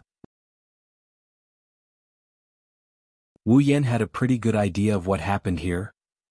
Maintaining his silence, Wu Yan slowly lowered his head and looked into the blanket. Then Wu Yan's vision was completely occupied by two familiar and beautiful faces. Phew, phew, with gentle and sweet breathing, the two beautiful young girls leaned their heads against Wu Yan's chest. The distance between their faces was extremely close, almost touching each other, and their lips were connected. The first rays of the morning sun shone through the window onto the two girls' hair of different colors. One of them shone with a dazzling golden light, while the other emitted a gentle purple light. There was a smile on their faces, and their fair faces seemed to add an unexpected charm, making people's hearts beat faster. At the same time, these two uninvited girls who came at an unknown time and even snuggled into Wu Yan's blankets, snuggled into his embrace and entered dreamland. Their voluptuous bosoms, separated by the academy uniform and the maid uniform respectively, fell into Wu Yan's grasp. In other words, Wu Yan was holding the two girls' soft breasts in each hand while lying on the bed, and these two girls were lying in his arms, sleeping soundly. If it wasn't for the fact that the three of them were well dressed except for being a little messy, even Wu Yan himself would have suspected that he had unknowingly done something outrageous last night. Looking at the two extremely unexpected faces that shouldn't have appeared not only leaning against his chest, but also imprinted into his eyes, Wu Yan's eyebrows twitched slightly. He exhaled a complicated breath and looked at the ceiling. Can someone tell me what's going on? Wu Yan mumbled as if he's asking for help. Why did Sylvia and Corsette come to my bed and give me benefits? Lucien asked. This question didn't elicit an answer from the heavens, but a murmur that sounded like someone talking in a dream. Roland? Sylvia rubbed against Wu Yan's chest and murmured Wu Yan's name with a blissful expression, causing Wu Yan to be filled with shock. This Sylvia murmured my name even in her dreams and looked so happy. Could it be that she has taken a liking to me? While Wu Yan was having such thoughts, another similar murmur caused him to lose his composure. Lord Roland? Corsette frowned and her cheeks began to blush. No, not like this. At least, not there. Listening to Corsette's murmur that could definitely cause normal men and normal women, and even abnormal men and abnormal women to have unhealthy fantasies, Wu Yan was embarrassed. Corsette, what kind of happy? No infuriating dream are you having? No, now is not the time to think about this. With his mind in a mess, Wu Yan began to unconsciously knead the two plump mounds in his hands, causing Sylvia's pretty face to blush like Corsette's. Corsette began to breathe delicately, filling the warm space with a pink atmosphere.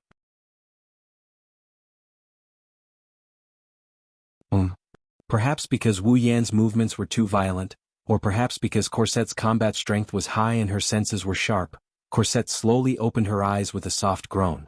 She woke up the moment she sensed the abnormality in her body. She raised her head and met a pair of wine-red eyes.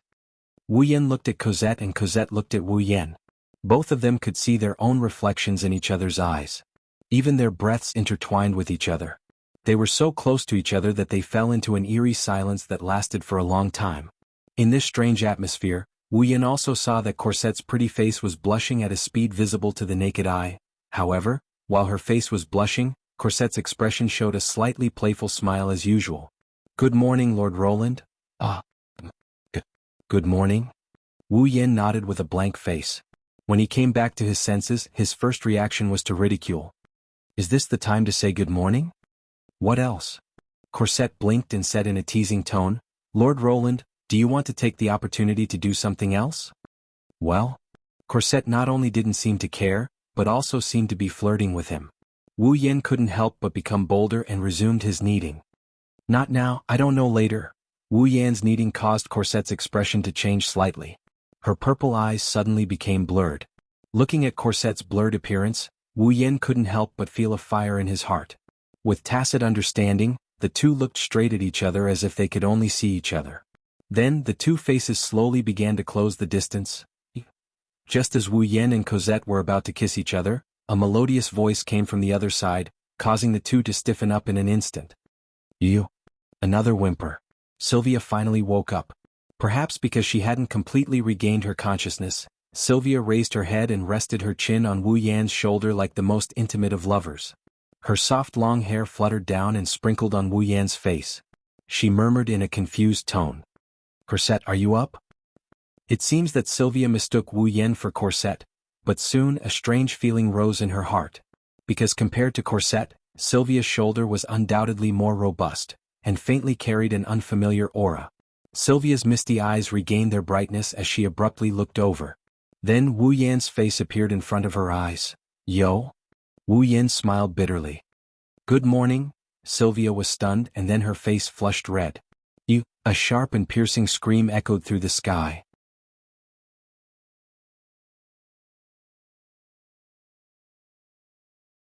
Chapter 1358. Sigh. Wu Yan sighed tiredly on his way to the lecture hall.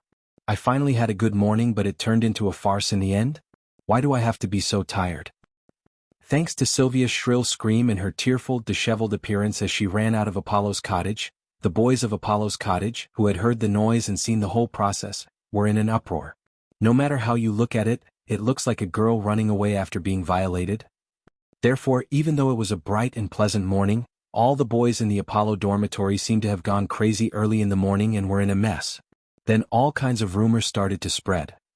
For example, after defeating Captain Yuzura, the Protoss horsemen got too complacent and decided to rape the fourth princess of the Night Kingdom of Lorimon. Well, another example was, Her Highness Princess Sylvia fell in love with Roland, the man who defeated Captain Yuzura and became the strongest in the world. She tried to confess her love to him but was rejected.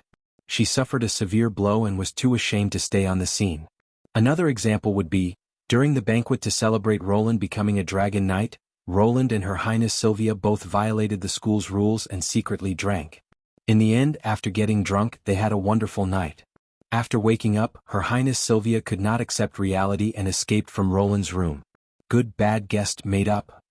In just one morning, all sorts of rumors entered Wu Yan's ears. Yashir even ran over to Wu Yan and asked him about what happened with a hesitant look on his face. Yak also came to ask if he did something worse than a beast. Even Raymond and the others came over. Just dealing with these people is enough to squander away his good mood from this morning. At the same time, he also squandered away his stamina and energy. Sigh. When he thought about how this matter might spread to the entire Ansari Academy, he knew he would have to deal with more trouble. Wu Yan sighed again with a sad face. Ma. Lord Roland, cheer up. It's worth mentioning that after Sylvia ran away in tears, Cosette didn't chase after her. Instead, she stayed by Wu Yan's side. Just like usual.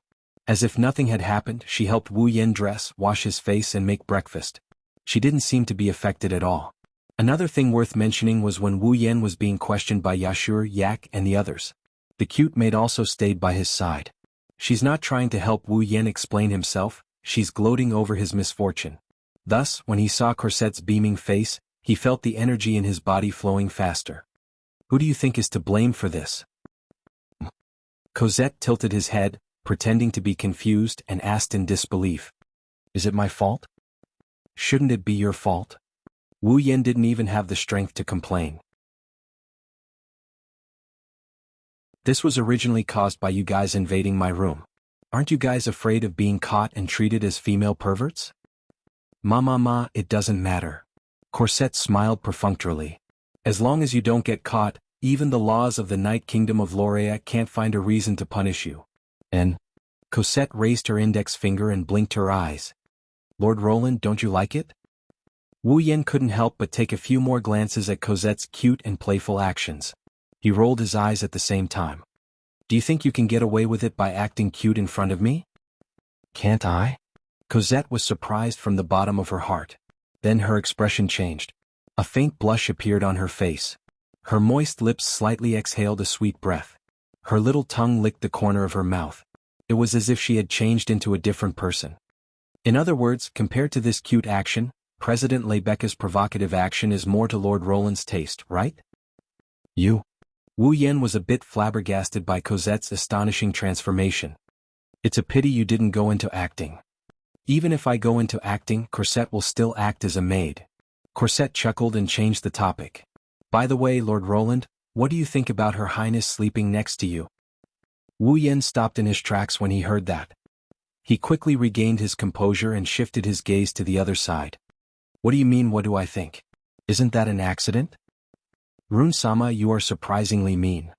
Even Cosette couldn't help but feel helpless after hearing Wu Yan's response. I don't believe Lord Roland can't see the change in Her Highness, especially in her attitude towards you. And? Wu Yan glanced at Cosette with a faint smile. Do you want me to take the initiative and pursue Sylvia? Yes. It would be best if that's the case. Cosette sighed and her expression turned serious. But no matter what, I only hope Lord Roland can be as natural as before when facing Her Highness. As natural as before? Wu Yan was stunned. You should be able to see that Her Highness looks strong, but she's actually very delicate, right? Cosette stared into Wu Yan's eyes. As long as Lord Long's behavior is a little strange, Her Royal Highness will definitely realize what happened in the morning. She will start to worry that Lord Long will hate her. In the end, she will either not dare to face Lord Long anymore or be lost and run away in shame. So, instead of that, why don't you face Sylvia with a normal attitude like before, right? Wu Yan looked at Cosette with an amused expression. It seems like you are very loyal to Sylvia. Of course. Cosette raised her head without hesitation. She made a rare arrogant reply. She looked deeply into Wu Yan's eyes before opening her mouth with a tone full of ambiguity. Perhaps, in the future, I will have to change from 1 to 2. Oh. Wu Yan raised an eyebrow. Will you really serve 2 people at the same time? Yes. If Her Highness becomes Lord Roland's partner, then she will become my master. Cosette pursed her lips and said with a seductive smile. By that time, I will have to obey Lord Roland's every command. Is that so? Wu Yan pursed his lips in a nonchalant manner. He didn't notice the serious look in Cosette's eyes despite the grin on her face. There it is. While Wu Yan and Cosette were chatting happily, a scream suddenly sounded in front of them and attracted their attention. When Wu Yan and Cosette looked up at the source of the sound, the scene in front of them stunned them. What really appeared? Lord Roland, ah Lord Roland? A series of crazy screams resounded in the sky above the Ansari Dragon Riding Academy. It was as if they wanted to shatter the eardrums of others. It shook Wu Yan's ears and made him see stars. Rumble, rumble, rumble, rumble. Along with the screams, the ground started shaking like an earthquake. It's getting closer and closer to Wu Yan. The screams that resounded through the sky came from the female students of all grades, all dressed in the academy's uniform, who filled the entire area in front of them. The trembling sound was caused by the female students who filled the entire field of vision. They rode their respective dragons and charged towards Wu Yan with hearts in their eyes. Wu Yan's eyes almost popped out of their sockets as he watched the sky-covering scene of the female students riding on pterosaurs, earth dragons and water dragons charging towards him. His face is full of shock. What's going on? Cosette also recovered from the shock, revealing a wry smile. Lord Roland, it seems like your fan club has finally appeared. Fan club. Don't forget that you're the one who defeated Captain Ursula and became the strongest dragon knight in the world. Is it strange that those girls who are attracted to you have become your fans? Cosette smiled gloatingly. You have to be careful, the female students in our academy are very open. Be careful not to be pushed into bed by your fans. Wu Yan's curses were mercilessly drowned out by the deafening screams and the rumbling sound that shook the ground.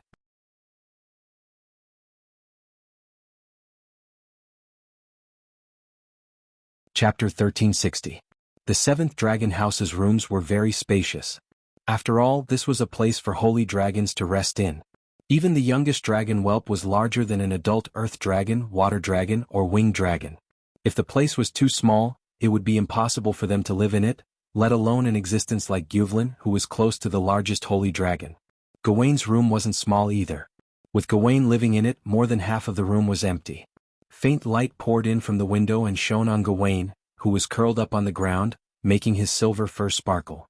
However, if one looked closely, they would discover that Gawain's eyes were only half closed. There was still enough light left for him to see what was in front of him. At the same time, he could clearly see the elf-like girl who was cowering in front of him, not daring to step forward. Wu Yen couldn't help but laugh when he saw this scene. That fairy-like girl with pointy ears should be Gawain's master, right? In other words, this girl was the one who had ridden Gawain and fallen off his back. She was the one who had been afraid of Gawain and was rejected by Gawain. This girl had probably appeared here to figure out why Gawain had rejected her in an attempt to win him back. Wu Yen didn't know if this girl knew why Gawain had rejected her. However, Gawain had been pretending to be asleep the whole time, but he had been observing her. It seemed that Gawain was also testing his master. Look at her. As he walked out of the shadows? If she had, Gawain would have responded to this girl immediately and reconciled with her, right? However, looking at the girl's behavior, Wu Yen began to sigh inwardly. Her shoulders were trembling slightly.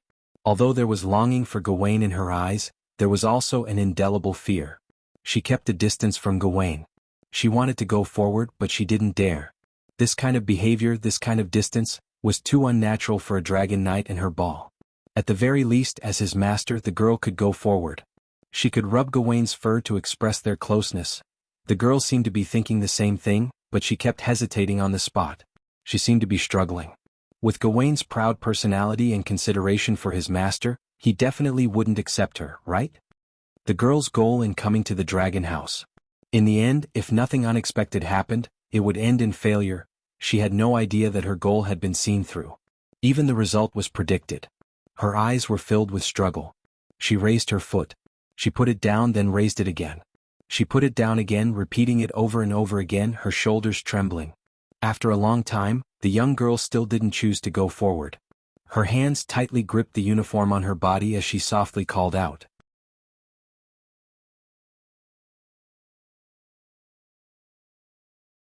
She raised her head and looked at Wu Yen. Her eyes were filled with sadness. I wanted to go over, but Gawain wouldn't let me. Is that so? Wu Yen looked at the girl and then at Gawain, whose head is full of question marks. He grabbed the girl's hand. The girl was stunned. She wanted to struggle, but before she could, Wu Yen pulled her towards Gawain.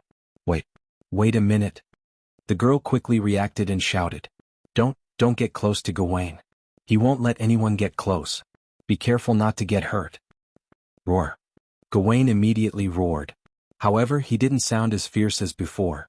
Instead of calling it a threat, it sounded more like confusion. The girl who heard the change in Gawain's voice was stunned. Wu Yen took this opportunity to pull the girl to Gawain's side. Gawain immediately turned to look at the girl. His eyes were fierce, but he didn't try to threaten her. Instead, there was a hint of dissatisfaction in his eyes. His dissatisfaction was naturally directed at Wu Yen. Gawain didn't want his master, who was afraid of him, to get close. However, Wu Yen brought her over. How could Gawain not be dissatisfied? If it weren't for Wu Yen, Gawain would have yelled again to intimidate him. The girl knew that Gawain would do that. She stood there in a daze, unable to react. Why won't Gawain refuse you? Wu Yen didn't answer the girl's question. Instead, he patted Gawain's head. You come and touch him. What?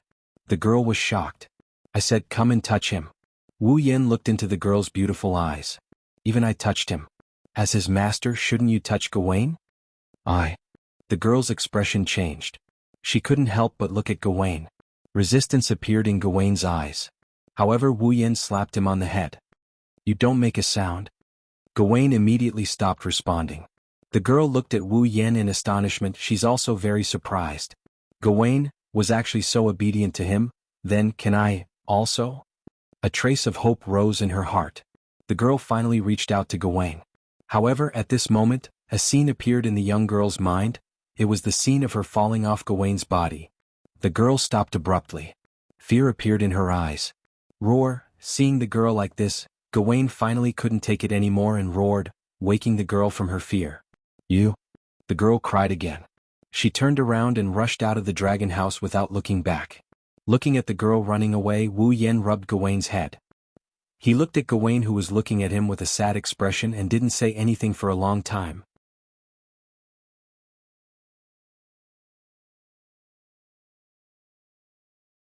Chapter 1361. There were a total of 4 student dormitories in the Ansari Academy. The male dormitory for the advanced class was called the Apollo Dormitory. It was where Wu Yen and Yashir lived. The female dormitory for the advanced class was called the Epona dormitory. It was where Becca and Sylvia lived. Of the two dormitories for the basic class, the female dormitory for the basic class was called the Maeve dormitory. There was no one in the Maeve dormitory at the moment. It was almost time for class. As students of the basic class, this was the time for them to lay down a solid foundation for their path as dragon cultivators. Therefore, there was no one in the Maeve dormitory. They were all in their own classes at the moment. However, in such an uninhabited dormitory, a burst of messy footsteps abruptly sounded in the corridor. If one looked closely, one would see a person running down the corridor. This person was the fairy-like girl who escaped from the 7th dragon dormitory. She was Gawain's master. Gawain was a true holy dragon. In other words, this girl was also a true dragon knight. However, this dragon knight, with such extraordinary abilities, was, in fact, only a student of the basic course. How could she become a dragon knight when she was still in the basic class? Her talent wasn't bad. However, the fairy-like girl didn't have the slightest bit of pride. As a dragon knight, she was refused a ride by her own fall. She even refused to get close to him. How could she have the leisure to be proud of herself? She recalled how Gawain roared at her like she was an enemy. She felt sorrow in her heart. Tears flowed down her cheeks. She ran back to her room without looking back. Bang! With the sound of the door closing, the girl came to her room and leaned against the door. Her expression was filled with sorrow. Her sparkling tears were abnormally bright in this dark room that was completely blocked out. They shone and dripped onto the floor. After crying silently for a while, the girl raised her hand. She wiped the tears from her face and looked up. Her delicate face was filled with sadness as she faced her own dormitory. This room was very different from an ordinary student's room. All sorts of potted plants were placed around the room. It was unknown whether they were placed randomly or according to their habits, but they were placed in a very orderly manner in this space that was neither too big nor too small. It didn't look like a normal girl's room at all. The room was filled with the fragrance of various plants. Except for a round table in the middle of the room, the rest of the furniture was basically filled with potted plants. The number of potted plants was astonishing. From the wall to the window, there were traces of plants everywhere, giving people the feeling that they had stepped into a small forest. And in the middle of the room, there was a coffin with white flowers at the bottom. There were potted plants all around, and in the center was a coffin. It was absolutely not an exaggeration to describe this feeling as strange. Perhaps it was because this scene was too strange, or perhaps it was because there were so many potted plants, but in this basic course dormitory where 3 people were supposed to share a room, only this fairy-like girl occupied this room alone. This could be considered the benefit of a dragon knight. The girl had lived in this room for nearly 3 years, so she didn't feel anything strange about it. She looked around at the tightly drawn curtains that didn't let in a single ray of light. It was very dark in the room. The girl casually took off her uniform and exposed her body to the air. Exquisite doll-like facial features, amethyst-like eyes, sharp ears, a delicate body that looked like it would shatter at the slightest touch, and a pitiful and mysterious charm. Such a delicate body could be said to be against the rules. It didn't look like it belonged in this world. The young girl didn't put on any other clothes and just walked into the coffin that was covered with white flowers. She hugged her knees and curled her fair body into a ball. Her purple eyes were filled with confusion about the future. The girl's name was Luca. Shalanin was a 3rd-year student of the Ansari Dragon Academy's basic course. He was also a member of the Yekybrad clan, known as the Forest Fairies, the Yekybrad people. The Yekybrad clan. They were commonly known as the Forest Fairies. Since ancient times they had lived in the forest and lived in the forest. They were a race that was generally outstanding and beautiful. And Luca was a famous genius in such a clan. Just by looking at Luca's appearance you could tell. Her sharp ears, delicate face and imperfect but extremely alluring body were exactly the same as the fairies in fairy tales. In addition to the potted plants around her, she was known as the Forest Fairies in reality. In the knighthood of Loriman, the Yekybrad clan was also a very famous clan. In addition to their beautiful appearance, they were also proficient in herbology. They were definitely the best in the world when it came to herbs. The effects of the Yekybrad's herbs were unanimously praised by people all over the world.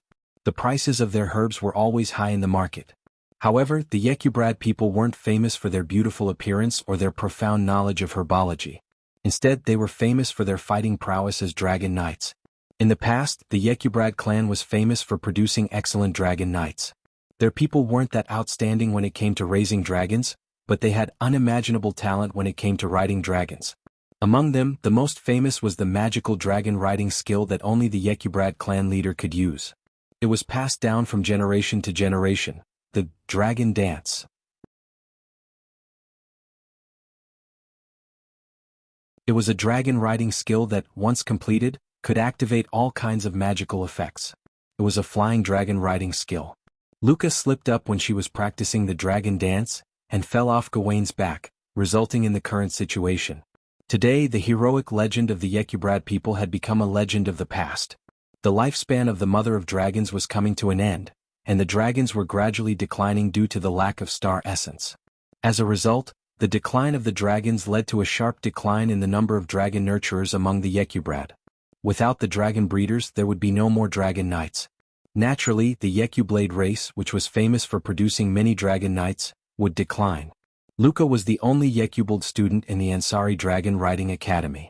Therefore, Luca, who had become a dragon knight in the basic course, was not only directly appointed as the next patriarch, but also received the qualifications to learn how to ride a dragon and perform a dance. She was also placed high hopes on by the Yekyblades. How disappointed would the Yekyblades be if they knew that their fall had refused to ride Luca, and that her star essence path had been cut off, and that she was facing the danger of death. Luca felt an unprecedented pressure when she thought of this. The reason why he had sealed himself in a room without any light was probably due to the immense pressure he was under, right? Under such circumstances, it was easy to imagine how helpless Luca would be. She wanted to go back in time and fly in the sky like Gawain. However, Gawain kept rejecting her. Luca didn't understand why Gawain kept rejecting her. She only knew that if this continued, Gawain would one day die due to the lack of star essence. At that time, she wouldn't even be a dragon breeder, let alone a dragon knight. How cruel would that be to Luca, who had high hopes placed on her? If Luca could confess to others that she fell off Gawain's back, they might be able to figure out why Gawain refused her. The problem was that the Yekybrad people were a superior race when it came to riding dragons. Falling off a dragon's back was a great humiliation to them. There was no way Luca could tell others about this. She walked into a dead end. Luca didn't know how many times the helplessness and bewilderment in her heart had visited her heart, making her almost shed tears again. Gawain, she softly muttered Fall's name. Gawain's face appeared in her mind. Suddenly, the image of the figure who pulled Luca close to Gawain and made Gawain obey flashed across Luca's mind, startling her. How could he make Gawain obey him?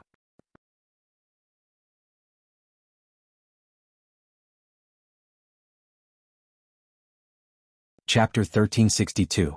Ansari Dragon Riding Academy, Student Council Office. The Student Council President, Lebeka, the Disciplinary Committee member, Sylvia, Yashu, Mascot Yak, and Wu Yen sat around the table in silence. Corset was standing behind Sylvia, pouring tea into a cup of water.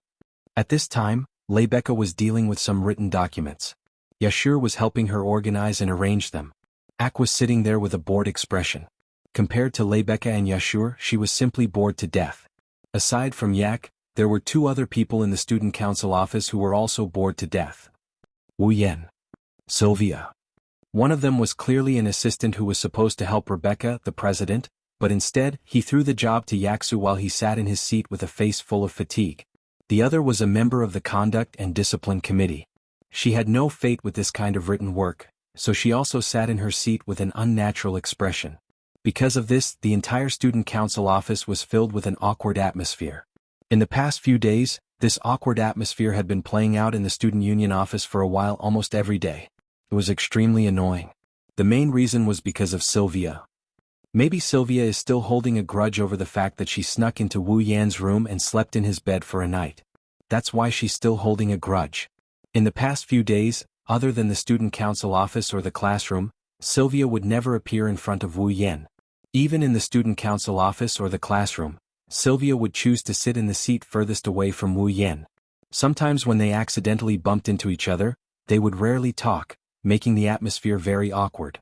Unlike Sylvia, Corset was the exact opposite. She always appeared around Wu Yan and was no longer limited to the morning.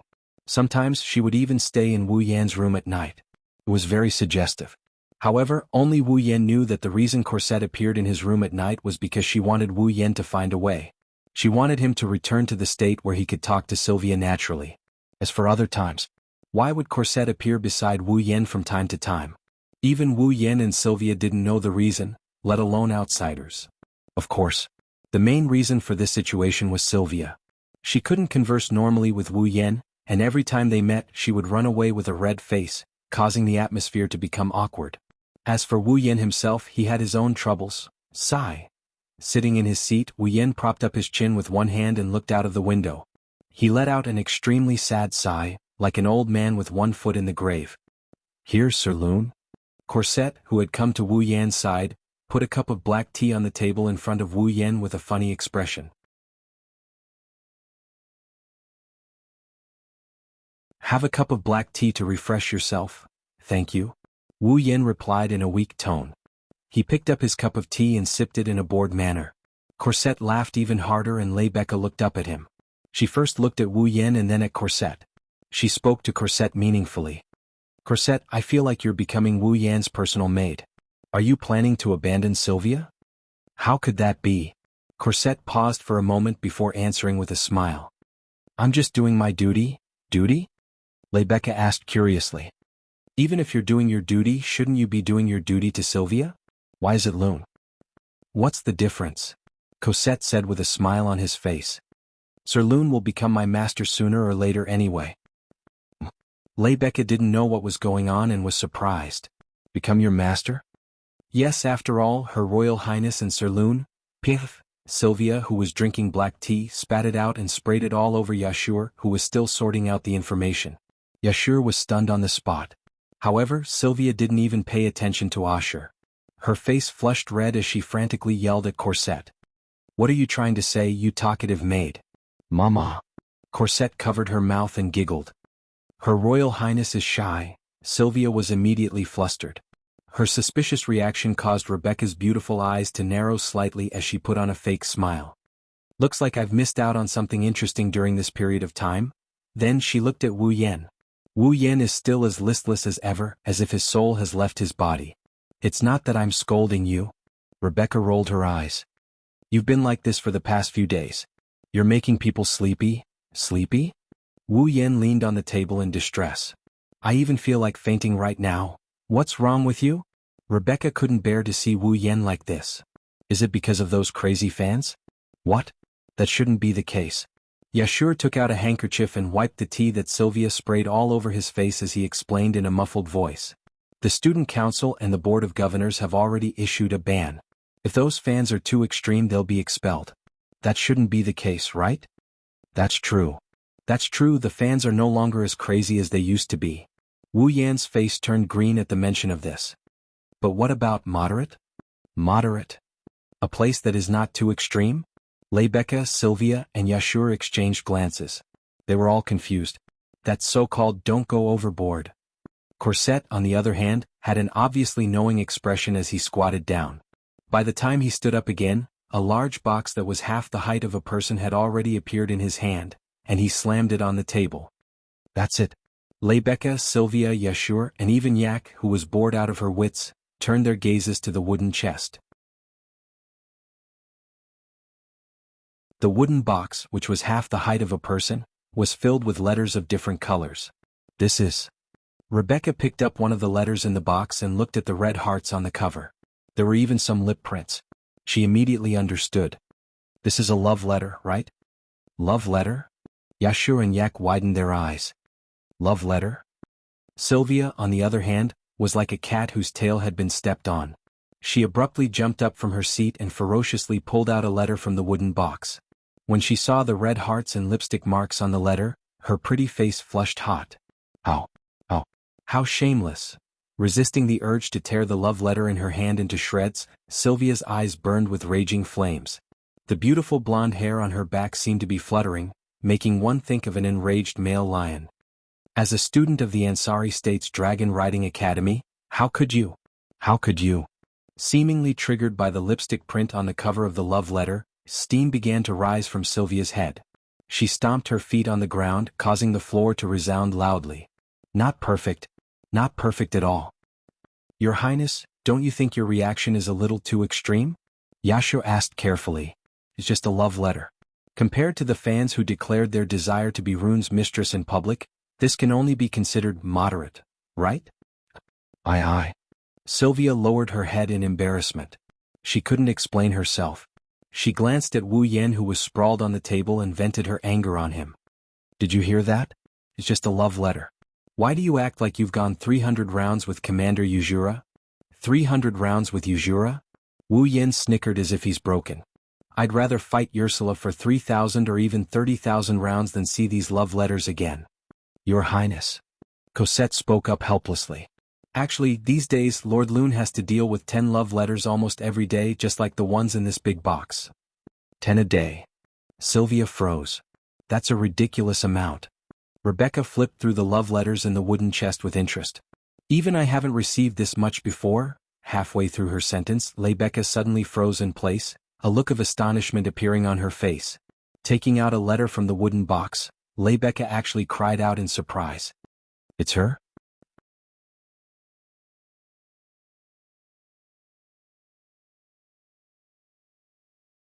Chapter 1363. WH. What's wrong? Rebecca's sudden exclamation startled everyone in the student union office. What's wrong? Wu Yan, who was lying on the table like a corpse, straightened up and looked at Rebecca with a frown. Is there something wrong? Rebecca didn't answer the question immediately. Instead, she frowned and flipped through the love letter in her hand.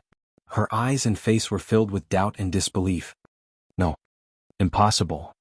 With that child's personality, why would she write a love letter to someone of the opposite sex? And in that state.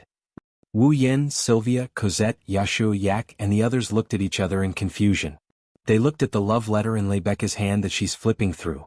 Compared to the other love letters in the wooden box, the one in Rebecca's hand didn't seem like a love letter at all. There was no fancy cover, no heart or lip prints. The surface was white and flawless. It was very clean. It looked like an ordinary letter. It didn't look like a love letter to the opposite sex at all. Even the ink pad was just ordinary ink pad. There was nothing special about it. Could this be a letter to the wrong place? Sylvia tilted her head and said, affected by the first impression she had of the love letters. It doesn't look like a love letter. It's not just that it doesn't look like a love letter. The person who wrote this letter is the one who wrote it. The person who wrote it isn't someone who would be bold enough to write a love letter to someone of the opposite sex. Rebecca shook her head with a frown on her face. She handed the letter to Wu Yan. Maybe it's just an ordinary letter and not a love letter. Look at it yourself. Looking at the letter in Rebecca's hand, Wu Yan thought about the love letters he had dealt with in the past few days. He couldn't help but resist. He took the letter from Rebecca. He looked at the signature. Luca. Shalanin. Wu Yan grabbed his hair as he read the name. Who is it? Luca? Shalanin? Yashur grabbed his hair as well. What a strange name. It doesn't seem like a name that someone from the Knight's Kingdom of Lorimon would come up with. Luca? Shalanin. Unlike Wu Yan and Yashu, Sylvia and Cosette were rather surprised. Obviously. They should know this person called Luca. Sharanin is a girl's. Why are you all so surprised? At the side. Aiko grumbled unhappily. Since you know her, then tell us who she is. Why are you so surprised? Rebecca. Wu Yan raised the letter in his hand. She looked at Rebecca suspiciously. This person, you all know him? I should say it's strange that you two don't know her, right? Rebecca smiled helplessly. Luca is a celebrity in our academy. She's the youngest Dragon Knight in history, and she's also the secretary of our student council. How can you not know her? The youngest Dragon Knight in history? Yashur was shocked from the bottom of his heart. And she's from our student council? Wu Yan raised an eyebrow. Now that Rebecca mentioned it, Wu Yan recalled that there are two members of the student council who haven't been on duty. One is the vice president and the other is the secretary. It's because these two haven't been on duty in the student council that Wu Yan has an extra, assistant, position. He's responsible for helping the vice president and secretary with their work. In other words, this person was called Luca before? Shalanin's job as secretary fell on Wu Yan's shoulders because of her absence. Also, Rebecca had just said Luca? Shalanin was the youngest Dragon Knight in history. In the entire Ansari Academy, including Wu Yan, there were only 6 people who were qualified to be called Dragon Knights. Rebecca was a Dragon Knight. Calling her a Dragon Knight would be belittling her. Wu Yan and Sylvia were real Dragon Knights with the title. Of the remaining 3, one of them should be Luca? Shalanin? Although there were 3 Dragon Knights left, Wu Yen couldn't help but think of one possibility. Luca? Xiaolin's person. A few days ago, in front of Gawain's dragon room, the fairy-like girl who tried to win Gawain's heart but failed. Wu Yen flipped the letter back and forth between his fingers. He pondered for a moment before speaking. Rebecca, has this girl called Luca lost her ability to control fall recently? She asked with a frown. Lost her ability to control fall? Yashu and Sylvia held their breaths. Rebecca turned around and looked at Wu Yen with narrowed eyes. Looks like you already have a clue as to why Luca wrote to you, if I'm not mistaken? Wu Yen pursed his lips when he heard Rebecca's tacit agreement. He opened the letter and took out a small piece of paper. Rebecca, Sylvia, Corset, Yashu, and Yak immediately gathered behind Wu Yen. They didn't try to avoid arousing suspicion and openly read Luca's letter to Wu Yen. The content of the letter was like this. Lord Lune, I have a favor to ask of you. Please come to my humble abode when you see this letter. Thank you very much, Luca Xiaolin. Greetings, Luca Xiaolin. So that's how it is. Wu Yen rubbed his forehead and he had a funny smile on his face. Just like that troublesome dragon, it's causing trouble for others. Should I say as expected of its owner? Troublesome dragon? Sylvia looked at Wu Yen curiously. Are you talking about this child called Luca's Fall? Luoang. Rebecca hesitated for a moment and asked with uncertainty. Do you know Gawain? Know him? Wu Yen scratched his face. I do know him. After all, ever since Luca and Gawain's astral essence path was cut off, I've been taking care of Gawain. I've been feeding him things that contain a lot of astral essence to keep him alive. The astral essence path was cut off. Sylvia's expression changed slightly. Could it be that Luca lost her ability to control fall because her fall refused to let her ride it? How could that be? Yasha muttered in disbelief. Once a dragon refused its owner, it would be impossible for it to obtain astral essence from its owner. Although this was unpopular knowledge, there were actually quite a few people who knew about it. People like Rebecca and Sylvia, who had outstanding academic results, naturally knew about it. Only problematic students like Yashur were still in the dark. Even Yak knew what was going on, and her little face tensed up. There must be a reason why a holy and noble dragon would be the first to break the contract. His words sounded like he was trying to protect her, but he was accidentally poked by Aiku. A sinister look appeared on his face, but in the eyes of outsiders, he looked cute. Did Luca do something that humiliated the dragon race? Is that why it would rather die than let her ride it? Don't jump to conclusions, Yak, Rebecca said calmly. While I can't say for sure that it's not Luca's fault, the real reason is still a mystery. We can't just blame Luca. President Rebecca is right. Sylvia stood up solemnly. A dragon wouldn't refuse its owner for no reason. Perhaps there's another reason. Rune. Rebecca looked straight at Wu Yen. You're saying that you've been taking care of Gawain's diet. Does that mean Gawain has accepted you? You've tamed it?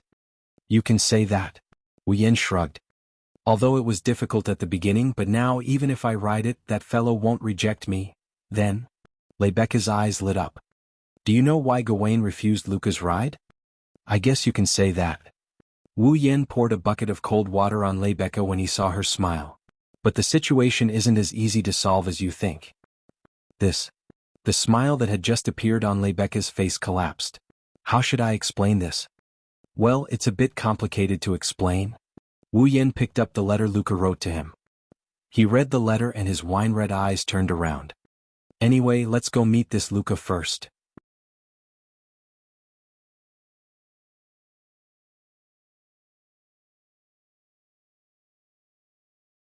Chapter 1364. Ansari Dragon Academy, Mafi Lodge. Isn't that President Rebecca? Where? It's true. President Rebecca came to Mafi Lodge. And Her Highness Princess Sylvia. Her Highness Princess Sylvia came too. That man. Is he Lord Rune? Lord Rune? Heavens! Even Lord Rune came. Lord Rune. When Wu Yen, Rebecca and Sylvia arrived at Mafi Lodge, the girls in the basic course class noticed them. When they saw Wu Yen, they went into an uproar. Since Mafi Lodge was a female dormitory, it wasn't convenient for boys to enter. Thus, apart from Wu Yen who was invited by Luca, only Rebecca and Sylvia accompanied her. Yaksu was very concerned about Luca losing her ability to control fall, But since the famous horsemen of the divine race, Empress True Red, and Princess Blue Ice, were all here at the same time, a half-baked problem student like him wouldn't be of much use. So he reluctantly left with Yak. Cosette didn't follow them either. She went back to prepare lunch. Thus, only Wu Yen, Lebecca and Sylvia came to Maffei Lodge. Originally, the boys wanted to enter the female dormitory. They had to get the approval of the student council president first.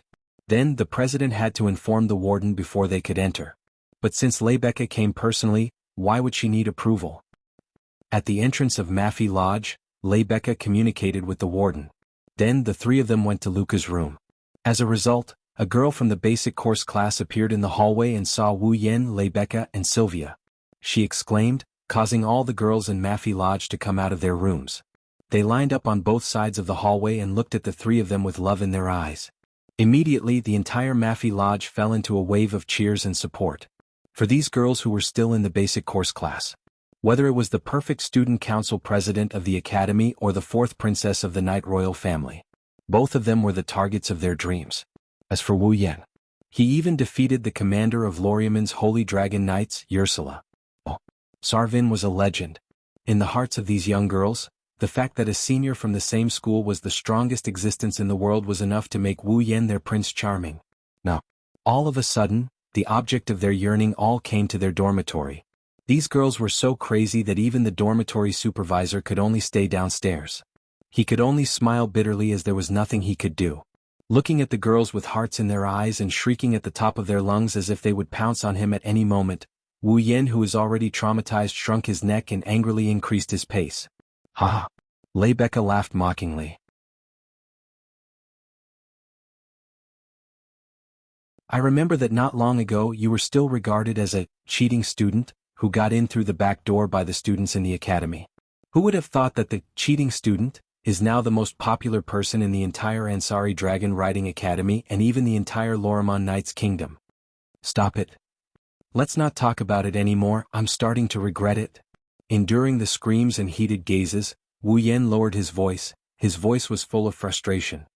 In the knighthood, the most popular people are the powerful Dragon Knights and Saint Sky Dragon Knights. Although Captain Yuzura is very beautiful, the reason why everyone in the knighthood of Loriman is because she is the most powerful Saint Sky Dragon Knight. Sylvia exclaimed with pride. Now that Roland defeated Commander Ursula, it's only natural that he's so popular. I already said that I'm starting to regret it. Wu Yen slapped his forehead as if he had a headache. So all of you should stop talking. Lebecca and Sylvia looked at each other and couldn't help but laugh. Rebecca seemed to have come to the Maeve house to look for Luca. Under her lead, and with the support of the girls in the foundation class, the three of them soon arrived at the end of the third floor. They stopped in front of a door at the end. Above the door there was a door plate with only one name on it, Luca? Shalanin? In the dorms of the foundation class, regardless of whether it was the male or female dorms, 3 people would share a room. The nameplate should have 3 names as well. However, Luca's room only had her name on it. Luca must be living alone. Although Wu Yen was curious as to why a girl in the foundation class would want to live alone, it wasn't the time to be concerned about such trivial matters. Luca, are you there? Lebecca started knocking on the door as if she was already used to it. Respond if you're there, I've brought the person you want to see. However, there was no response from the other side of the door. What's wrong? Sylvia poked her head out from behind Rebecca's back. You're not here? No, Luca is a true homebody. She doesn't like to go out, and after what happened, she's become even more reclusive. She hasn't even gone to class in a long time, there's no way she's not in her room. Lebecca shook her head. I think she's probably asleep. Asleep? Luca has a bad habit of being hard to wake once she falls asleep. Lebecca revealed a doting smile as if she was talking about her mischievous younger siblings. She took out a key. Looks like I made the right decision to take the key from the dorm warden just in case. She inserted the key in her hand into the keyhole of the door in front of her and turned it gently. With a click, the door was unlocked and Lebecca pushed open the door. In the next instant, a different smell assaulted Wu Yen and Sylvia's nostrils. This is. Wu Yen sniffed at the odor coming from the room in surprise. Is this the smell of herbs? That's not right. Sylvia gave a different answer. It should be the smell of herbs. Sylvia's words were suddenly stuck in her throat as she looked at the scene in the room. Her eyes widened, and her expression became one of terror. Wu Yen flinched when he saw this. He looked inside the room in confusion and his jaw dropped in the next moment. In the dimly lit room, a coffin placed in the center of the room entered everyone's sight. It was a long, luxurious six-diamond coffin that only vampires would lie in. The surface of the coffin flickered with a bright luster. It should be made of iron. The lid was nowhere to be seen and the insides were filled with white flowers. Inside the white flower bed, there was a beautiful elf-like girl with sharp ears. She was wearing a revealing nightgown. Her hands were clasped together on her chest as she lay inside the bed. No matter how one looked at it, there was only one word to describe the girl in such an environment. A corpse. Luca dead? Are you kidding me? Sylvia's body stiffened and her face paled. She couldn't help but take a step back. No.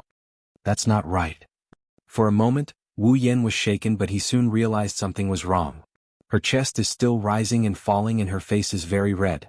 Rather than saying she's dead, it's better to say she's sleeping. Leibecca giggled as if she was watching a good show. Don't worry, Luca isn't dead yet. She's just sleeping. Leibecca walked to the edge of the coffin and crouched down to shake Luca's body. Luca, get up. We're here to see you. You. Luca's sharp ears trembled. She looked like a rabbit and was very cute. She slowly opened her eyes and looked at Leibecca in confusion. Leibecca. Luca. Leibecca smiled warmly. Good morning. Luca nodded in a daze. She slowly straightened her back and stretched. Hua. An extremely cute yawn was let out by Luca. As she yawned, she rubbed her eyes. She had a sleepy appearance. The straps of her nightgown slid down from her shoulders. It was extremely alluring. Even Wu Yen couldn't help but be captivated by her beauty.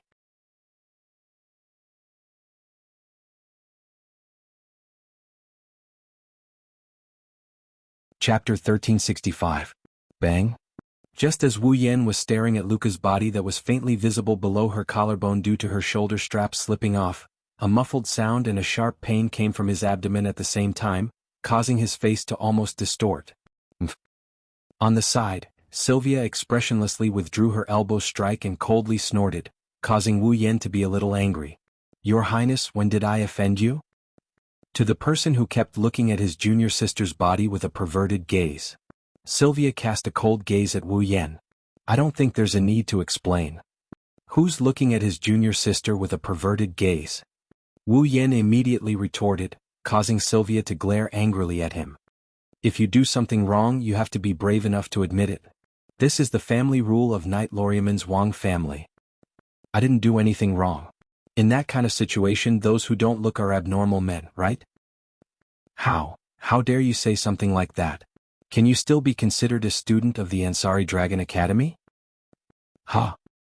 Alright, you two stop arguing. Leibecca, who had unknowingly arrived between Wu Yen and Sylvia, placed one hand on each of their shoulders and forcefully separated the two who were arguing. Arguing in someone else's room? Luca doesn't know what to do because of you two. Hearing that, Wu Yen and Sylvia were slightly stunned. They turned around and looked at the coffin. Only then did they see Luca rubbing her small fists, not knowing what to do. Clearly, Luca was a little panicked by the sudden argument between Wu Yen and Sylvia. Sorry. Wu Yen and Sylvia awkwardly apologized. They couldn't help but look at each other, their faces darkened and they snorted at each other. They turned their heads away. Leibecca found it funny that they were quarreling with each other like children. That. Luca stole a glance at everyone present. Then she fixed her gaze on Wu Yen. Her purple eyes lit up slightly. He climbed out of the coffin. Luca suddenly walked in front of Wu Yen. He actually sat down on his knees. He bowed so deeply that his head hit the floor. Lord Lune. What are you doing? It wasn't just Wu Yen. Leibecca and Sylvia were startled by Luca's actions. Last time. I'm really sorry. Luca raised her head. His eyes were fixed on Wu Yen, and a pitiful aura emanated from his body, making Wu Yen feel guilty as if he had done something wrong. Why are you apologizing? Even Wu Yen panicked when faced with this situation. He quickly crouched down and held Luca's shoulder. Wu Yen felt her smooth touch through his hand. Wu Yen wanted to help Luca up, but that unbelievably smooth touch tugged at his heartstrings. For a moment he forgot to do so. Sir Long had helped me so much last time, but I didn't recognize him.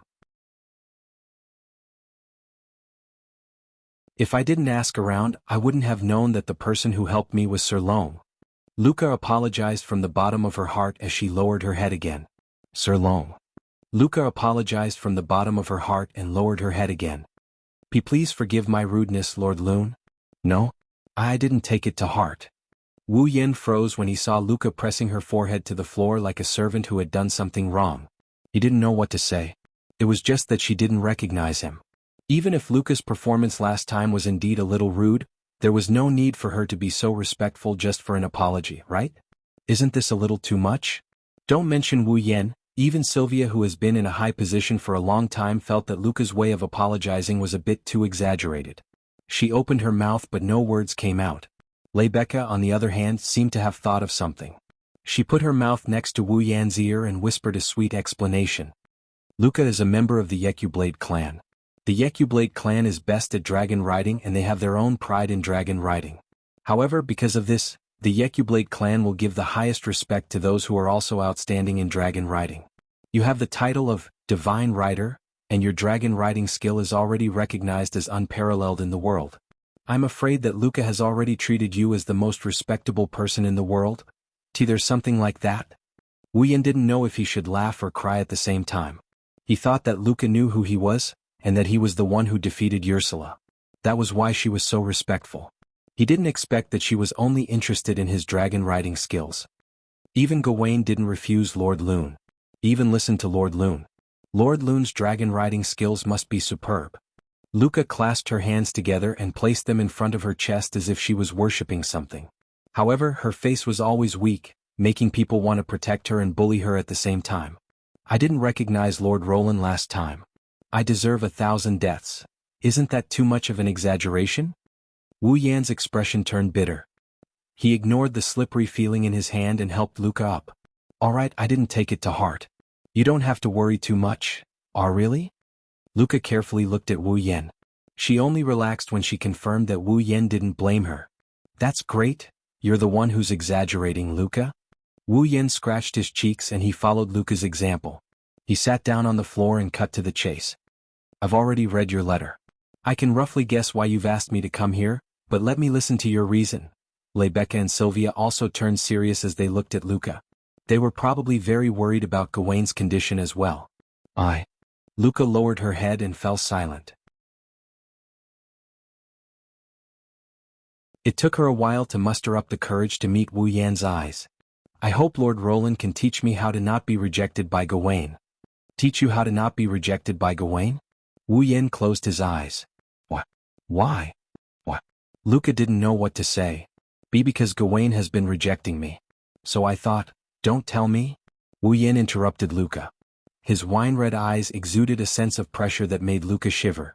Have you never thought about why Gawain rejected you? Reason. Luca was stunned. Let me tell you the truth, Luca. Wu Yan spat it out in a merciless manner.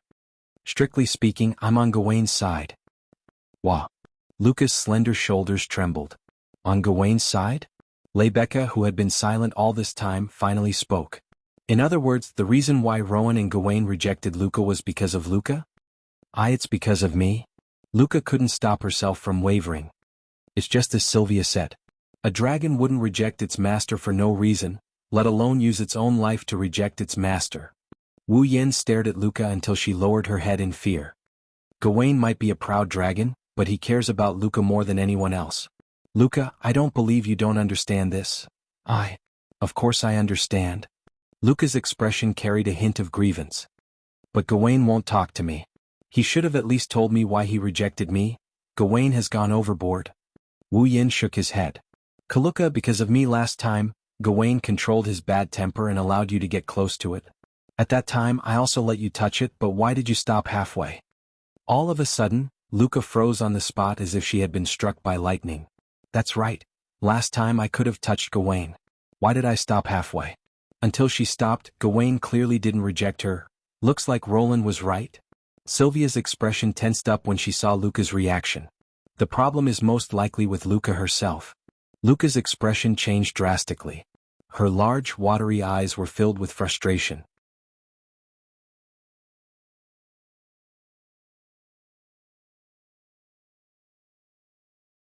Chapter 1366.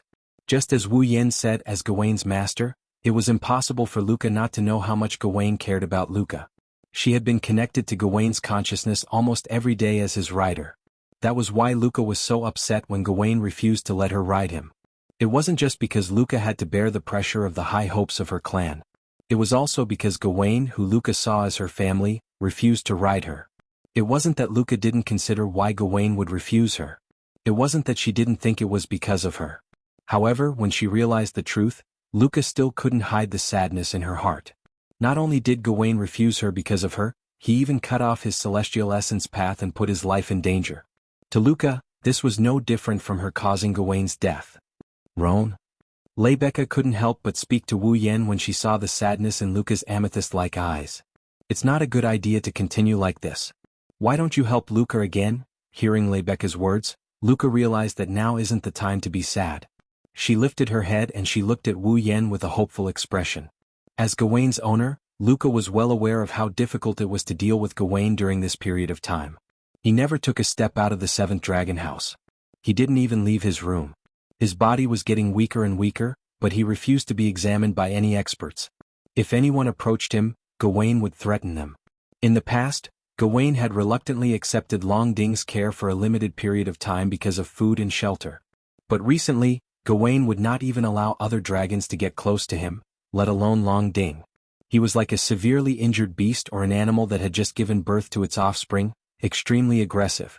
At first, Luca was worried. If this continued, Gawain might even starve to death, let alone wait for his celestial essence to run out. That was until she heard from Long Ding that someone else was taking care of Gawain. Luca was relieved. A while ago, Luca met Wu Yen. Because Wu Yen seemed to be able to handle Gawain. That was why Luca wanted to get help from Wu Yen and have Gawain acknowledge her again. After asking around a little, it was only then that Luca realized that the person who had been taking care of her fall, and the person who had helped her that day was the horseman of the Protoss, Rune, Randall. Like Lebecca said, as a Yakubledian, she was influenced by the culture of the Yakubledians. Lebecca, the president of the student council, praised Luca's dragon riding skills as unparalleled. Wu Yen, the rider of the gods, couldn't help but respect her. Therefore, after learning that the person who helped her approach Gawain that day was the Protoss rider, Luca hurriedly wrote a letter out of respect. However, Corset, who was helping Wu Yen deal with love letters, mistook it for a love letter and threw it together with the big box of love letters, ready to get rid of it. Fortunately, Rebecca accidentally discovered Luca's letter. Otherwise, Luca's letter would have been thrown away by Corset as trash. Now, to exaggerate, Gawain only acknowledged Wu Yen in the entire world. He allowed Wu Yen to approach him and even seemed to listen to Wu Yen's every word. If Wu Yen could help her, then her chances of getting Gawain's acknowledgement would be much higher. Roland, please help her if you can. Even Sylvia lowered herself and pleaded for Luca in a soft voice. The dragon is the symbol of our knight's kingdom. As the fourth princess of the knight's kingdom, I can't just sit by and watch a dragon die in front of me, let alone a precious holy dragon. Roland, please help Luca this once. Lord Roland, please help me. Luca placed her hands on the floor in front of her and bowed respectfully. She pressed her forehead against her hands and bowed deeply. I don't want to lose Gawain and I can't live without him. I want to return to the past with Gawain. So, Lord Roland, please, why do I feel like I'm playing the bad guy? Lebecca, Sylvia, and Luca are all begging him for help. Wu Yen rolled his eyes when he saw the three beauties begging him for help. I didn't say I wouldn't help, did I? I wouldn't be here if I didn't want to help, would I? Yes. Luca abruptly lifted her head and looked at Wu Yen with a joyful expression. In other words, Gawain has a bad temper but he and I get along quite well. Otherwise, I wouldn't have taken care of him. Wu Yen shrugged. If you want me to watch it die, of course I can't do it. If you want me to help you, I will definitely help. But don't celebrate too early. Wu Yen added coldly when he saw Lebecca, Sylvia, and Luca smiling. You know that Gawain rejected you mainly because of your own problems. I can be your middleman, but whether or not Gawain will acknowledge you again depends on you. Luca hesitated. Why are you hesitating? Sylvia frowned. Your fall is facing the threat of death because of you. Now that you have a solution, shouldn't you go forward bravely to overcome all difficulties and save Fall's life? Luca shrieked when Sylvia reprimanded her. She shrunk her neck in fear. Sylvia, don't get too worked up. Luca has a very delicate personality. If you scare her like this, it will have the opposite effect. Rebecca pressed on Sylvia's shoulder and walked up to Luca. She held her hand and spoke softly. But Sylvia is right. Luca, you can't hesitate anymore. Gawain is waiting for you to save him, Rebecca. Luca took a deep breath. She finally regained her composure and nodded. I understand. Luca turned to Wu Yan and spoke respectfully again. Then Lord Lune, I'll have to trouble you. Well, just leave Gawain to me. Looking at Luca's respectful yet weak demeanor, Wu Yan rubbed Luca's head. It's up to you whether or not we can succeed. Aha. Luca blushed, but she didn't break free from Wu Yan's hand. Instead, she narrowed her eyes and revealed a shy yet enjoyable expression. Her pointy ears even twitched. She looked very cute. Luca's cute appearance made Wu Yan unable to resist moving his hand away from Luca's head. Instead, he touched Luca's pointy ears. Something unexpected happened. Ah. Luca shivered and let out a cute whimper. Her face turned pink and her body became weak. She fell forward and into Wu Yan's arms. She gasped for breath. My ears. Luca's reaction startled Wu Yan. Wu Yan felt Luca's white and smooth body falling into his arms. Her cheeks were red and she was gasping for breath. She looked like she was at his mercy. He couldn't help but think of a prank. Therefore Wu Yan didn't let go of Luca's ear. Instead, he pinched her other ear with his other hand. Ah, no. You can't. Luca shuddered. Her delicate body suddenly tensed up, and the blush on her face deepened. And Luca's performance naturally attracted a certain wolf's gentle and unbridled kneading. Wu Yan started to rub her pointy ears as if he was harassing her. Luca felt like she was struck by lightning. Her tensed-up body turned limp as she laid in Wu Yan's arms. She kept panting, causing the air around them to be tinged with a pinkish hue. Wu Yan found this rather amusing. Just as Wu Yan was about to take it one step further, the temperature around him suddenly dropped to the lowest point as if it had frozen over, startling Wu Yan from his enjoyment.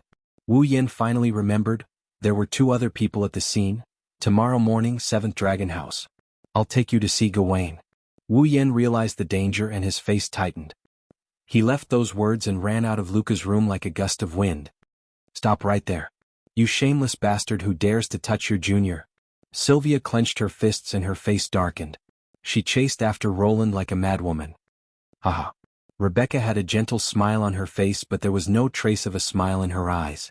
She slowly walked out of Luca's room. Lord Roland? Luca was the only one left.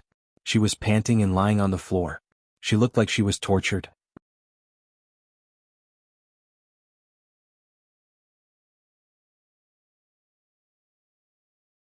Chapter 1367.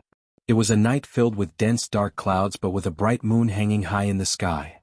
This was one of the few commercial cities in the Knights' nation of Lorraine, Dambali City. In this city surrounded by thick city walls, what could be seen everywhere was not tourists from home and abroad like in Ansari City. Instead, there were famous or unknown merchant guilds and cunning merchants. Unlike Ansari City, which was known as the Academy City, and had a tranquil atmosphere, although Dambali City was filled with a noisy and lively atmosphere on the surface, and the streets were also filled with sharp-tongued merchants. In fact, this was a city with many hidden dangers. It was because when Dambali City became a famous commercial city, in order to promote the circulation and convenience of goods, it was also very convenient to open to the outside world and did not set up any defenses. Therefore, Dambali City was also a famous mixed city of various ethnic groups. Walking on the streets of Dambali City, one could easily see some ethnic groups who did not look like citizens of the Knights' nation. For example, tall people who looked extremely barbaric, ordinary people who wore strange clothes, and people with dark skin who wore revealing clothes. If such a person were to walk in Ansari City, he would more or less attract some attention, but in Dambali City, the pedestrians did not even give him a second glance. Therefore, people who did not look like citizens of the Knights' nation could walk here without worry. Naturally, there were also some ethnic groups who were more radical and wanted to rebel against the Knights' nation of Lorraine. This also included people like Anya who had joined the Sepharos Empire. On the bustling street, Anya lowered her head and used the scarf around her neck to cover her face as she walked forward. In Dambali City, it was fine even if an outsider like Anya was exposed under the sun. However, hiding her appearance, it had almost become an instinct of Anya's. Keeping her head down and burying the lower half of her face in the scarf, Anya walked on the street with ease. It was obviously not her first time in Dambali City. She turned into an alley from the main road. She walked all the way into the alley. When there was no one around. Only then did Anya raise her head to reveal her face. In front of him was an ordinary building. He appeared in front of Anya. It was a secret stronghold set up by the Siphoros Empire within the borders of the Knights of Loriman. Generally speaking, some of the secrets and urgent matters that had been discovered by spies in the Knight of Loriman were all delivered and discussed here. Although the Siphoros Empire had set up many secret strongholds like this within the borders of the Knight's Kingdom of Loriman, recently, due to a person with a relatively strong background living here, this place had become a place of more frequent activity. Anya, on the other hand, was here to meet this so-called important person. She pushed the door open and walked inside. She walked up the stairs and nimbly moved up the stairs until she was in front of a door. Anya, come back and report. Come in. Almost at the same time, a voice entered Anya's ears, causing her heartbeat to involuntarily quicken.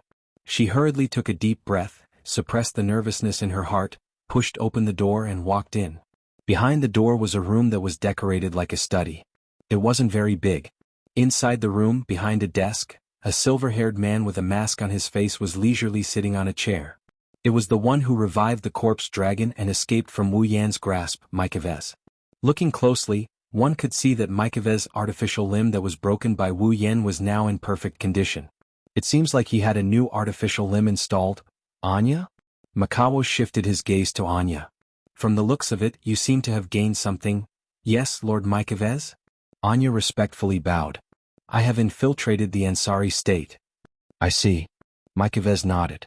Then, have you investigated the matter I asked you to investigate? Yes. We are still investigating, but we have preliminary information. Anya took out a document from her waist bag and placed it on the desk. This is information about the boy who defeated the corpse dragon and the girl who was swallowed into its stomach. Please take a look, Lord Mikavez. Mikawo's nodded casually. He picked up the document on the table and began to read it. Anya hesitated as if she had something to ask, but in the end she didn't ask. Actually, Anya was very confused. She wondered why Mikavez was investigating Yak. Investigating Yashur was excusable since he defeated the corpse dragon Mikavez awakened, but why would he investigate Yak who was swallowed by the corpse dragon? Was it because she was a dragon in human form? Anya didn't quite understand, but since Mikavez asked her to investigate, she could only do her best. After a while, Mikavez lifted his head from the document in his hand and looked at Anya. Then what about the student who stopped us? For a moment, fear flashed through Anya's eyes. I've collected it too. Her face that was originally filled with determination turned pale. She gritted her teeth and handed another document to Mikawo's. Mikavez didn't seem to notice the change in Anya's expression. He took the document and began to read it, but not long after, he frowned in surprise. Defeated Loriaman's Holy Dragon Knight Commander Usula? Oh, Sarwin? Why yes. Anya's expression turned ugly. That was an open duel. I was there at the time. This is interesting. Mikawise narrowed his eyes under the mask, looking at the document in his hand with a serious expression. However, Mikawo's was stunned by what he saw. A white dragon that wields white flames. Hearing Mikawo's words, Anya's body trembled violently, and the expression on her face became even uglier. This time, even Mikawo's noticed Anya's strange behavior. Anya, what's wrong? Lord Mikavez? Anya was hesitant like never before. She clenched her teeth and spoke softly. Do we really have to go against Roland? Against Randall? Mikavez didn't answer. Instead, he looked straight at Anya. Are you afraid? Anya wanted to deny it, but she couldn't. What? Mikavez continued to stare at Anya. As a warrior, you're not even afraid of death. Why are you afraid now? Anya's pretty face became bitter as she took out a crystal from the bag at her waist. It's a product developed by the Empire that can store images. Lord Mikavez, do you want to see Roland personally? Randall and Usula? Oh. Sarwin's duel will make it clear. With that, Anya placed the crystal on the table. An arc of light flashed across the surface of the crystal and an image appeared. It's an image of an elegant white dragon bathed in a sea of white flames. In the image, the white dragon was extremely elegant and graceful. Under the rendering of the white flames, it looked like a sage walking in the world, giving people a good impression of it. However, looking at the white dragon in the image, Makawa's scalp suddenly went numb, and his eyes were filled with horror. That dragon. Makawa's couldn't help but take a step back. His face was filled with disbelief. How is this possible? Just now, when he saw the white dragon's burning flame in the image, Makawa's was actually scared. That's right. He was scared. He was scared for no reason at all. That's impossible. Anya didn't know, but Mikaves knew he wasn't an ordinary person. In this world, there wasn't a single dragon that could instill fear in him. Not even the last descendant of Avalon's holy dragon royal family, Yak. But it's undeniable that Mikaves was scared when he saw the white dragon. No, it's impossible. Makawas held his head in pain, causing Anya to become somewhat anxious. Lord Mikaves, are you all right? I'm fine. Mikaves stopped Anya, who was about to approach him. He turned around and his breathing calmed down. After a while, Mikaves spoke. Let's go to Ansari.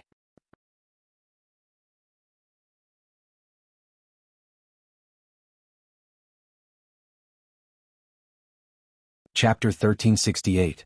Does Luca really want to reconcile with Gawain? Wu Yen quietly climbed up the stairs of Maffei House. He grumbled to himself as he made sure not to be discovered by the girls in the basic class. It couldn't be helped. They had made an appointment to meet Gawain today, but even a lazy sleeper like him was dragged out of bed by Corset, while Luca still hadn't arrived at the 7th Dragon House. What was going on? There were still classes to attend today, so Luca and Gawain had to meet earlier to avoid clashing with the class schedule. Everyone woke up early with the same thought in mind. Even Yashur and Yak were there, but Luca was still nowhere to be seen. Although Luca was very cute, everyone had woken up early because of her. However, she hadn't shown up all this time. Wasn't that a bit too much? Of course, Lebecca still gave an explanation. Luca has always been a homebody. In the past, other than when she was with Gawain, Luca always stayed in her room. According to her, she could only feel at ease in a room filled with the smell of herbs. Therefore, it was not easy to drag her out of her room. Due to this reason, Wu Yen was assigned the task of calling Luca over. It was because Luca respected Wu Yen the most. Lebecca, Sylvia, and the others had to inform the academy first. When dealing with an uncontrollable dragon, the slightest mistake could lead to danger. Furthermore, once the dragon went berserk, the buildings and whatnot would be destroyed without restraint. Without the consent of the academy, the student council would not be able to escape the blame if such a thing were to happen. So, Lebecca brought Sylvia to greet the academy first. Yashur and Yak, on the other hand, remained on standby since they had never seen Luca before. Wu Yen was the only one who could come to Luca. Thank goodness it's still early. Those girls should still be sleeping. Otherwise, I would definitely be surrounded. Wu Yen had only been here once yesterday, so he didn't forget the way. It took him some time. He arrived at Luca's room. Luca. He extended his hand. Wu Yen knocked on the door and raised his voice. Are you up? He waited for a while, but there was no response. Wu Yan's lips twitched. Is she really sleeping? Rebecca said that Luca wasn't easy to wake up from her sleep. Moreover, there was a special sleeping incense in her room. With that, Luca wouldn't be easily woken up. At the very least, it would be impossible to wake her up through a door. Looks like I was right to borrow this from the dormitory supervisor just in case. Taking out a key from his pocket, Wu Yen couldn't help but recall the time when he used the student council's name to request to enter the female dormitory. Just in case, he also asked for a spare key. The dormitory supervisor seemed to be on high alert about something. Shaking his head, he cleared his mind of distracting thoughts. He inserted the key into the keyhole and turned it as he spoke. Luca, I'm coming in. Wu Yen pushed open the door to Luca's room. A room filled with unknown plants entered Wu Yan's sight. Along with it, there was a fragrant smell of vanilla. It floated out of Luca's room. This light smoke should be the incense that Rebecca had lit, right? Indeed, smelling this fragrance was like smelling the fragrance of the plants in the bathroom of Veronica Sylvanus. It made one's mood tend to calm down involuntarily. At first, Wu Yen felt calm when he smelled the incense. When Wu Yen saw the scene next to the coffin that acted as Luca's bed, his calm demeanor was tossed out of the window. Lord Long? In the center of the room, on the edge of the coffin, Luca wasn't sleeping like Wu Yen expected. She's already awake. However, the timing of Wu Yan's arrival. How should I put it? Very good. The room was filled with light smoke from the burning incense. Coupled with the surrounding forest-like scene, it was like a fog pervading the forest. The entire room was shrouded in a hazy environment, just like a fairyland. Luca stood in the middle of the drifting white fog. When she saw Wu Yan barge in, she was stunned. Her porcelain-like delicate body was faintly discernible in the light smoke of the incense, flashing with an inconceivable arc of light. It was like a pure pearl, extremely easy to attract people's attention, and also extremely easy to make people feel a burst of blood vessels. Her slender waist was drawn in a beautiful arc, leaving behind a flawless curve. Her delicate collarbone was as thin as a wing, and her shoulders were as fragile as porcelain. Although her delicate figure was definitely not outstanding, it was definitely full of charm. A set of nightgowns slid down her body, forming a circle around her body. It was obvious that it had just been taken off by its owner. To put it simply, Luca was now completely naked. Wu Yan froze. Lord Long? Luca, on the other hand, walked over to Wu Yan after a brief moment of surprise. Unfortunately, Luca had forgotten one thing, that was, at her feet, the clothes that had just been taken off, with her body as the center, slid to the floor. In the next moment, one of Luca's feet was hooked by the clothes on the ground. Ah! With a cry of surprise, Luca's body suddenly tilted and fell down diagonally. Watch out! Wu Yan reacted in time. He didn't care about Luca's naked body. He rushed forward and hurriedly caught her petite body. The fragrance of herbs wafted into his nostrils. Then, because of the impact, both of them lost their balance. Ah! With a scream, Wu Yan and Luca fell into a ball. They rolled like gourds and hit the wall not far away. Of course, Wu Yan was at the bottom of the pile. However, Wu Yan found that things were not good. Woo! Something soft pressed on Wu Yan's mouth and nose. Even if he wanted to speak, he couldn't. He could only whimper. Luca, in her naked state, rode on top of Wu Yan's head. The thing that blocked Wu Yan's mouth was Luca's lower body. Ah, no, I can't breathe. I've been blown away. Luca raised her head and let out a delicate moan. Impossible. How could such a melodramatic thing happen to me? With this thought in mind, Wu Yan widened his eyes and unconsciously moved his mouth. Ah! Luca's body started to tremble violently. Her two smooth thighs suddenly clamped Wu Yan's head with great force. Her unique body temperature and body fragrance were transmitted to Wu Yan's senses. Wu Yan felt that he had no more regrets in this life. Ah, no, don't, can't. Luca suddenly tensed up her body, her whole body trembled violently as if she had exhausted all her energy. Her slender and delicate body fell limply onto Wu Yan's body. She started gasping for breath, her cheeks were flushed red and her elf-like ears were dyed pink. Her amethyst-like eyes were filled with a misty color. It wasn't until Luca collapsed that Wu Yan's mouth and nose finally got some relief from their stuffy state. However, he looked like his soul has left his body, his face is blank and lifeless. In the past, Wu Yan didn't imagine that he would be like the male lead in anime. With a welfare halo, he could even get benefits from opening a door. But he didn't expect that this day would actually come. Moreover, it was a great benefit. Until now, Luca's smell was still rushing back and forth in his mouth and nose. Wu Yan couldn't help but laugh foolishly. Soon after, a strong murderous aura rushed towards him from the direction of the door. Wu Yan shivered violently. He didn't know what to think, but his forehead was covered in sweat. Hee. At the door of Luca's room, Rebecca sneered. Veins popped up on Sylvia's forehead. Billowing black smoke rose from their backs as they walked towards Wu Yan.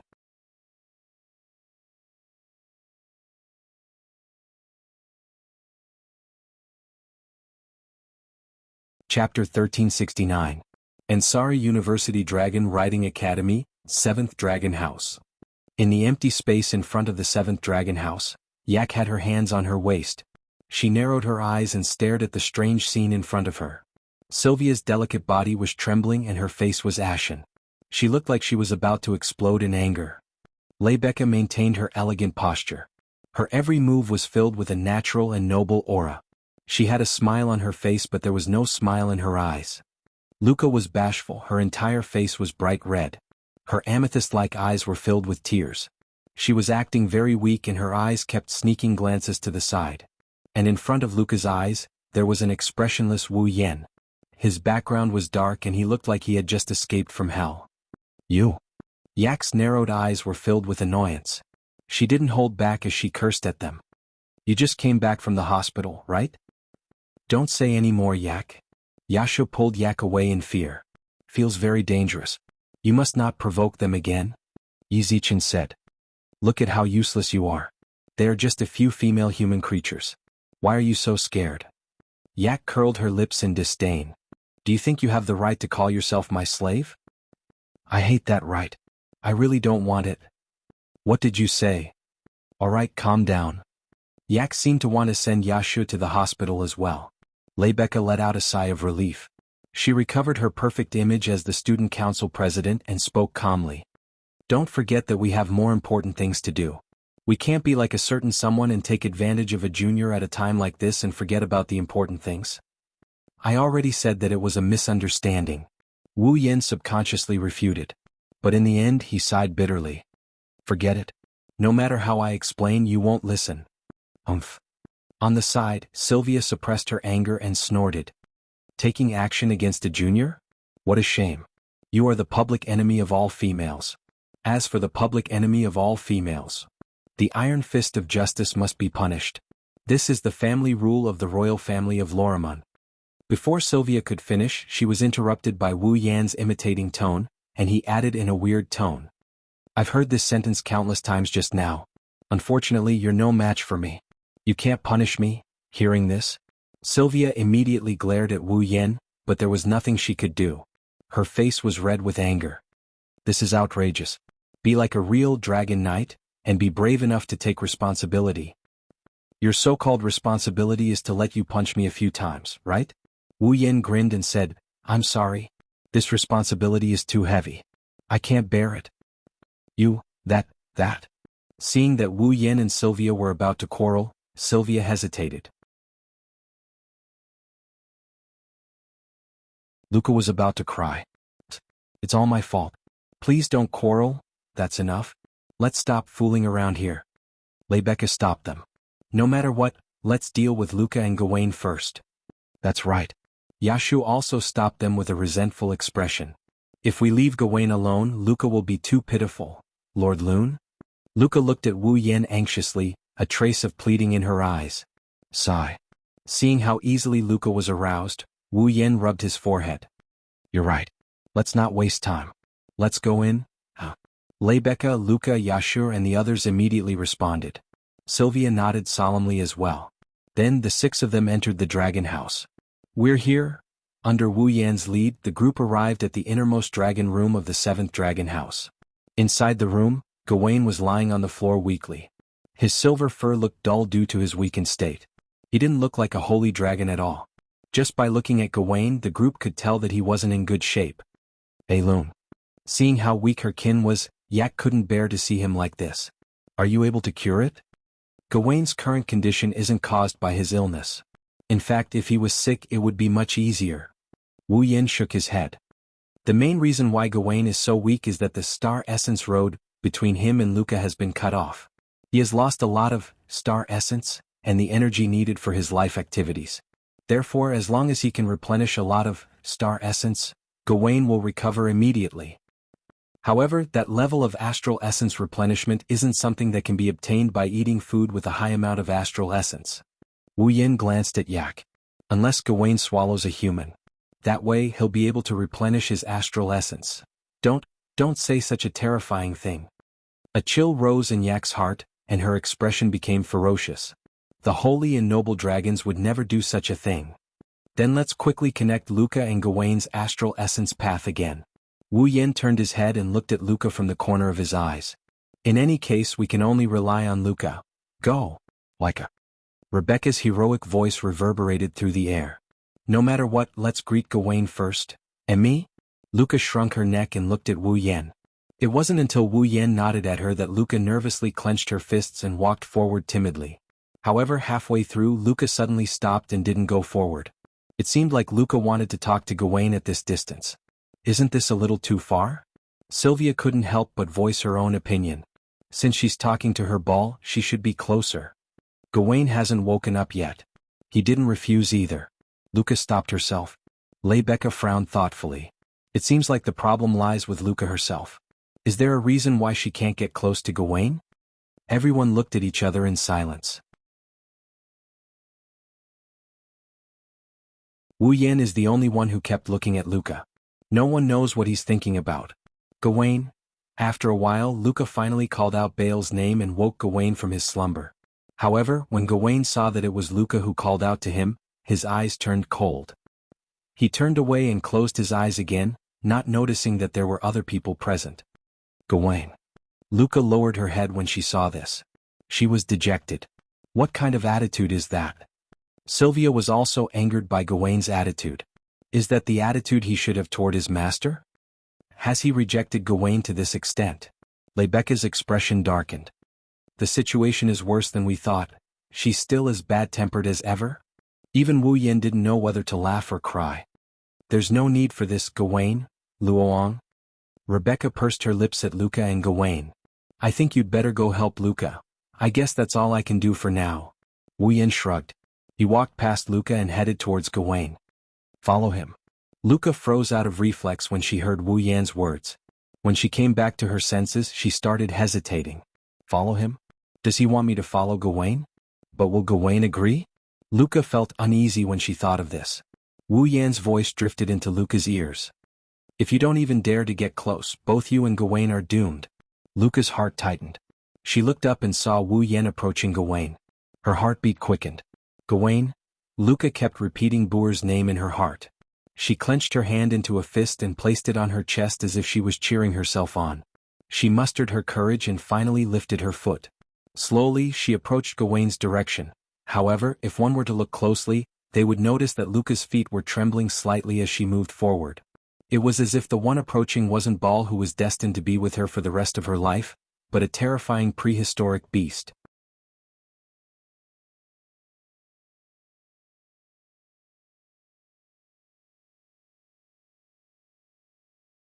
Chapter 1370. As Wu Yan and Luca got closer to Gawain, the atmosphere felt like a volcano is about to erupt. Rebecca, Sylvia, Yashu, Yak, and the others felt like their nerves were about to explode. Gawain seemed to have sensed a familiar presence approaching and abruptly opened his eyes. When he saw Wu Yan and Luca approaching him together, Gawain paused and began to hesitate. Should he continue to refuse his master's approach? However, the friend of his benefactor who had helped him was also present. Wouldn't it be inappropriate to reject him like this? After hesitating for a while, Gawain still couldn't come to a decision. His dragon eyes were filled with displeasure and he shifted his gaze to Wu Yan, silently complaining about Wu Yan's actions. He clearly knew his situation and promised not to interfere, but he still interfered. Gawain didn't know how to speak the human language, but his displeased gaze revealed his thoughts. Wu Yan was amused. What's with the tantrum? He's still a young dragon after all. With that in mind, Wu Yan chose to ignore Gawain's displeasure and brought Luca to Gawain's side. Go Gawain. Luca hid half of her body behind Wu Yan's back. She looked at Gawain timidly. Gawain's cold stare made Luca's mood plummeted. Gawain watched as Wu Yan brought Luca closer to Gawain. Gawain didn't show any obvious signs of rejection. Rebecca, Sylvia, and the others couldn't help but sigh in relief. Roland really managed to tame that Gawain. Rebecca said with a sigh.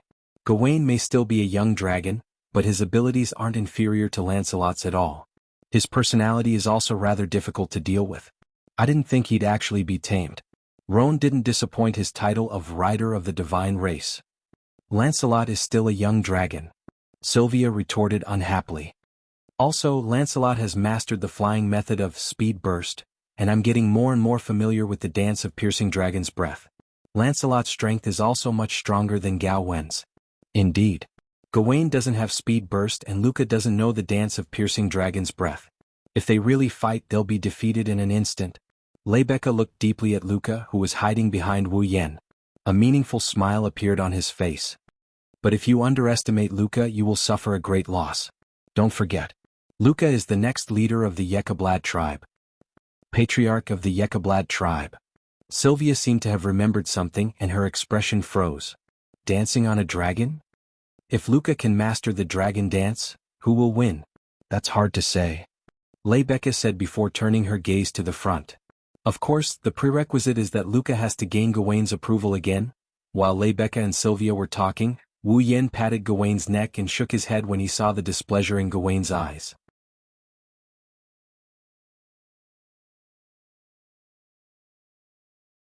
I know that you don't want me to interfere in your affairs, but it's definitely not a solution for you to continue like this. I also know that you don't care whether you can keep your life or not, but think about it yourself. Once Luca loses you and fall, how desperate would she be? Don't forget, Luca's an existence that her own race has high hopes for. Wu Yen stared at Gawain's pupilless purple dragon eyes. Once she loses the qualification to become a dragon knight, or even a dragon breeder, Luca's position in her tribe will undergo drastic changes. In that case, she might as well be dead. Do you want that to happen? Gawain's gaze immediately changed. If Luca can overcome her weakness and return to her previous state, wouldn't it be the best of both worlds? Wu Yen patted Gawain's neck. At least give Luca a chance. This time, the displeasure in Gawain's eyes disappeared, only hesitation remained. Of course, Gawain, who was willing to risk his life for Luca's safety, didn't want to see Luca face the situation that Wu Yen mentioned. But overcome. Can she overcome it? Gawain. Luca mustered up her courage and looked at Gawain with a pleading gaze. I don't know what I did wrong, but at least give me a chance. Give me a chance to talk to you. You? Gawain lowered his head. His dragon eyes were filled with uncertainty. It's too hard for you to make such a choice at your age. Wu Yen stroked Gawain's dragon horn. Just do as I say, Gawain.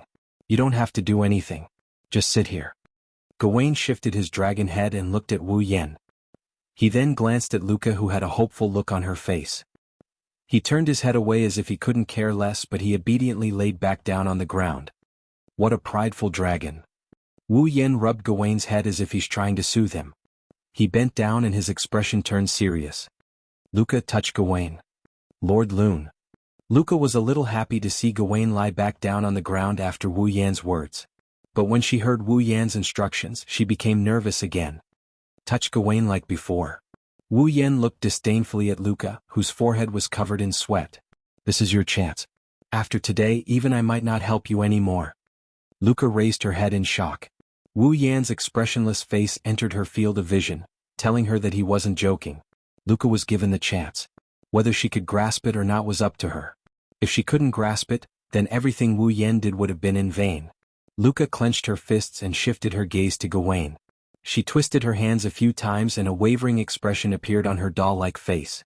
After a long while, she walked out from behind Wu Yen. She stood in front of Gawain and looked at his body that was within reach.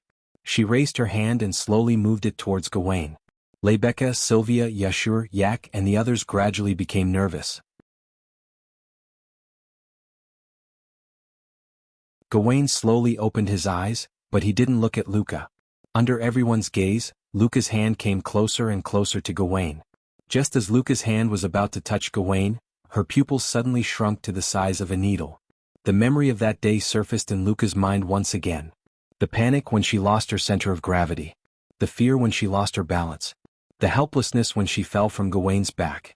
The despair when she saw Gawain getting farther and farther away from her and the ground getting closer and closer to her. She couldn't reach Gawain even if she extended her hand. Russell. Luca's pretty face instantly turned deathly pale. She drew back all her hands, hugged her own body, and stepped back with a face full of fear and trembling. Luca. Lebecca, Sylvia, and the others were shocked.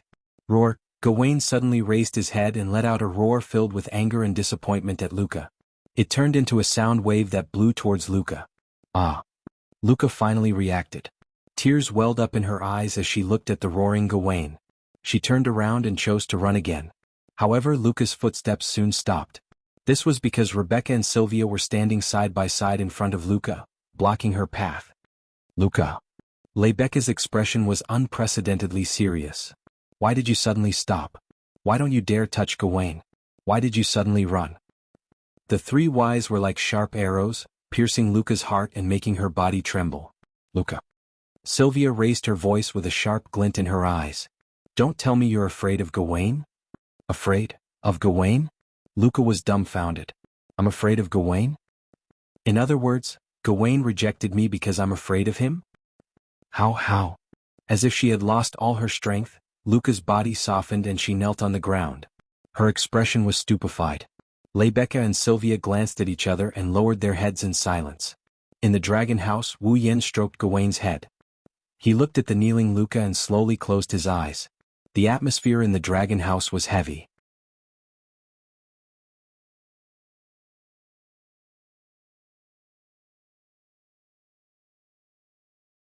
Chapter 1371. Ansari Dragon Riding Academy, Student Council Office. Wu Yin, Sylvia, Yashu Yak and Cosette are all gathered here. Other than Cosette, who is standing behind Sylvia, the rest of them sat around the table. None of them looked any better than the others. Obviously, at this moment, everyone present was in a very bad mood. Even Yak, who usually liked to cause trouble, had a gloomy face, completely devoid of vitality. Because of this, the entire student council office was filled with a gloomy atmosphere. It was deathly silent. After who knows how long, the door to the student council office was pushed open. Rebecca walked in valiantly. However, her face no longer had that confident and charming smile.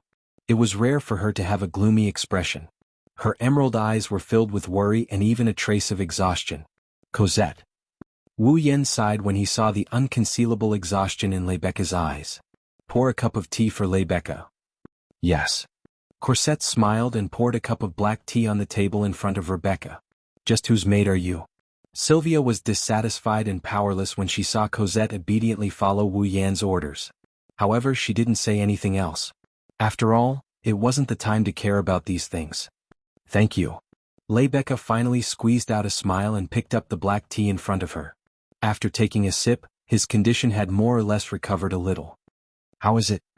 Wu Yan asked in a concise manner. Although his words were concise, everyone present understood what Wu Yan was asking. They all looked at Rebecca. I've already sent her back to Mafush. Rebecca bitterly smiled. But as soon as I returned to the room, Luca closed the door and ignored my shouts. I think she must have suffered a great blow, of course. Sylvia said with some indignation. Who would be refused to ride by their own fall, because they are afraid of their fall? That's unimaginable, right? Don't be so sure. Wu Yen waved his hand at Sylvia. Luca also has her own reasons. Don't use your own views to generalize others. If Luca was really afraid of Gawain, she wouldn't have tried so hard to get him back. You mean? Rebecca, who was drinking her tea, paused and frowned. Luca is afraid of Gawain for another reason? No. Wu Yen narrowed his eyes. Instead of saying that Luca is afraid of Gawain, it's better to say that Luca is afraid of riding Gawain. Afraid of riding Gawain? Everyone froze for a moment, and even Sylvia furrowed her brows. What's the difference? The difference is huge. Wu Yen shook his head. He hesitated for a moment. Actually, the reason why Gawain rejected Luca and why Luca was afraid of riding Gawain is because there's a big story behind it. With that, Wu Yen began to recount what he had learned from Gawain. Luca rode Gawain.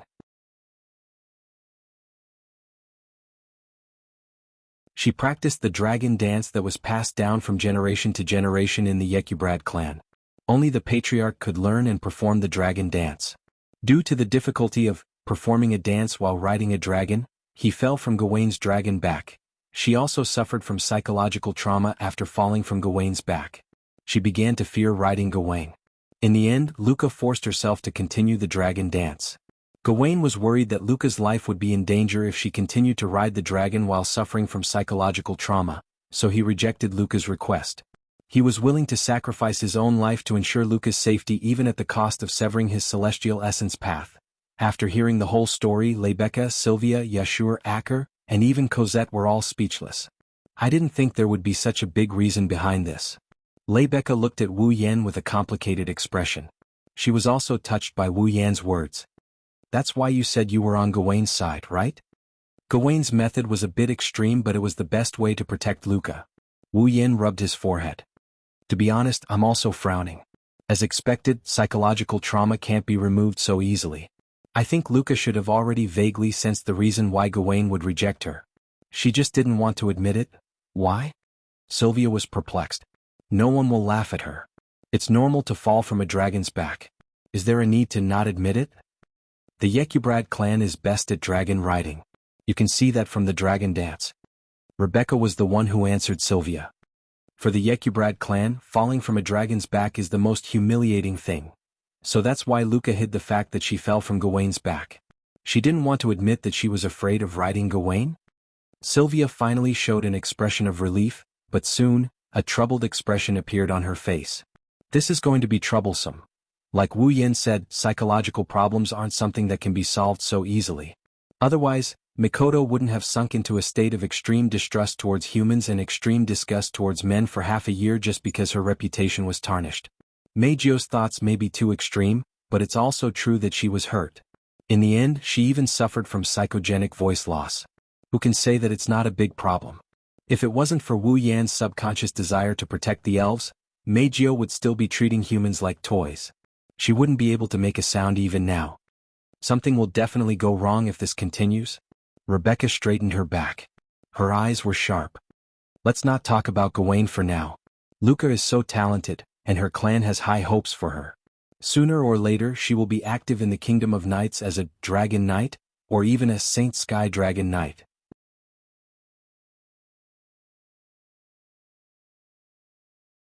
It will be a great loss for her if she is restricted by such obstacles and stagnates.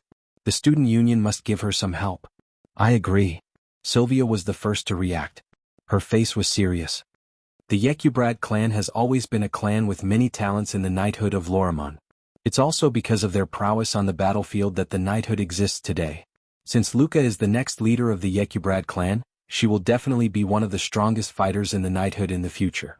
As the fourth princess of Lorimon, I can't just sit by and watch. I agree. Yashur clenched his teeth. His face was filled with determination. Although I don't have the same perspective as President Rebecca and Her Highness, I used to be called a problematic student. I don't have the feeling of fall. I've experienced it for 3 years now. I can't bear to see Luca being looked down upon like I was in the past. That's why I can't just sit by and watch.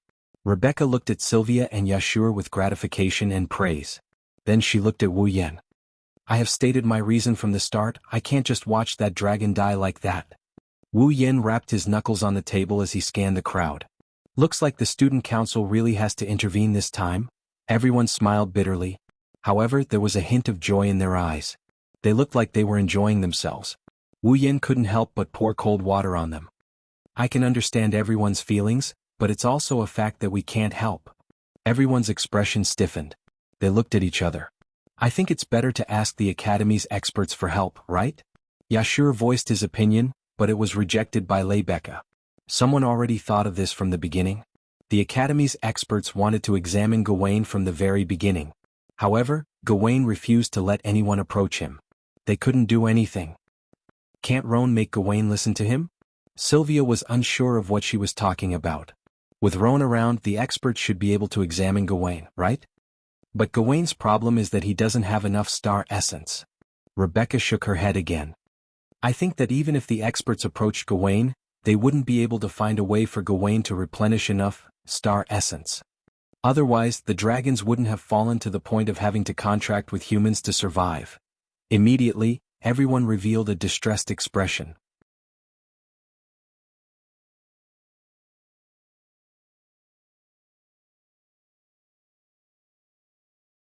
Chapter 1372.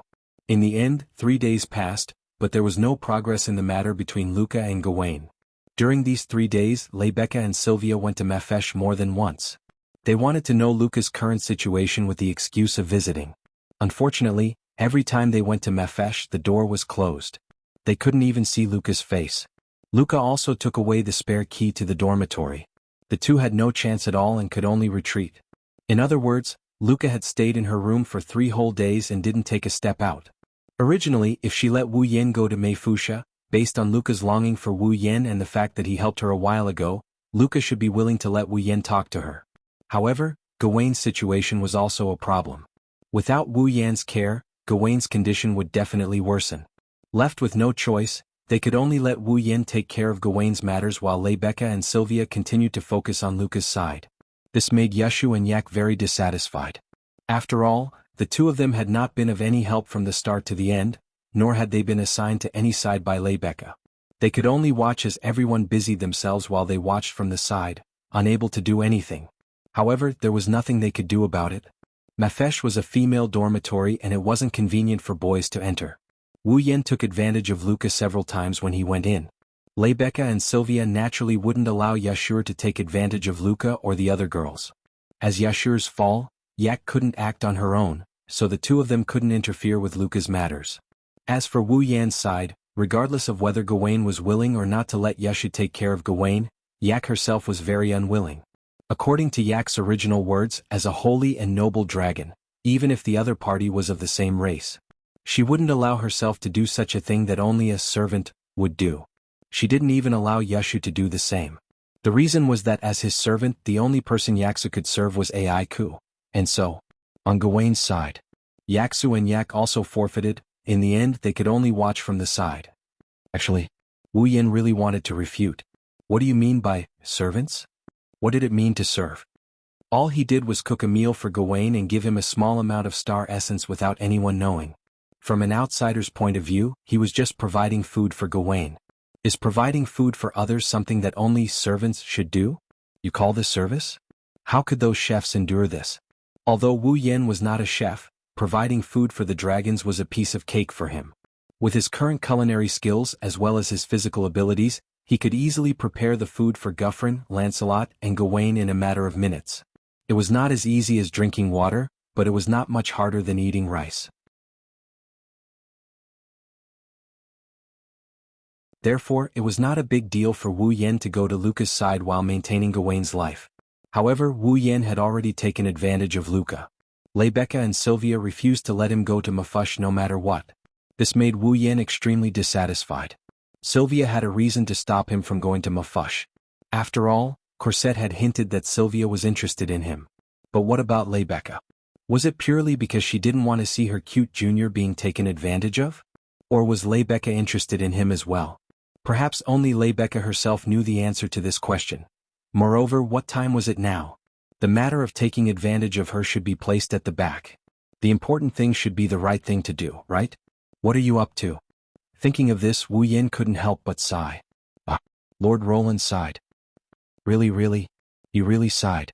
I really want to sit in front of Lord Roland and be blown away by his breath. I can't believe you have such a perverted idea.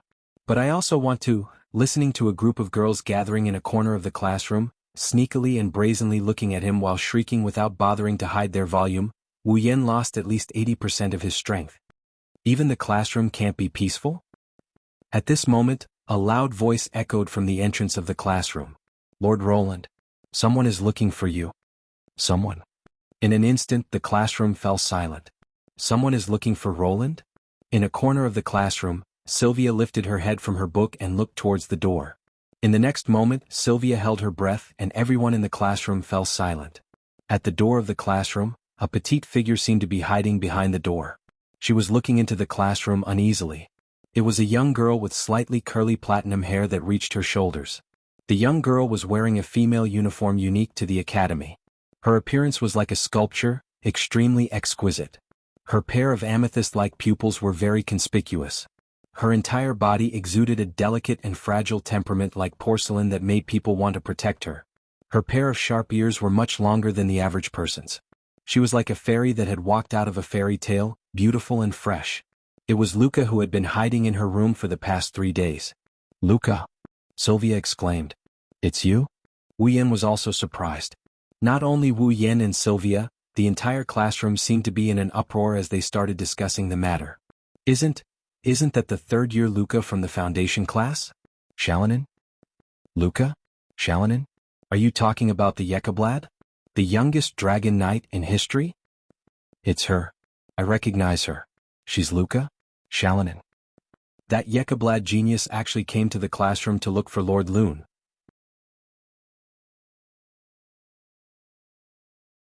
Luca might not be as popular as Lebecca in the Ansari Dragon Riding Academy, but she was definitely not at a disadvantage compared to Sylvia. She was a member of the Yekublade clan, the youngest dragon knight in history. Coupled with her delicate appearance and gentle temperament, many male students in the basic and advanced classes were her fans. Naturally, there were fans of Luca here as well. Luca's visit to Wu Yen would cause a stir no smaller than Lebecca's visit to Wu Yen last time. Luca, on the other hand, didn't realize why she's being stared at by so many people. She had a timid look on her face as she scanned the classroom. When she saw a surprised Wu Yen, Luca's eyes brightened up. Lord Loon. Luca. Wu Yen reacted and he quickly stood up. He came in front of Luca and he frowned when he saw how skinny Luca looked. I have a lot to say to you, but let me hear the reason why you came to see me first. Why yes. Luca shrunk her head when she saw Wu Yan's angry expression, but she knew what was going on. Wu Yan was angry because he was worried about her and her fall. She, on the other hand, acted so shamefully when this lord was helping her. How embarrassing. With such thoughts in mind, Luca lowered her head like a child who did something wrong. She tried her best to explain the reason why she came looking for Wu Yan. But, although I know it's unreasonable, I have one more thing that I want to ask Lord Long for. Is that so? Wu Yan didn't ask and continued to look at Luca. That. Luca's cheeks suddenly blushed and she shyly lowered her gaze. Seeing that Luca seemed to have something difficult to say, the students immediately held their breaths and quieted down the classroom. Even Sylvia, who had wanted to come over, stopped in her tracks and stared at Luca closely. That. After a long time, Luca carefully raised her head. With a nervous expression, she said something that made the entire place freeze. Can you let me spend the night in Lord Lun's room tonight? Wu Yan was stunned. What? The whole class froze on the spot. Spend the night. Sylvia, on the other hand, widened her eyes as if time had slowed down. It was only when she finally reacted that she cried out in shock. Spend the night. In an instant, the temperature of the classroom dropped to the lowest point, as if it had been frozen, and an icy silence descended upon the entire classroom. You're tuning in to the Han Li's Wuxia Adventures YouTube channel. We're so grateful for your support, and don't forget to subscribe to join us on this incredible journey through captivating stories. Your generosity through donations truly makes a world of difference, as it's the primary source of revenue that allows me to expand and enhance this channel for you. Thank you from the bottom of my heart for being a part of this adventure.